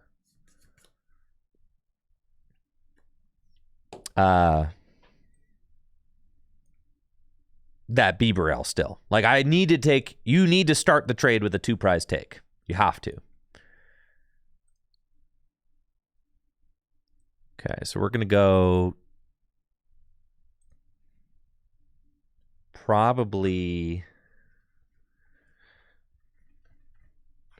I think I want to try and bundle around this thing. But I still haven't seen my lightning energy yet. So let's play that. Got my Radiant. Yo, my Radiant Greninja? That's hype. I don't even need him, though. And then I'm thinking that I want to bundle this turn, right? Because then they send up somebody who doesn't matter. So we want to bundle. Yeah, that's what we're going to try and do. Okay. So I think I will grab the Radiant Greninja. And then we want to Super Rod back in a Chien Pao, a Bundler, and 1 water. Okay. And then we want to Irida for the Bundler and a Vessel. And then we're going to see who you put up, right? No. You guys are tripping. This is the route. Save the Silene Prime Catcher play. You do this. You guys are tripping. You're tripping. Okay. Then you do this. The Bundler is insane. You have to see the Bundler plays from a mile away. You have to always be contemplating the Bundler play. Always. Your mind has to be on the bundle at all times. With my mind on the bundle and the bundle on my mind. Yes. The incisors. And then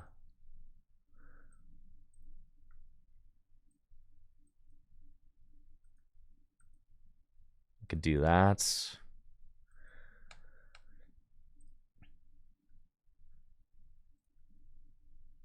Retreats.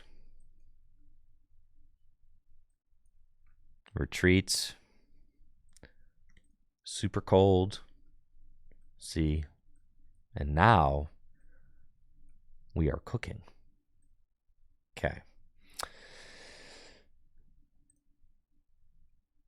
I think I've got 2 superiors left. One's in my deck, one's in my hand. So I guess I technically don't want to even draw into the second superior because that could make Airy hurt more. So I think I just hold here and amp. Yeah. Yeah. You don't actually want to draw, which is super funny, right? But that's just where we're at. And then we just hang out here. And you see how many times, like, Silene is just the, yup, clutch time. Silene's the game winner. Ding, ding, ding. Prime Catcher number 2, game over. Yup. Being able to Prime Catcher twice in a game is so broken.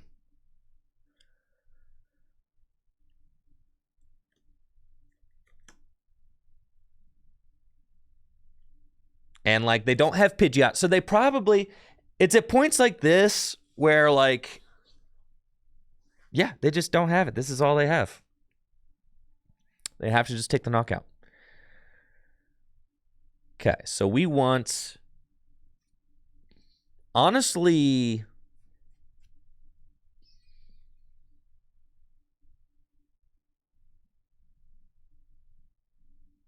yeah, I mean, Silene Prime Catcher just wins. But there's an easier way. Well, there's another way to do it, because if I Rod Bundle back in, I could win that way too. If I Rod Bundle and Hands back in, I can win that way. So, like, I don't have to hit the Silene to win. I don't. All right, there's no energy in the deck.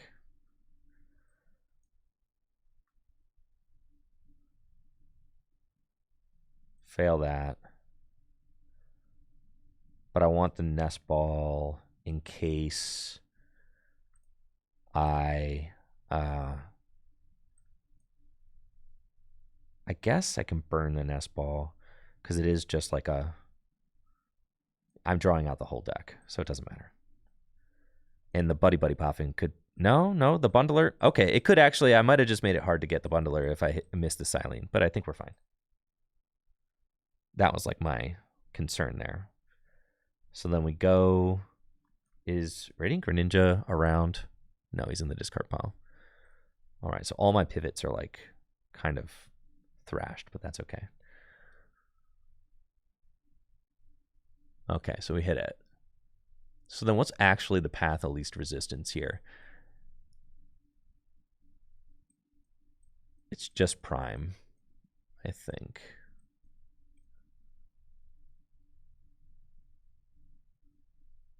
Yeah. Okay.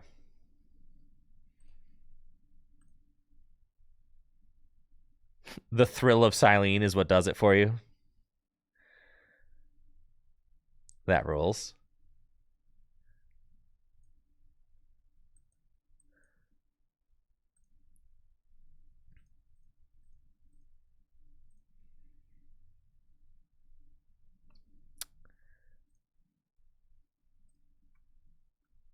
Okay.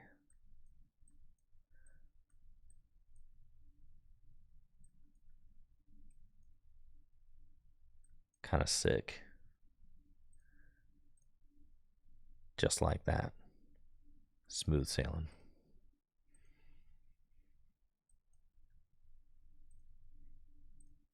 Dang, dude, this deck is broken. Just, I mean, look at how hard we're cooking. But it's extremely, I have to say, winning with Chien Pao is extremely satisfying. Do I miss PTCGO sometimes? Every single day. Yes, every single day. Of course I do. I mean, winning with like 0 cards in hand, 0 cards in deck, and playing everything down flawlessly feels so good.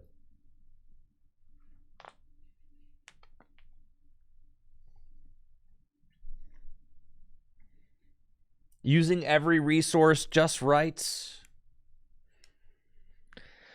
But it takes practice. It does. I mean, if you've been watching the stream this month, then you've seen me go through the motions of learning how to be a Pao head.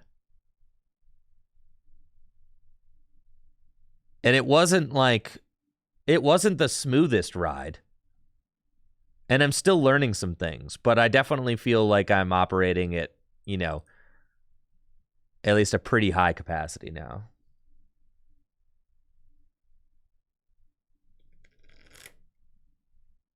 I still do some crazy stuff. That rocks.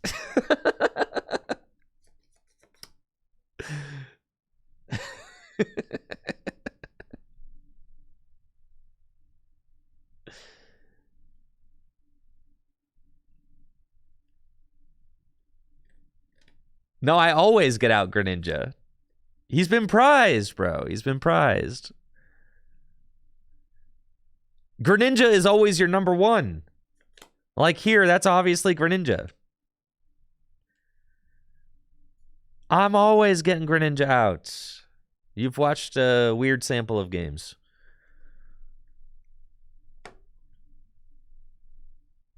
Okay. Oh, in that last game? We just didn't need him last game. We had 2 Beebs. We were chilling. All right. We're up against, what? Yeah, we're up against this guy. That's cool. I want to be a little bit careful. Because,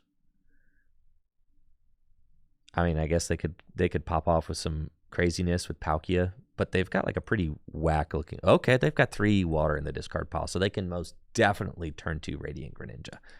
100%. So we have to look out for that. And we've got Aerodactyl. I mean, we've got basically the whole world in our hands. We could do whatever we want. We've got to get 3 Friggies, which we can get all 3 Friggies. We can get our other Bidoof as well. Okay. So, I mean, we just have to set up this way. I actually think we do the bundler for sure, which is very funny. Ha! And then we also want this guy. And then we want our other Friggy, which we can get with Irida. And then like really just kind of whatever else. It doesn't even really matter. Yeah, that's pretty solid. So then we can Irida for the final Friggy, and then honestly, like Ultra Ball, Vessel. I mean, all these things are kind of good in this position. We've already got a Beaverell. We could get Rare Candy. We could get Vessel. Vessel gets us another energy. That's fine. Vessel seems okay. And then we'll put down the Friggy. I also just don't mind using the Vessel now. And I'm going to retreat Sir Doofsky into a Frigibax and pass. That's our final answer. Okay. We've prepared thy board as strong as we possibly could. Wanted to keep the Chien Pao, but I felt like retreating the Bidoof was cool, but I guess we could have kept the Chien Pao. Tough call. We got 3 Chien Paos.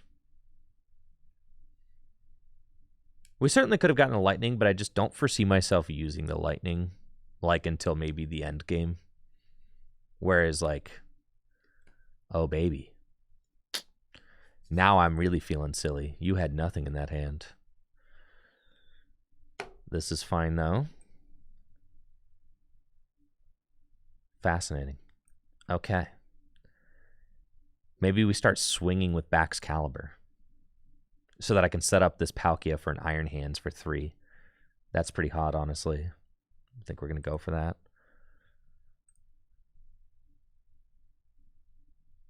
Okay. We got another Ultra Ball.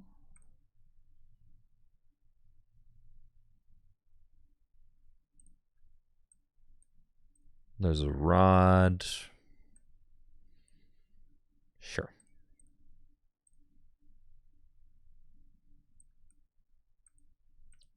Get Beeb number 2.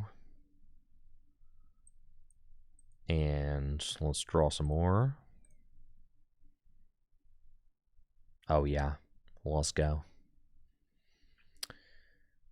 Pokestop. We want to Irida for backs, and we've got a Rare Candy already in our hands. I could go for backs, and I think we already used our Vessel, and our other one's gone. Let's go for a card I don't mind getting rid of with Superior, honestly. Yeah, it's fine.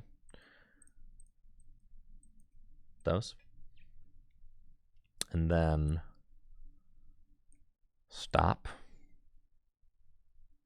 Throw that.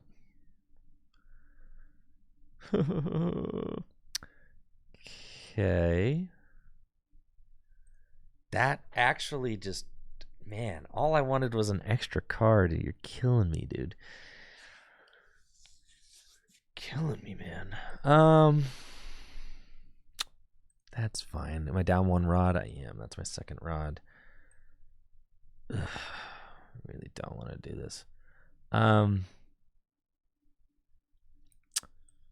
Definitely gonna rare candy into that. Yeah, I should have discarded the stop. Right. Yeah, I know. I should have just discarded the stop with the superior. I know. I was greedy, and I'm getting bodied for it. But it's okay. I can technically get rid of the candy. I play 4 candy, so that's fine. You know, thank you, Ryan, for the sub. I appreciate it. 50 months. Yeah, thank you.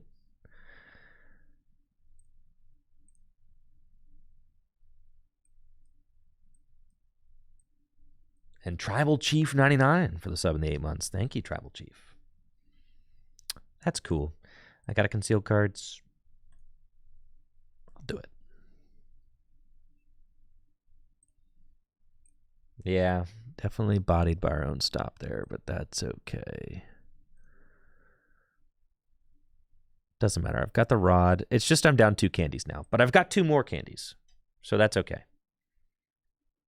1 is prized. That should be noted.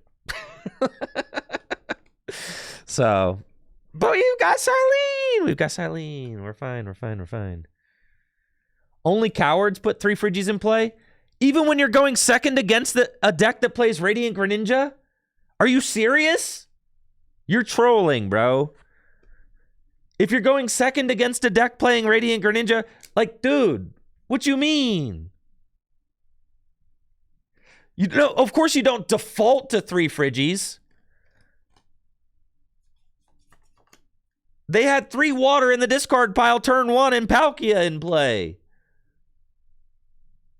What are you talking about? Of course you put 3 Frigies out. You just want them to go, oh, I V-star onto Greninja, GG, shake the hand. No.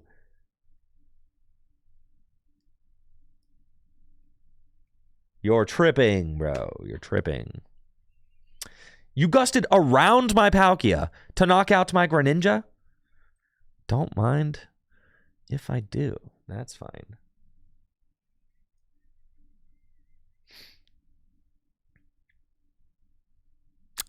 There's my other one. Okay. Let's... Huh. That is tough, isn't it?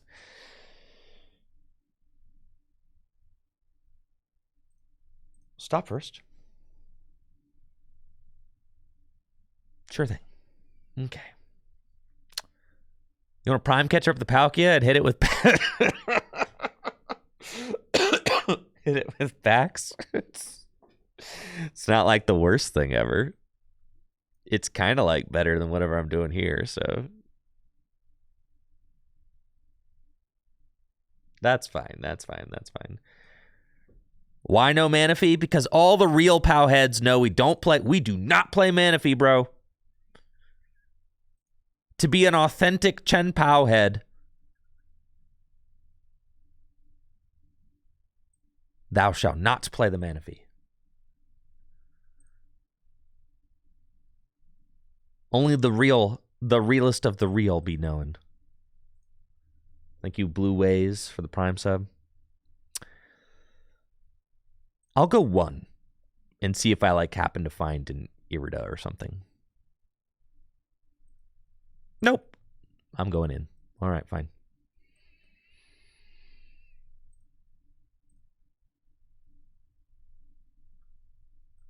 That's why he's the GOAT. Okay.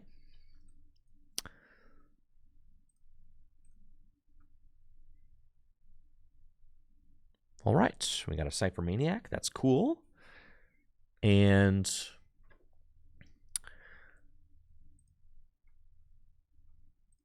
we just do this. This is fine. We take our 2. I really don't have to Cypher Maniac right now. I could stack a card for next turn, but what do I even want? I've got the Superior in hand. Ultra Ball's right here. I think I'm kind of chilling. Well, Cypher Maniac for Irida? I guess so.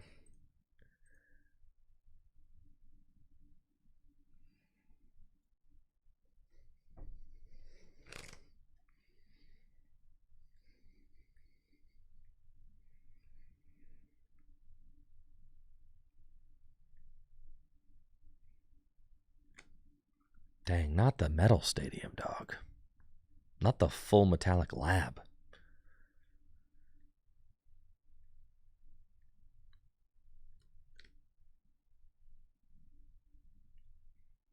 I don't need hands in this matchup. Not now. What? I 2-hit KO'd a 2-prizer with my Bax Calibers like a freaking boss. What? I got 1 rod left. Yeah, 1 candy left, 1 rod left. And yet you still... Why are you bossing this? What? Oh, because you want to try... Well, I still don't. Nope, I can't defend it. I don't know. Why'd you boss that one? Why that one? Did you not like the way he looked at you?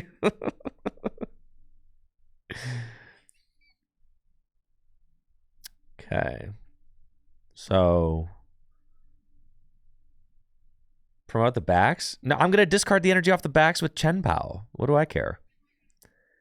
That's 3 energy. I don't need to... what do you mean? It's fine. Why would I promote the backs? Chien Pao discards the energy. Yeah. What you mean, Jesse? Go ahead. Get in the back seat, Jesse. Let me show you how to drive.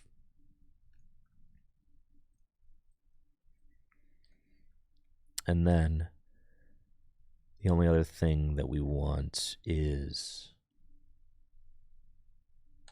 You were... yeah. I don't really know where you were going with that one, Jesse, but it's all good, bro. We all make mistakes. And then I think I kind of want the rod. Just to put the second backs back in the deck. Yeah, that feels good.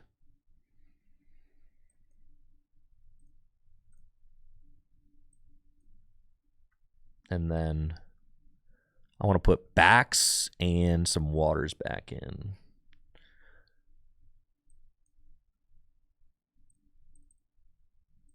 Cool.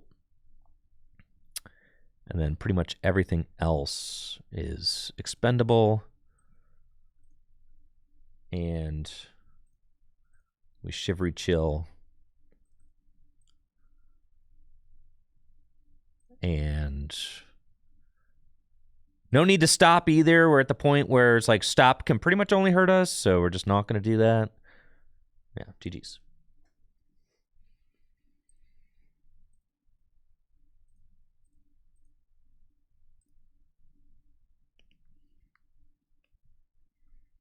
It's very easy to be a fake Chien Pao gamer. I know. I've found this out, Jesse. There's deep... The Chien Pao... the Chien Pao lifestyle is deep, bro. Don't blame yourself. It's deep. Think about Reagan Retzloff has been playing Chien Pao since Worlds.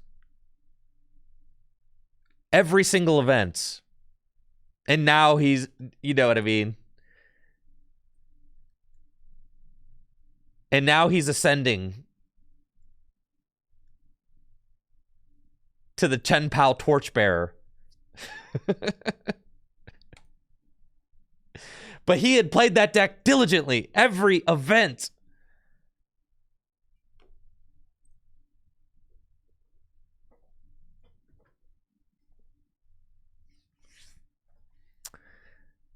Chien Pao is just the deck. I decided it's not too late for me, that I can still become one of the Chien Pao heads if I just dedicate my time right now. It's not too late.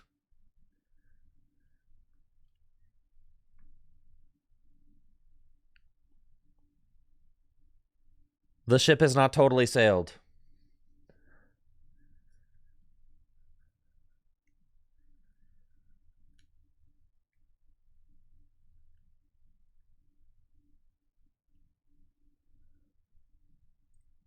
Lost Box. Cool. We're up against Lost Box, and we're going first. Love that. It's great. They got their Poopa active. Also love that. We do not care about that card whatsoever. Wonderful. All right, I'm going to be good at this game and not play my heavy ball first. Ugh. Yeah, it's technically correct. It's technically correct to play the nest ball, because you could, if the heavy ball is going to fail, then you want to save it as a target for something else, right? Now, the heavy ball is not going to fail. It would get a Bidoof, but now we know that, so that's fine.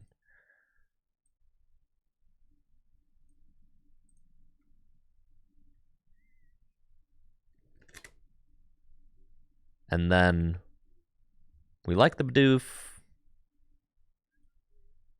We really want a second Friggy. Get the Lightning.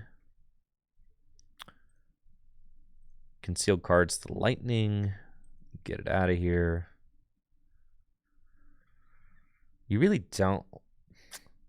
It's fine. They're not going to boss knock out your only Friggy turn one.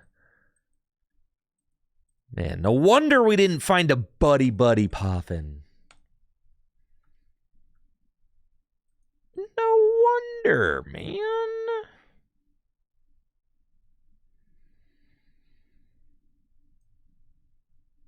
Okay, so you just retreat into Greninja and say go.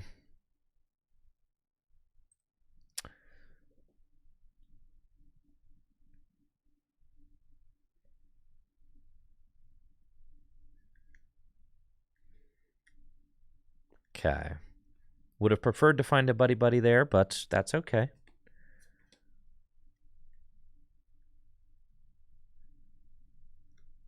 With 2 prized, our odds of finding it was pretty low.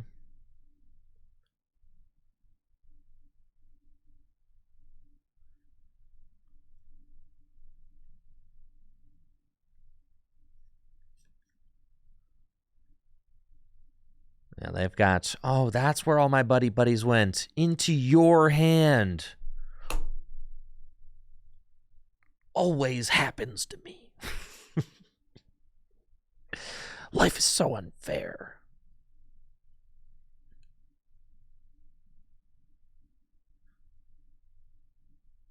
I got the turn 1 Colress. Dang it. They're cooking. Yeah, I mean, this hand is a little sketchy. It's not great. I don't love it. Let me take a look at... Assuming that you are just playing Nico's list... Let me take a look at Nico's list. All right, there's nothing crazy I have to worry about in here, like no Devo TMs or anything like that. Just the hands. Yeah. Cool. 1 Sableye.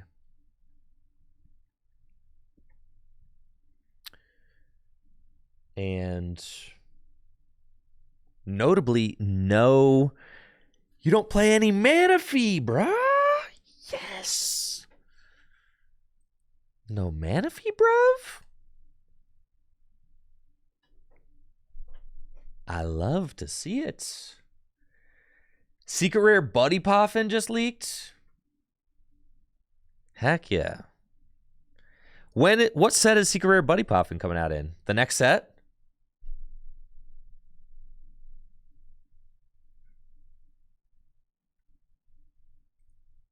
That's hype.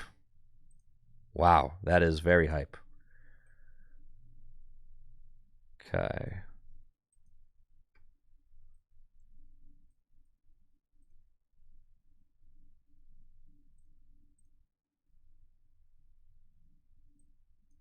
I kind of like need more cards. I mean, I needed to find an energy that's good because it allows me to increase my hand size, and this is the ultimate thing that we wanted. Very good. Irida. And we can go get a vessel to not have to play the superior. I think there's 2 energy left in the deck, but let's see. Oh, yeah. Vessel seems pretty good. Knock out 2 Comfies.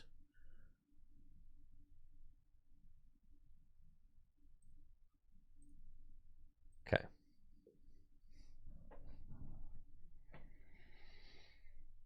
Rare candy into Zibax. And yeah, I don't think that we actually want to dive in with like hands yet. We're not very established as far as our board goes. I don't really have the hands play anyway. Rather just do this. But what if they boss and knock out my Back's Caliber, or counter catcher and knock out my Back's Caliber?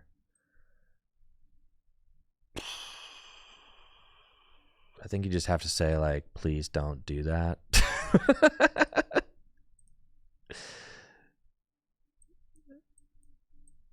Right. I guess. Yeah, that's fine. Yeah, you just have to say, please do not do that.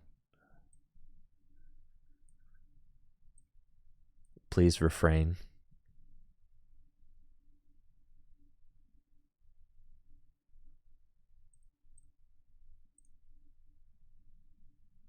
They're at 4 in the loss zone.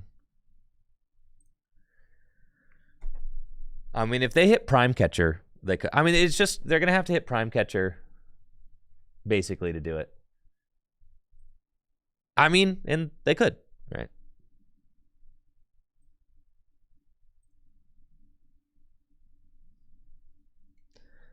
They could. That would be a bummer for me. However, if they knock out the Back's Caliber with like a Raikou V, then like, okay, they took 1 prize. I still took 2, right? Then they take 1 prize with a 2 prizer. Then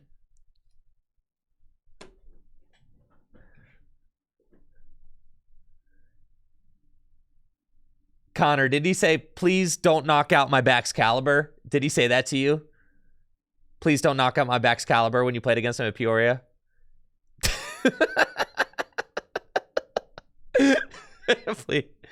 please don't knock out my Back's Caliber. That's literally the motto of this deck, I think.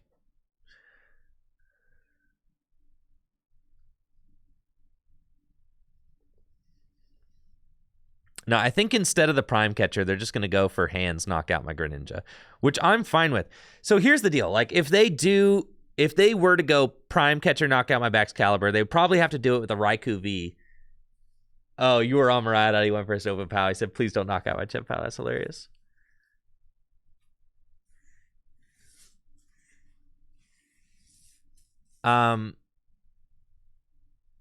They're still taking a single prize with a 2 prizer, right?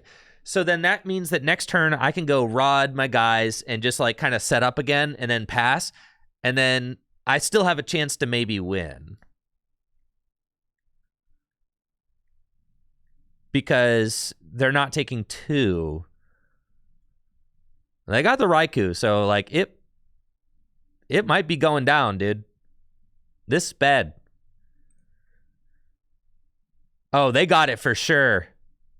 Here comes Prime Catcher. Bah, bah, bah, bah. Let's go. Nah, they ain't got it. We're chilling. We win.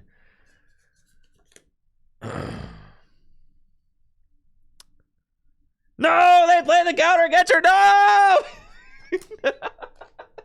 No, you were supposed to copy the second place list from Sao Paulo. You weren't supposed to be playing that card. You were supposed to copy the list card for card.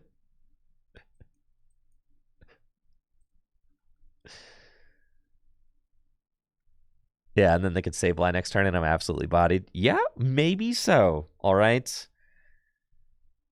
Maybe so.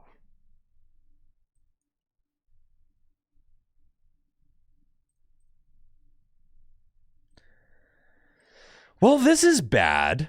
And this is why I could have played my hand last turn so that I could have left 2 energy on Radiant Greninja.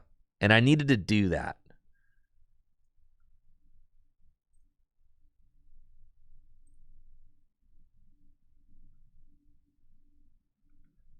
I could have done it. I could have superiored and left my Radiant Greninja with 2. Which is absolutely what I should have done. But that's okay. Don't I play a 70 hit point Friggy? No!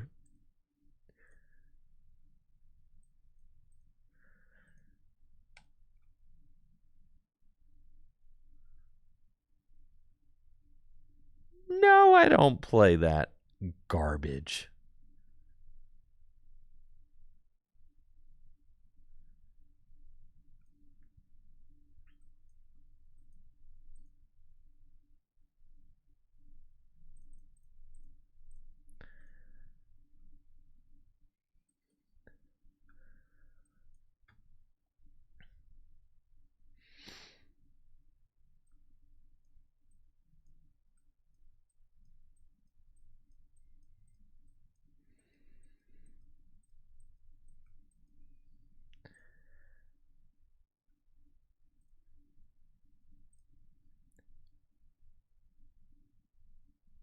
A 368 player cube there, Ryan. All right, attach here. Do that.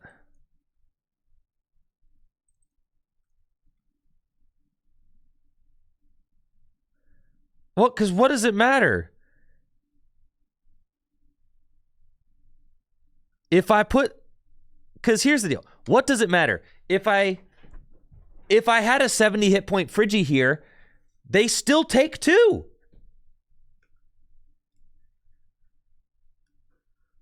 $360 card, cube, 8 players. Yes, that's what I'm working on. Right? If I put the 70 hit point down, then they can still lost mine my 60s. And if I try to put just a 70, just a 60 down, they can Moonlight Shuriken them. So in conclusion, the 70 hit point one stinks.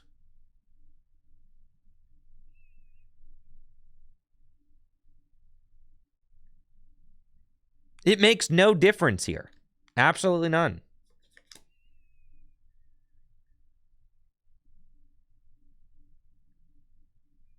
The only thing that the 70 hit point one does is make me mad when I can't retreat it. That's just the only thing. That's the only thing that happens with that card. I'm always so mad that I can't retreat it. And I don't think it actually wins you enough games to matter. Whereas, like, it definitely... All right, so they take 2 here, which is very bad for me. But then I take 2 with Radiant Greninja,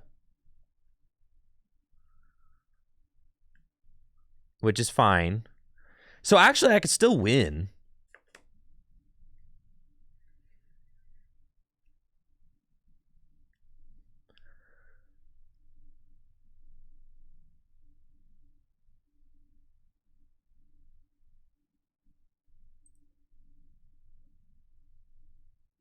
I'd say we're still in like a great spot, actually.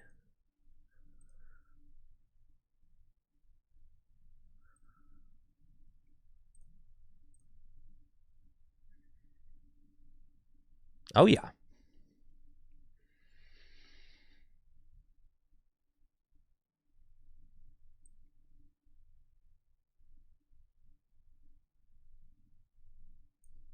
Irida for the guy back.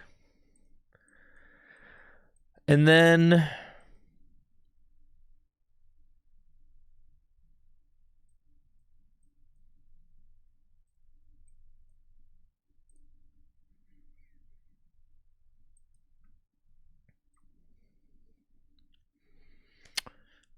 do I want to, like, say they're going to use their Roxanne next turn, right? Did they use their Roxanne already? No. Yeah. So say they're going to Roxanne next turn. Then I play 4 candy, so I don't necessarily lose to... I've got 1 candy prized. And I play Silene, so we're fine. I think I just play the stop. But then I'm thinking about... I'm thinking about nest balling for the other Bidoof, which I think is good. And then...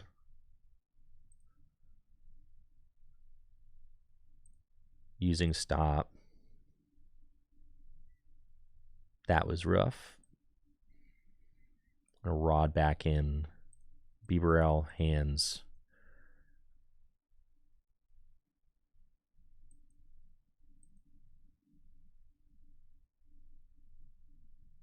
Bibarel in hands.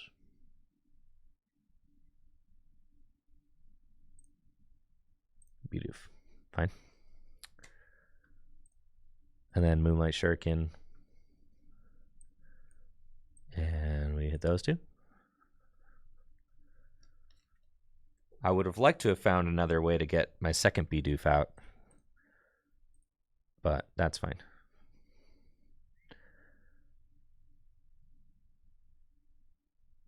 So, like, the sketchy thing... Well... They're giving me Artisan, which doesn't really matter, I guess. Gold Enhanced Hammer. There's already Gold Enhanced Hammer, but another golden... All right, where are we getting these leaks at, y'all? Twitter? Y'all on Twitter?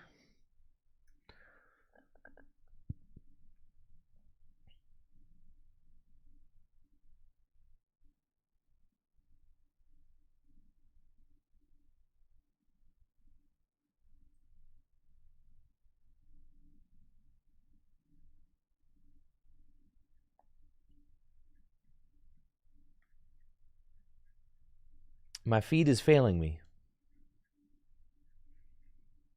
But of course it is. It's Twitter. They're on Poke Beach? Oh. I don't consider that like... Oh, I guess Poke Beach does post leaks, don't they?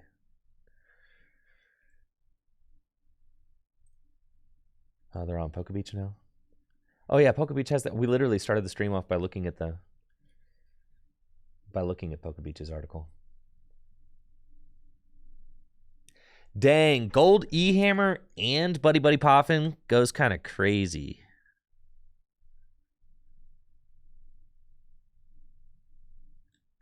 This is going to sting a little bit.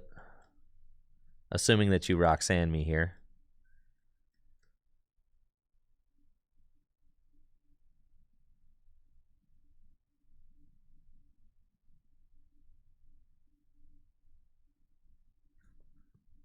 Did you prize the Roxanne?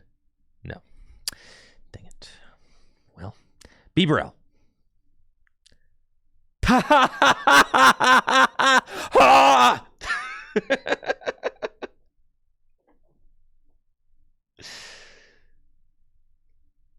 Yes.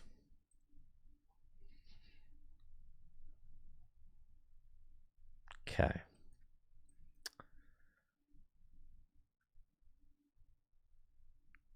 Yo, with the candy? You gotta be kidding me, bro. How are we so goated at this game? Okay, we have to hit. Oh, yeah, dude, we're so back. There's 2 water in there, 2 retrievals. 4th candy. That's candy number 4, bro. And this is exactly what I said. They're like, dude, no way. I got the 3 candies down. It's over. Candy number 4. You're so livid. You're so mad. You're so mad. You're beside yourself. You're fuming. You're absolutely... How could this happen? The fourth candy? Who does that?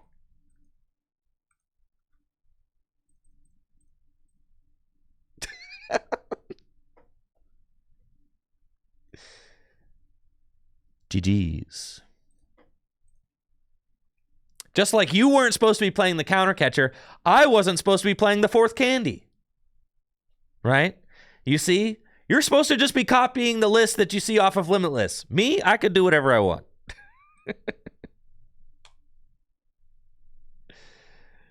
Yeah.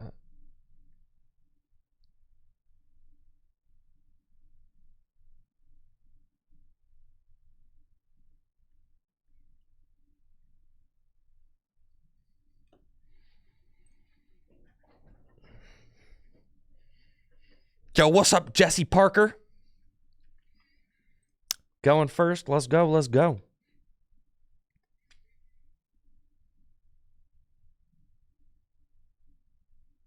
That's a stinker of a hand for sure. I'll dodge that gladly.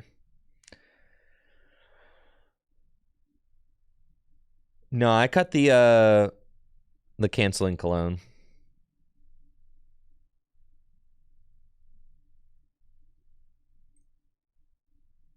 Oh yeah.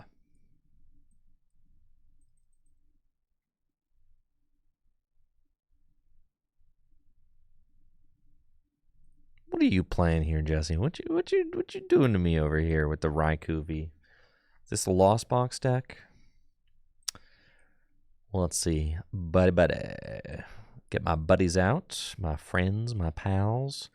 We got Iron Hands. We've got Tube Excalibur. Oh, yeah. Oh, yeah. Everything looking clean, looking nice, looking smooth.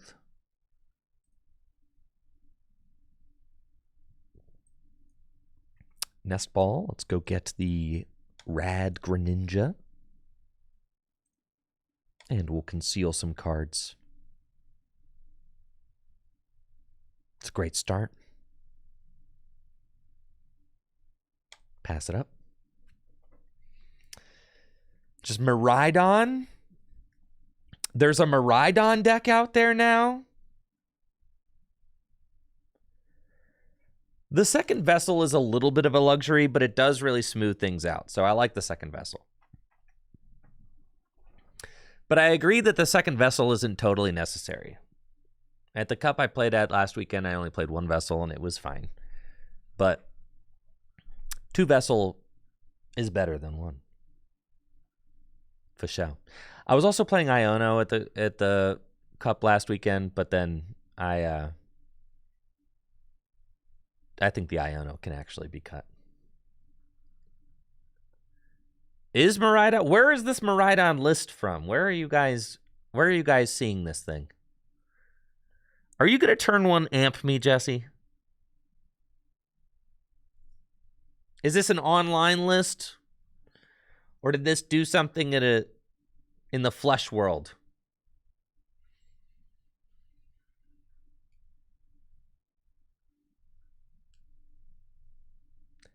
Two in day 2 of Sao Paulo? What?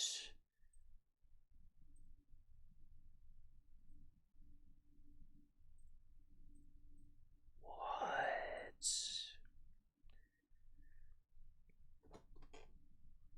Let me see here. Sao Paulo, huh?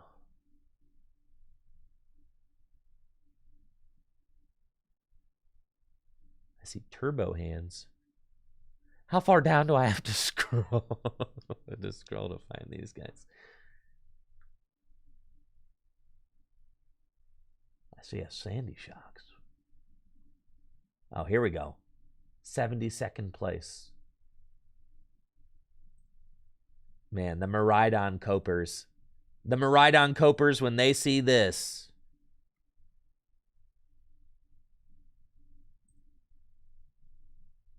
Andre Bortoni.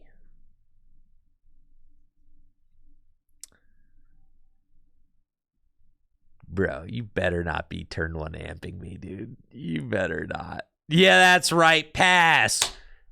Pass. That's what I thought. Okay. That's right. That's right. All right, we got a Chien Pao. Definitely going to be utilizing that thing. And then really Codebreaker kind of just worse than, yeah. I guess like a Codebreaker for like, nah, Codebreaker just worse than Irida here. Yep. So let's do this.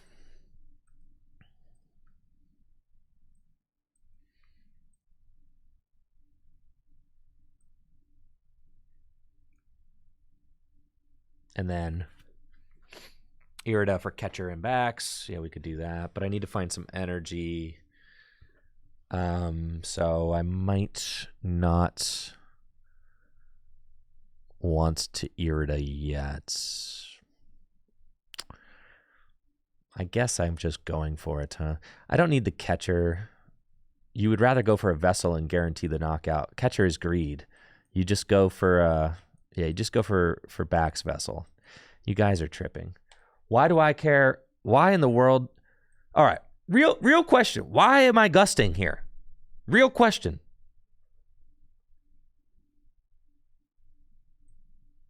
Why would we gust?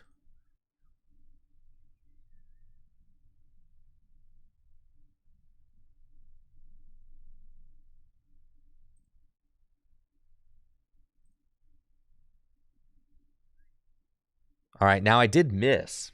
So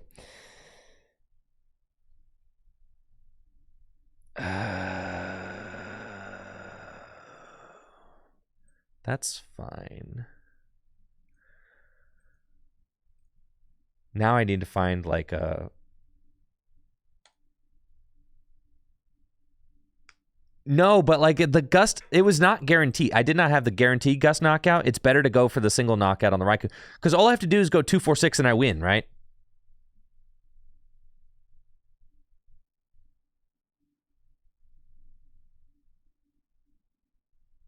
Now I am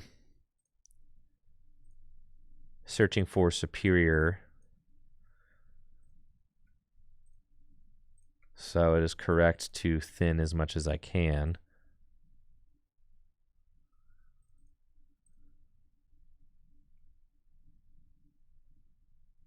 And then we have to conceal and hope we find it.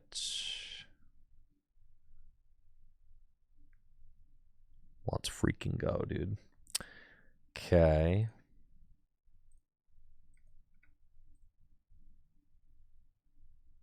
Come on. Yes, sir.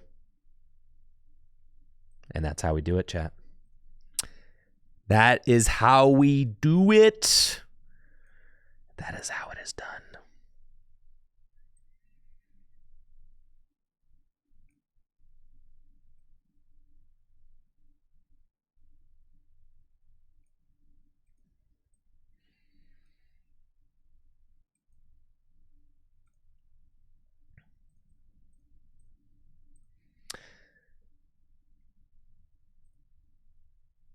Yeah, the prime catcher play is like unnecessarily greedy.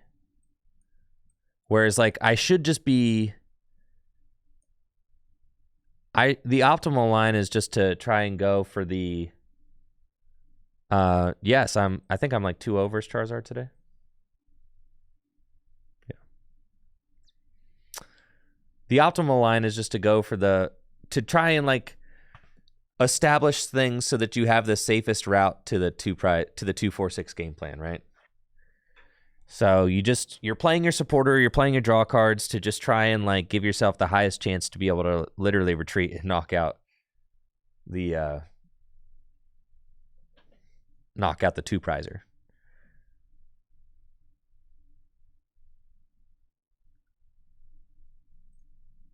So like the prime catcher there just doesn't matter. Because if they boss, say they boss Bebrail, that's fine. and they take their 2 prizes with hands, then I take 2 prizes on the iron hands and go to 2 prizes left.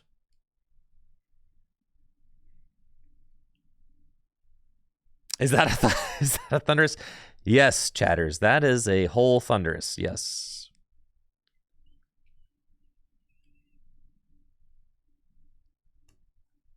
All right, they've amped my Beeb. They did. So we send up Chien Pao. We got Silene, too. Very cool. We've got 6, 7. I don't quite remember.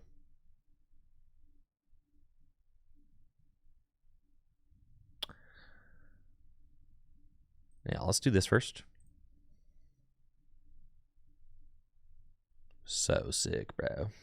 And then we can Super Rod back in Beeb and backs and a water.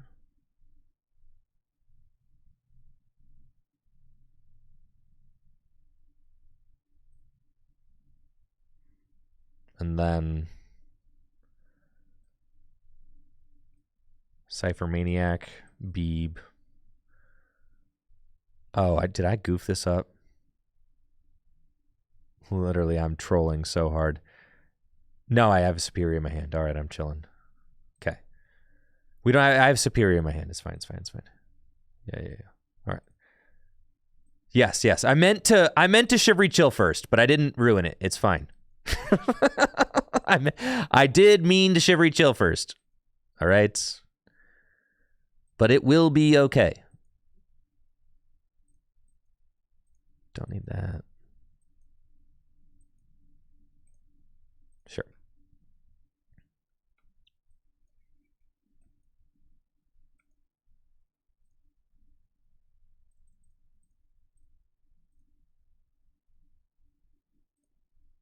Yes, I meant to Shivery Chill first, but it doesn't really matter.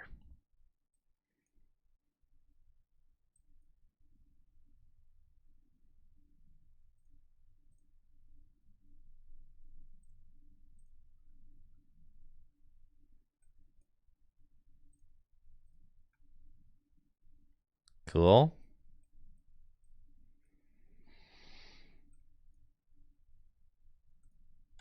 Yo, and then I still get to draw? Crazy. Okay. Hailblade. Skadoosh. Dang, just look at all this skadooshin' I'm doing out here. This is crazy.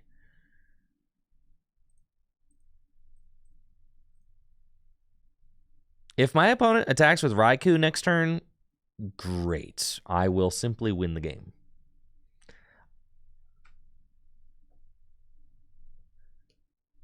Do you guys really think that I'm not going to knock out a Raikou? If they seriously attack with Raikou,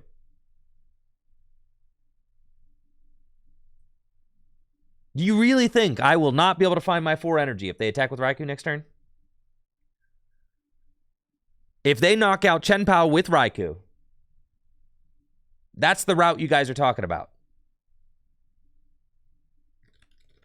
Iono plus Raikou. Yeah, I still got a Bibarel in play. So, like, Chien Pao takes that return knockout every time. So, yes. So if they go Iono plus Raikou, right? They could just as easily attack with Miraidon. So it doesn't really matter. So, like, the difference between forcing them to have 1 energy or 2 energy, it doesn't matter. So the reason you bench the Chien Pao there is because their best play is to Iono, right? And they could just as easily Iono and attack with Miraidon. You just want to have the backup attacker ready to go. Right? Because if they go Iono knockout with Raikou, cool. I've got my backup attacker. All I need to do is just swing and I win.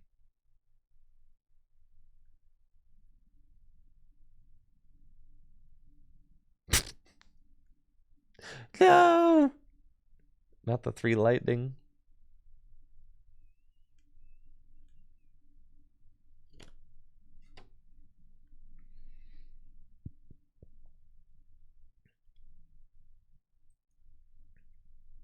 Let me just promote this guy. We've got 6 water. 2 water back in. Shivery Chill. Superior. And GG's.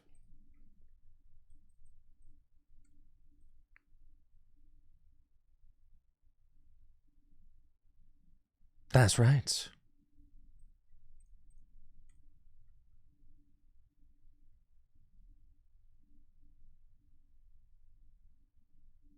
Woohoo! Level 60. What do I get?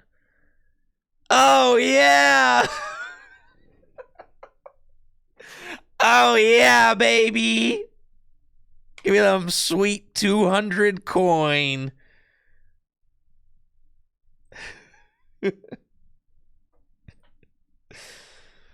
Woo! What did I do to deserve such a bounty? Wow. Dang, look at all these rewards. I'm feeling so rewarded right now. Dang, look at these yellow pantaloons we've got.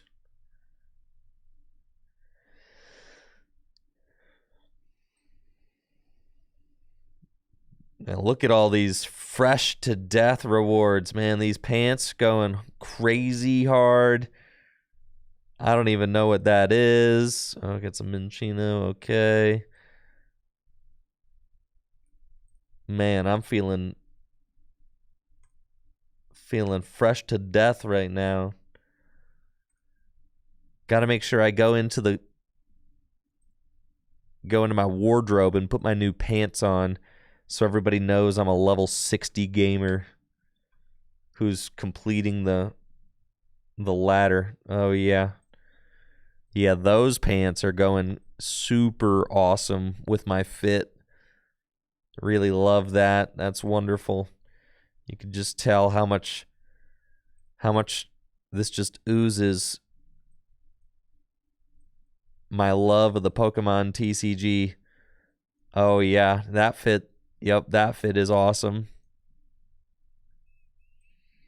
Man, may my opponents tremble in fear at the mere sight of me. Oh yeah, I forgot to show off. Yo, check this out. While y'all here, thank you Days Nights for the sub and the 21 months.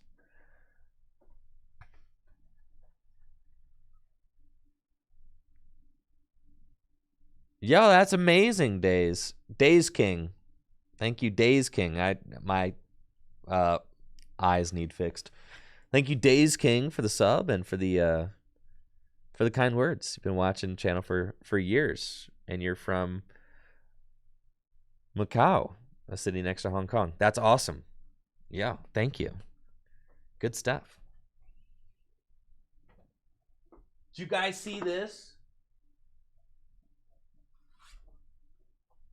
Dragon Shield has been sending out these 25th anniversary boxes. Check that out. Joyous tidings from Dragon Shield.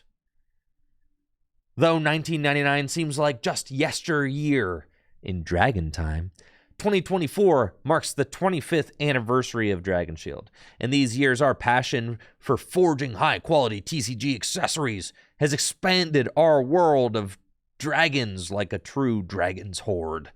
We cannot wait to see what adventures the future holds in store for us. But first, our anniversary. We're ramping up the celebrations all year long and would love for you to join. Yes. Here we go. So cheers from Dragon Shield. They have sent Tricky Jim a very special brew from Spain, I believe. Alcohol-free, which is awesome because I'm going sober while Natalie is pregnant. So I am on a sober kick right now. Check this out. The swirls. How pretty is that? Very cool. Thank you, Dragon Shield. And cheers. I don't want to drink it though. Yeah, isn't that crazy? So pretty. What do you think? All right. I'm going to ask a very mature question about this. Extremely mature. But what do you think my poo would look like? Will my pee look like this?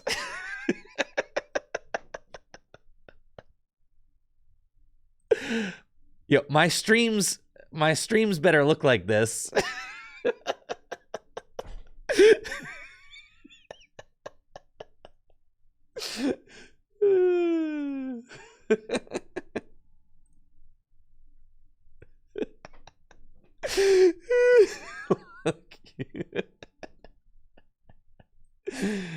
Oh man, yeah, this is so sick. I mean, a cool gift for sure. I'm very, very thankful for that. So cheers, Dragon Shield. Very, very thankful and excited to be a part of the team. So thank you. It was a very sweet gift. And it comes in this cool little box too.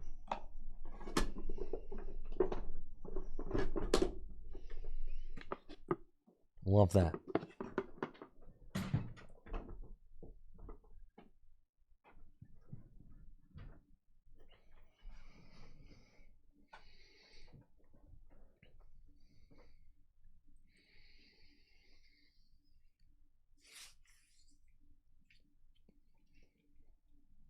It's just, I mean, all right. So I had a dog once, you know, who ate a box of crayons. And, you know,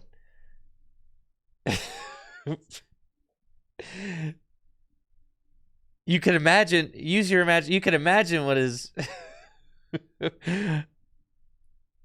number twos looked like after eating a box of crayons.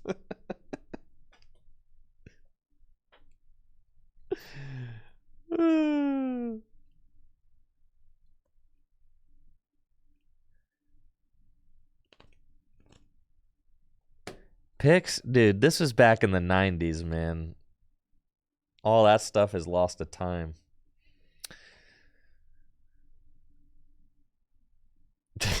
Yeah, what kind of pics are you asking for?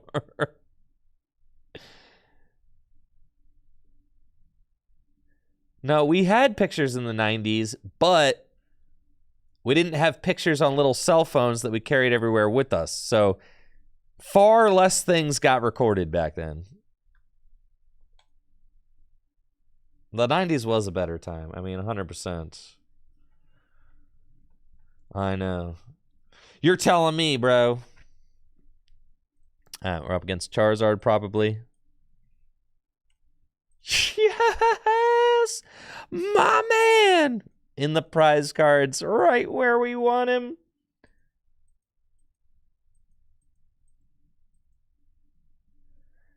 Calamity, you had high schoolers arguing with you about whether or not... I'm so blessed!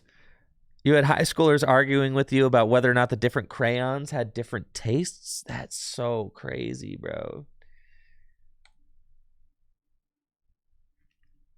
Dang. I love it when a plan comes together, you know? We got everything. Look at that. Beautiful. Just beautiful.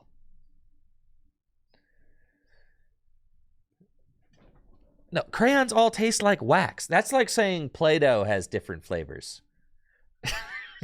No, it's all salt.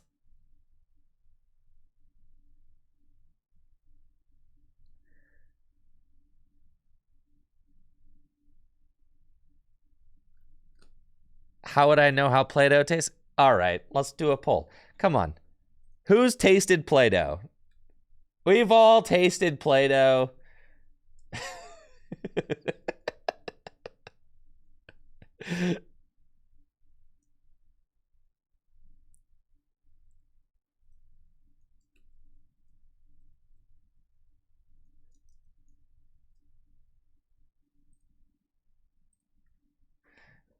Everybody has tasted the Play-Doh. All right. We don't have a two-prizer in play right now. They don't have a two-prizer in play either. So it's probably going to be a very tame, not attacking turn. If I have to guess. Or let's Hyper Blower.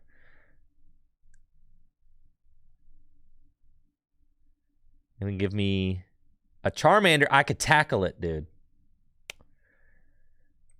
That's crazy. Irida for...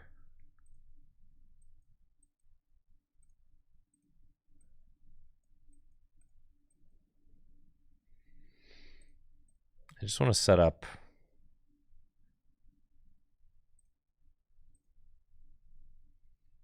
All right, 53% of respondents have tried the Play-Doh.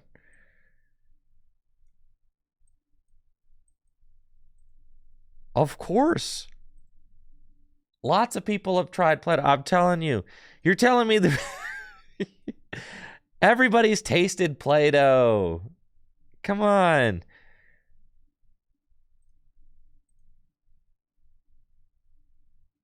Oh, yeah, you're getting tackled for sure, bud.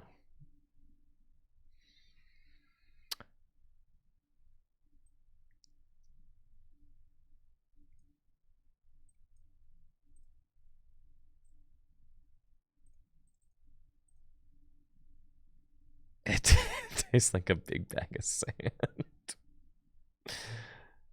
Oh, man.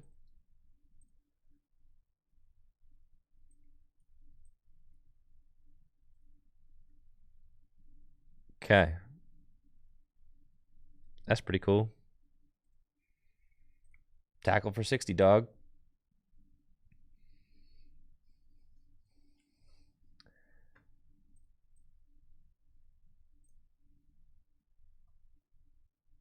All right. Now, glue, I've never tasted. All right. I've never. I draw the line. I draw the line at glue.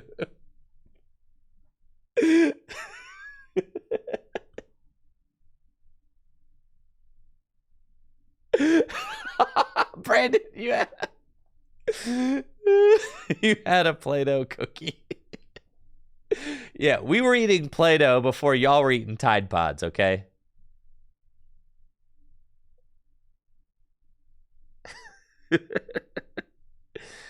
Yeah, eating Play-Doh was like the original eating Tide Pods, but like much safer, okay? Much more safe.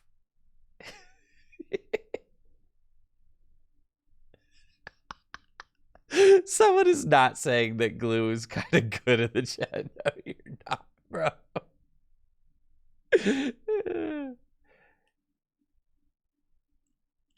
Wait until the boomers show up in the chat and are like, oh, yeah, you guys think Play-Doh and Tide Pods is funny? Let me tell you about lead paint.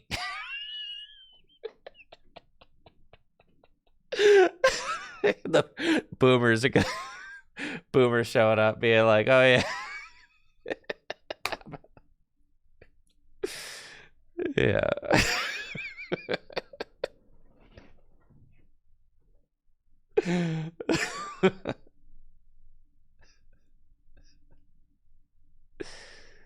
Oh my god. All right, they're gonna counter catcher. Oh, my Beeb. Okay, sure. That's fine.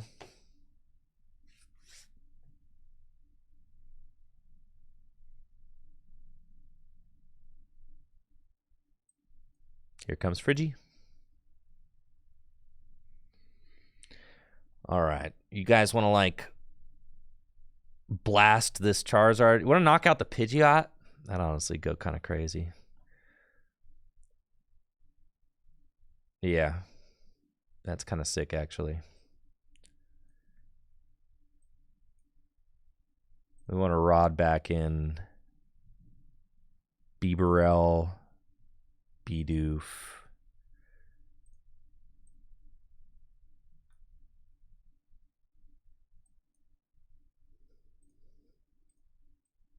And the bundler.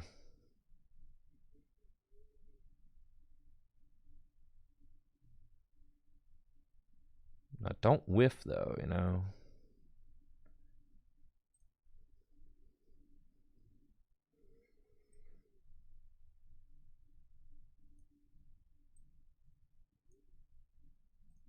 Don't want to whiff.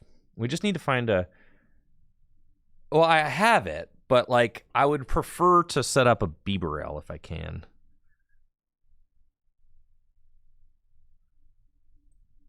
So let's do this. Prime Catcher. The Pidgeot. Shivery Chill. I just need to find a superior... Okay. So...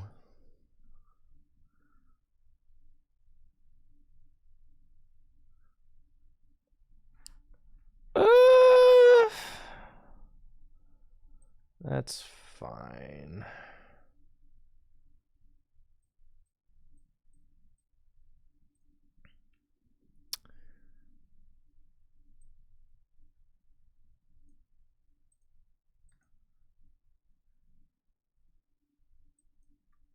Yeah.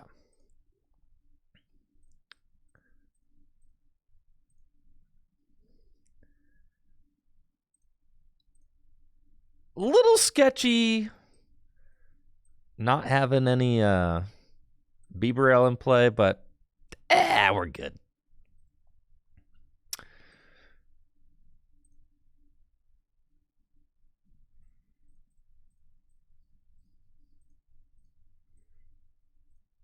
Send it. Pidgeot EX is done. Cool. Thank you, Lil Will, for the sub and the 65 months. Appreciate it. We got Silene and a water. Okay.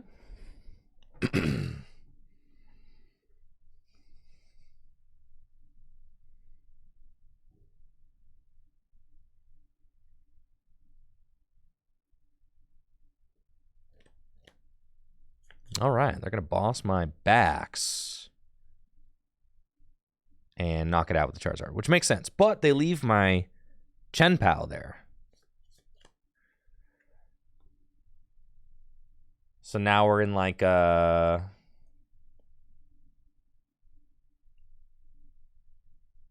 Hey, my man. Good time to show up there, brother. Okay. I think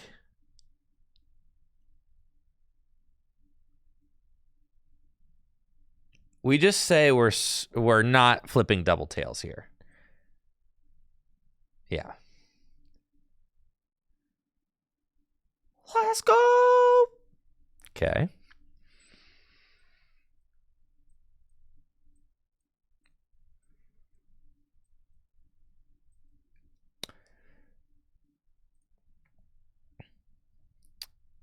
And then incisors. Oh, baby. That's why Chien Pao's crazy with it. Actually correct to... All right, I just need a superior. So I think it's correct to hold the energy because it could help me dig further. Whereas, like, I can't... I guess if I find a super rod, it helps me dig further with the concealed. So, yeah. That's fine.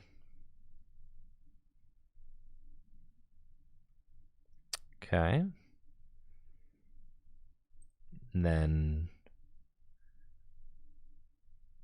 concealed cards.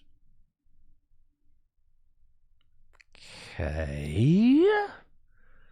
And then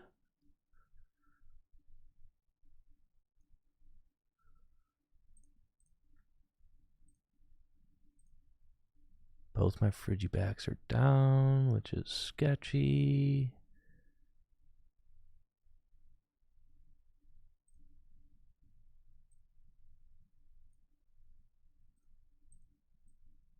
There are only 2 superiors in the deck.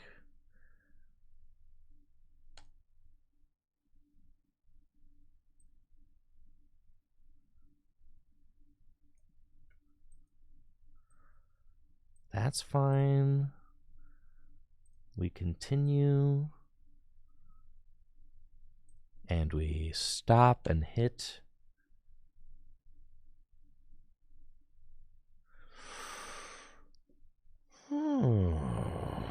This is bad. This is very bad.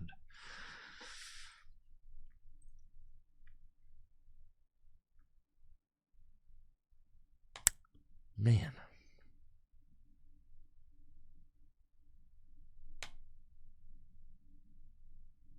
Not good. Now we lose. I couldn't even swing. I don't have an energy in the deck. I couldn't even move this thing.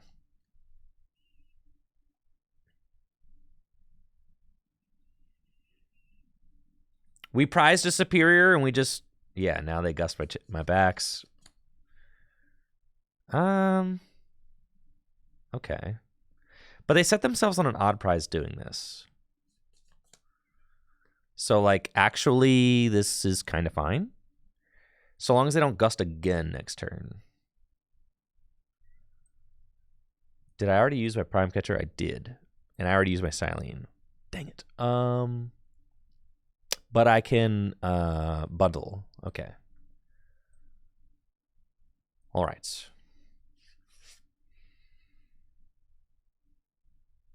So we go...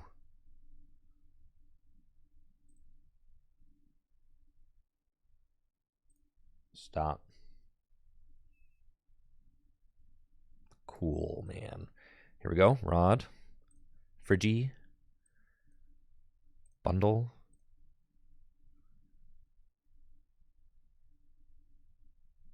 Energy. And we Irida for the bundler. And an S-ball. And we bundle. Go ahead. Give me somebody else.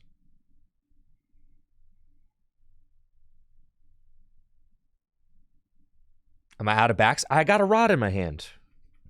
So, yeah, I'm going to have to... That's rod number 2. All right, and then we Shivery Chill.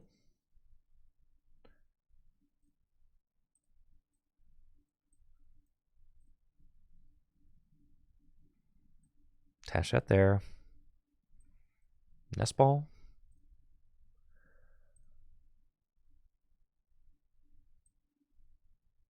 Rod. I mean, we kind of just have to say you don't have Gust, right? Like, that's just what we have to say. Like, you don't have Gust again. So we're kind of just hoping that you don't. Rod back in. Backs. Backs. Bundle. Yeah, backs bundle is fine. Backs, bundle, hands. Okay. And then get rid of that. Get the lightning. Still 2 superiors left in the deck.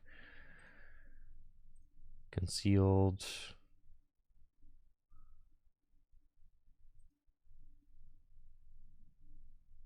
Hailblade. Take the knockout. Okay. Please, pretty please, don't knock out my guy. Don't be a meanie bobini. See, you've already played your counter. You've already played your prime. You've already played your boss. Leave my dudes alone. Leave them be.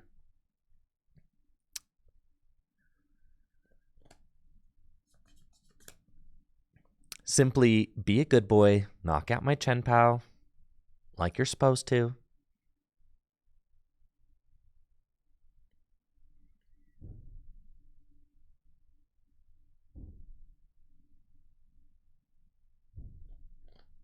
This is devastating. Please chill. Please chill. You were not supposed to hit anything good off the Pokestop. Please stop. Looks like they're Ultra Balling the whole hand down for the Beeb. Goodness. This could be bad.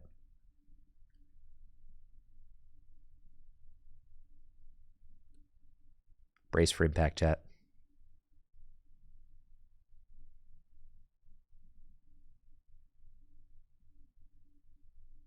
We're chilling. They ain't got it.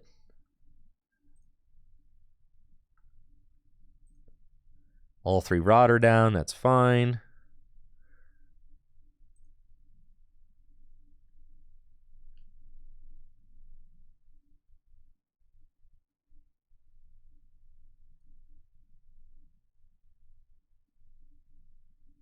Please. No. No. No. Stop it, you monster. Leave me alone. I don't think that I can win now. Yes, I lose. Dang. Sad.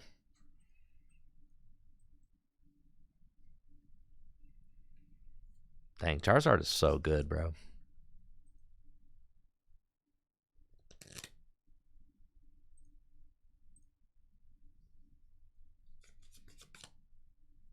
Oh, yeah, I mean, I was chilling if that didn't occur. Don't make them have another. I literally cannot even put another Friggy down. All my Friggies were gone.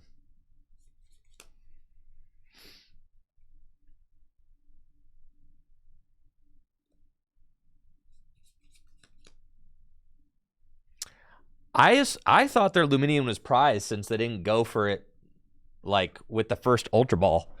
But then they gave themselves a chance to whiff it.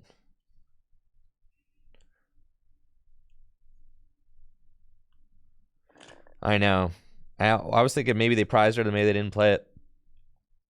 But it's all good.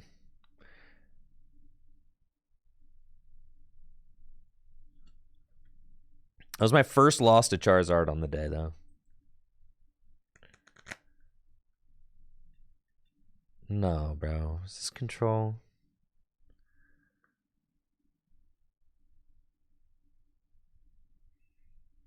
You just passed that quickly?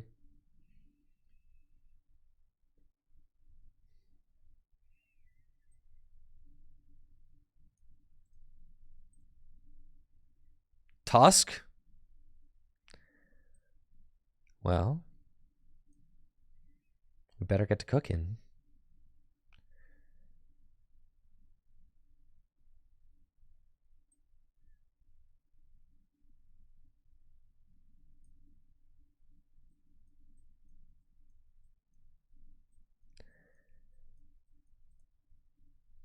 Not that.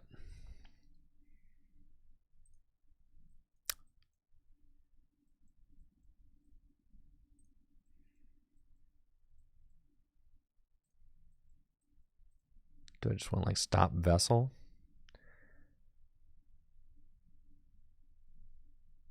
Seems pretty good.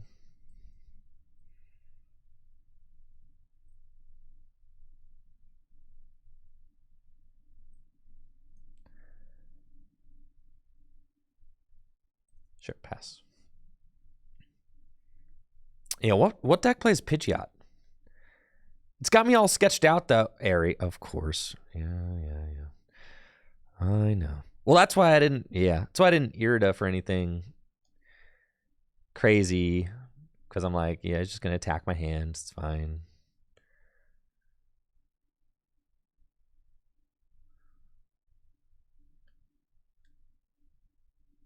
But they don't have anything, so we should just win. GG's.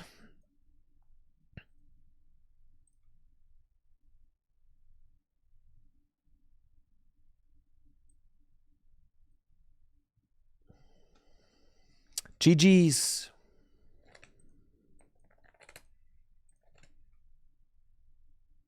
So what went off the tracks during that Zard game? I like prime catchered and knocked out the Pidgeot, but I had to. Okay, so what happened was I prime catchered and knocked out the Pidgeot, but then I wasn't able to set up Bibarel because they knocked out my Bibarel, and then I prime catchered and knocked out their Pidgeot, but I was unable to set up a Bibarel, and then I kind of stalled out for a turn, right?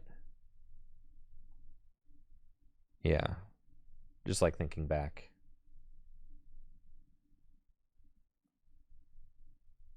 I whiffed a superior energy retrieval. Oh, it was that. Yeah, I really whiffed. I whiffed bad on a turn. Yeah. And had to like just pass, right? That was like the game losing whiff for sure. Yeah. And if I just hit that superior energy retrieval, I just win. Yeah. Okay. So that's fine. I mean, that just happens sometimes, I guess.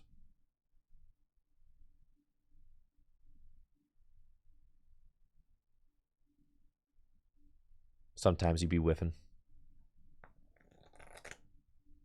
I think targeting the bird was correct too. I mean, that's why I did it, right? And they weren't doing much, but that's the thing about Charizard is they don't have to do anything. They don't have to do anything to win because the deck is just so broken. All they have to do is have a Charizard out and be like,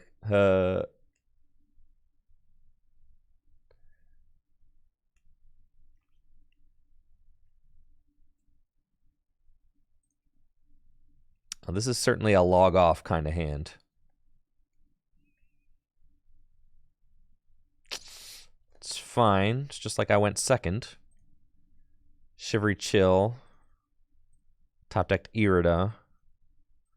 That'll work.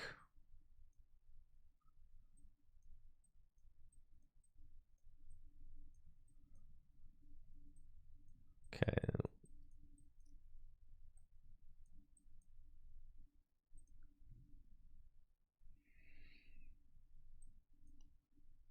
Righto. Go ahead.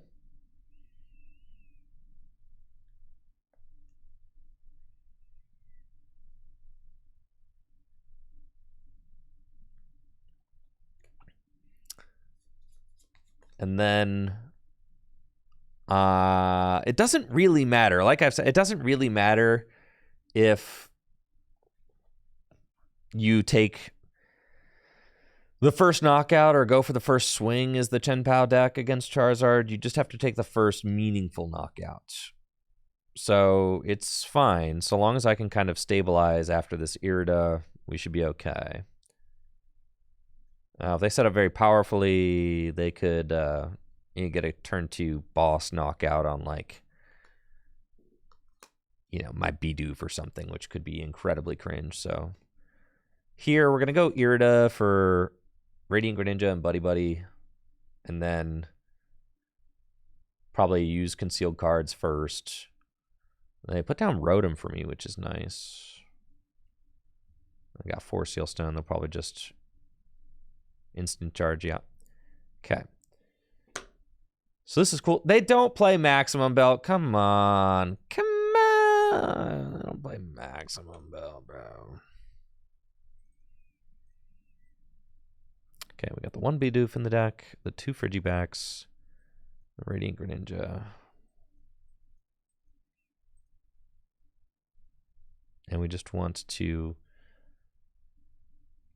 thin the deck as much as possible.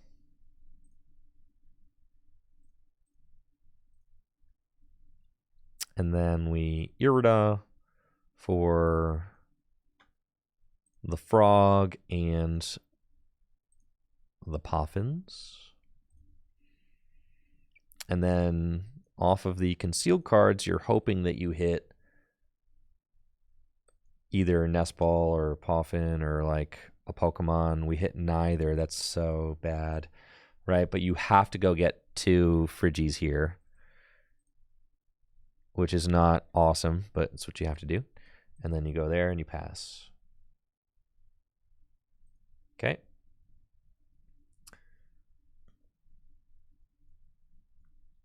Yo, what's up, Baby Bear? Welcome to the chat. Thanks for being here.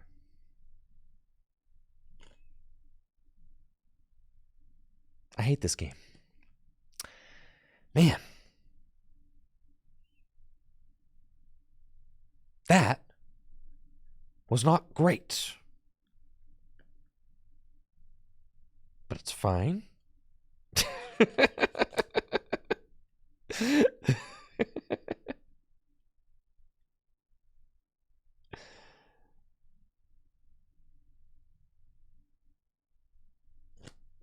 Yeah.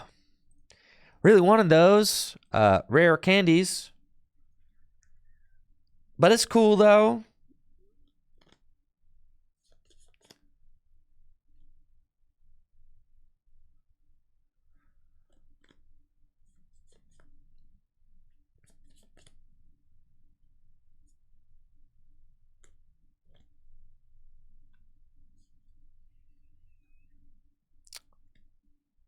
Okay, what are we getting here? Charmeleon, you're not even getting the attack, huh? That's cool. Sure. You just are using Airy to be mean. Fine, buddy. Get my Bidoof out of the deck. I am playing 4 rare candy in this list. And that's the thing, is like they never expect the 4. They don't expect the 4th rare candy, dude. They don't. So they got the 2 and they're probably like, haha, this is how I win.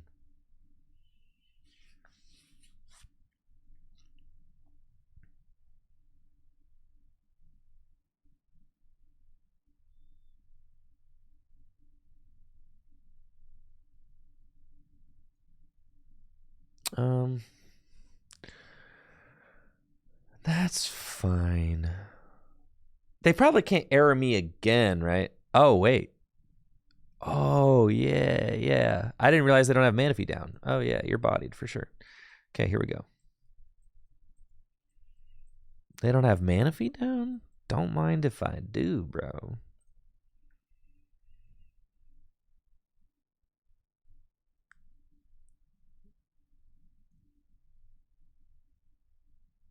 We hit Charmeleon and Pidge. Yeah.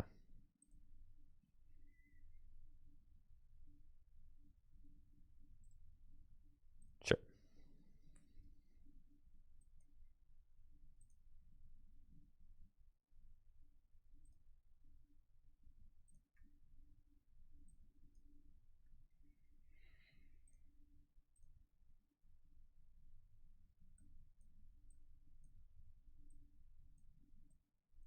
Okay. It's pretty good. And yeah, we'll just Moonlight Shuriken. And Skadoosh. Smack those 2 guys. My favorite Pokemon? Yeah, Sneasel or Zapdos. Depending on the day. Yeah. Oh, the Manaphy. I can't believe I didn't bench that Manaphy.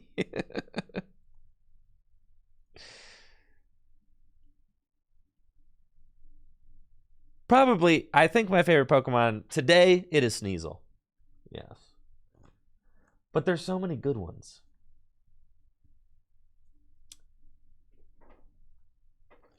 Like Landorus. Look at him.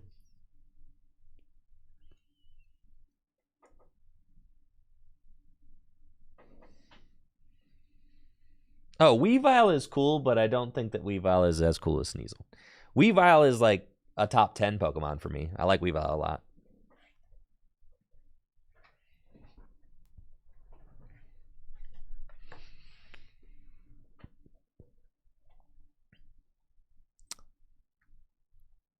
Ooh. Oh, yeah, that was a heck of a research, huh?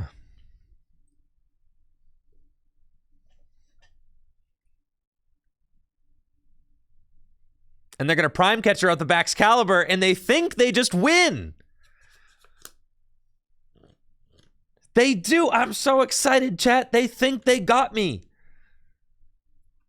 I love Hisuian Sneasel. I think Hisuian Sneasel's cool. Hisuian Sneasler is definitely the goofball of the group, but I really like Hisuian Sneasel. They think they got me. They're like, bro, why are they even still playing?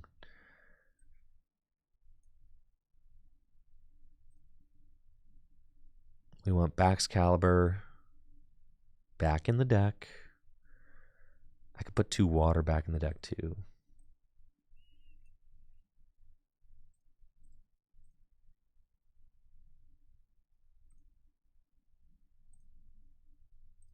Yep. Burn that. Get my other Bidoof. And then bench the fridge. Bench the Bidoof.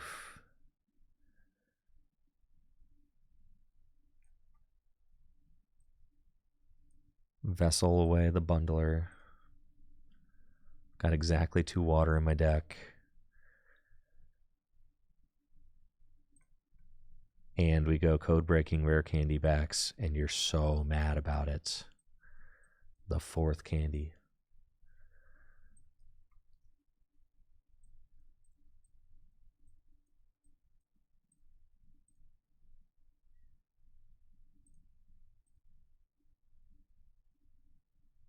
Oh yeah, bro. All of a sudden you're like, whoa, whoa, whoa, whoa, whoa, what?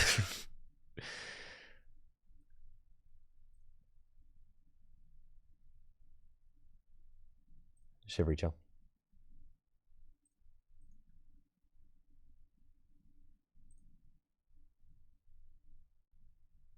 Concealed cards. All right, I have to do a really funky play to do this, but that's fine. Ugh. I mean, I guess I have 6. I guess I could have just...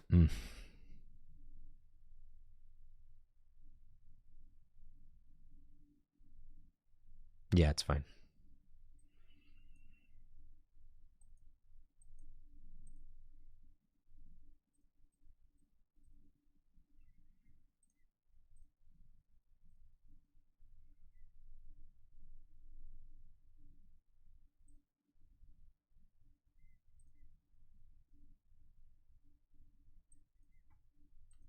Kind of cringe, honestly. But it's fine. That's why we play Silene. Need to conceal into the cipher cards. Yeah, I think you're right. Yes. So that's like definitely a little sequencing thing. A little sequencing tidbit for me.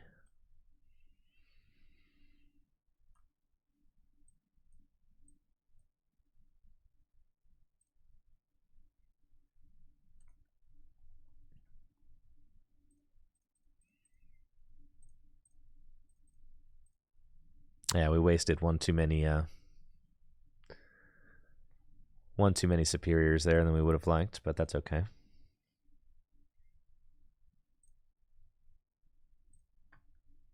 Let's see. That's fine. I'm only down 2 superior. That's fine. But all 4 candy. That's less fine. Yeah. They're attaching the fire there like they're just going to Devo TM or something. I am very far ahead, so it doesn't really matter, right? Oh, yeah, they're devolving. They're like, surely I got him now. Okay, fine. Surely I got him now. There's no escaping me. Okay, so what do I do to deal with this whole devolution thing happening? I have to go find Silene, but I have to find Silene first.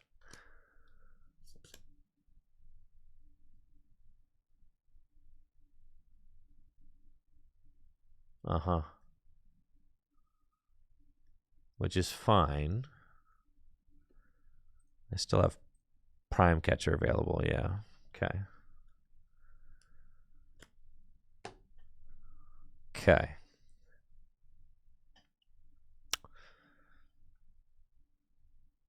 Well. Now we are spinning our wheels a little bit.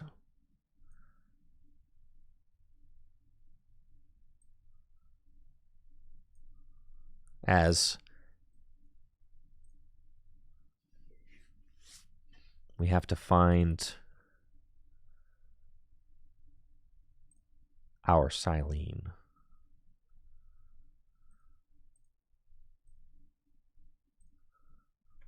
Okay. We cannot afford to discard it with that Pokestop. So, Pokestop, we shall not play.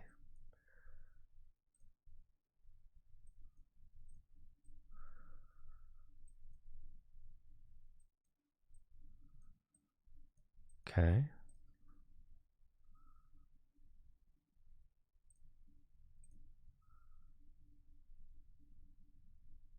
Alrighty.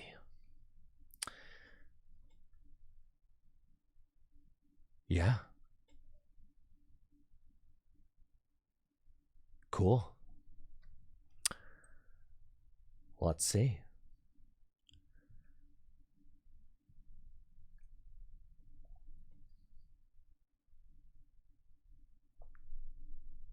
Let's go. You thought. Okay. And then I don't have win, so we just pass. Yep. Double heads just wins on the spot. Yeah, but.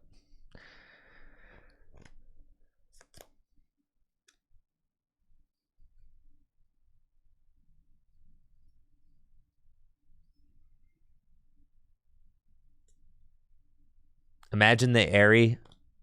I still have a route to win, even if they airy again.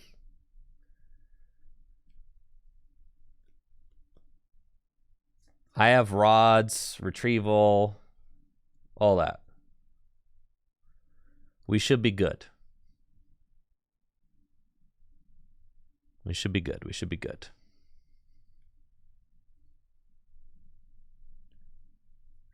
I've got Prime Catcher in deck as well.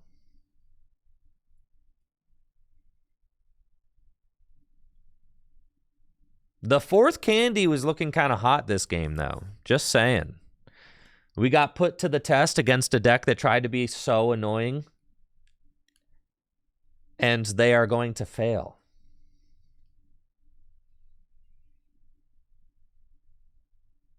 There's something really nice about your opponent not being able to... Oh, I did not have the 2 energy in deck. No, Jesse, I don't. I have 1 energy prized and 7 water in the discard.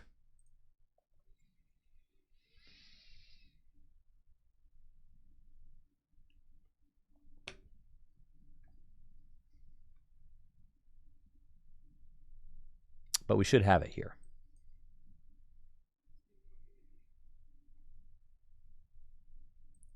All right, how much air are they punching right now? How much air, bro?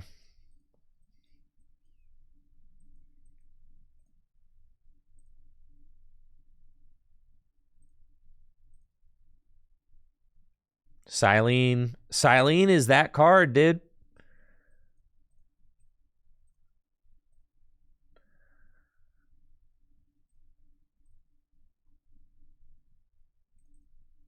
I tried to stop them from evolving. I tried so hard.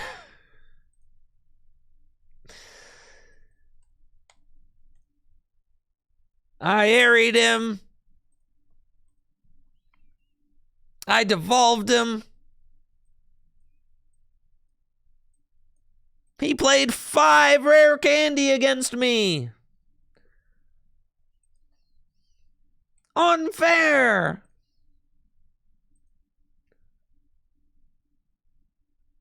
All right. No one expects the 5th candy. For sure, for sure.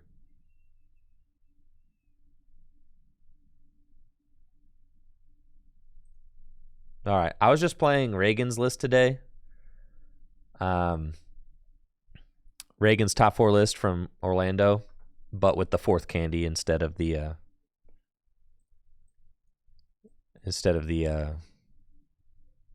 canceling clone. It did kind of feel like the canceling clone is a little bit of a greed card, and I get it. Greed wins.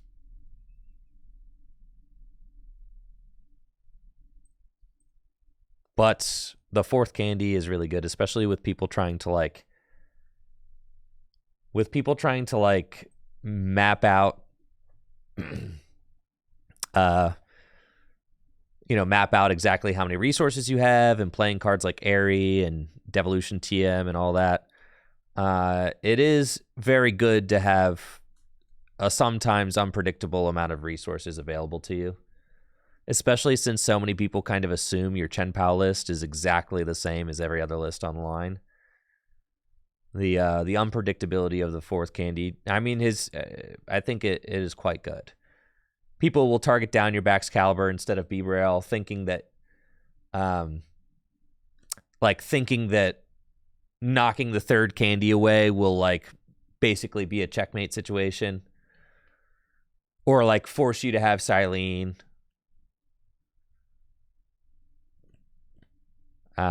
Yeah, I've definitely enjoyed the flexibility of the 4th candy.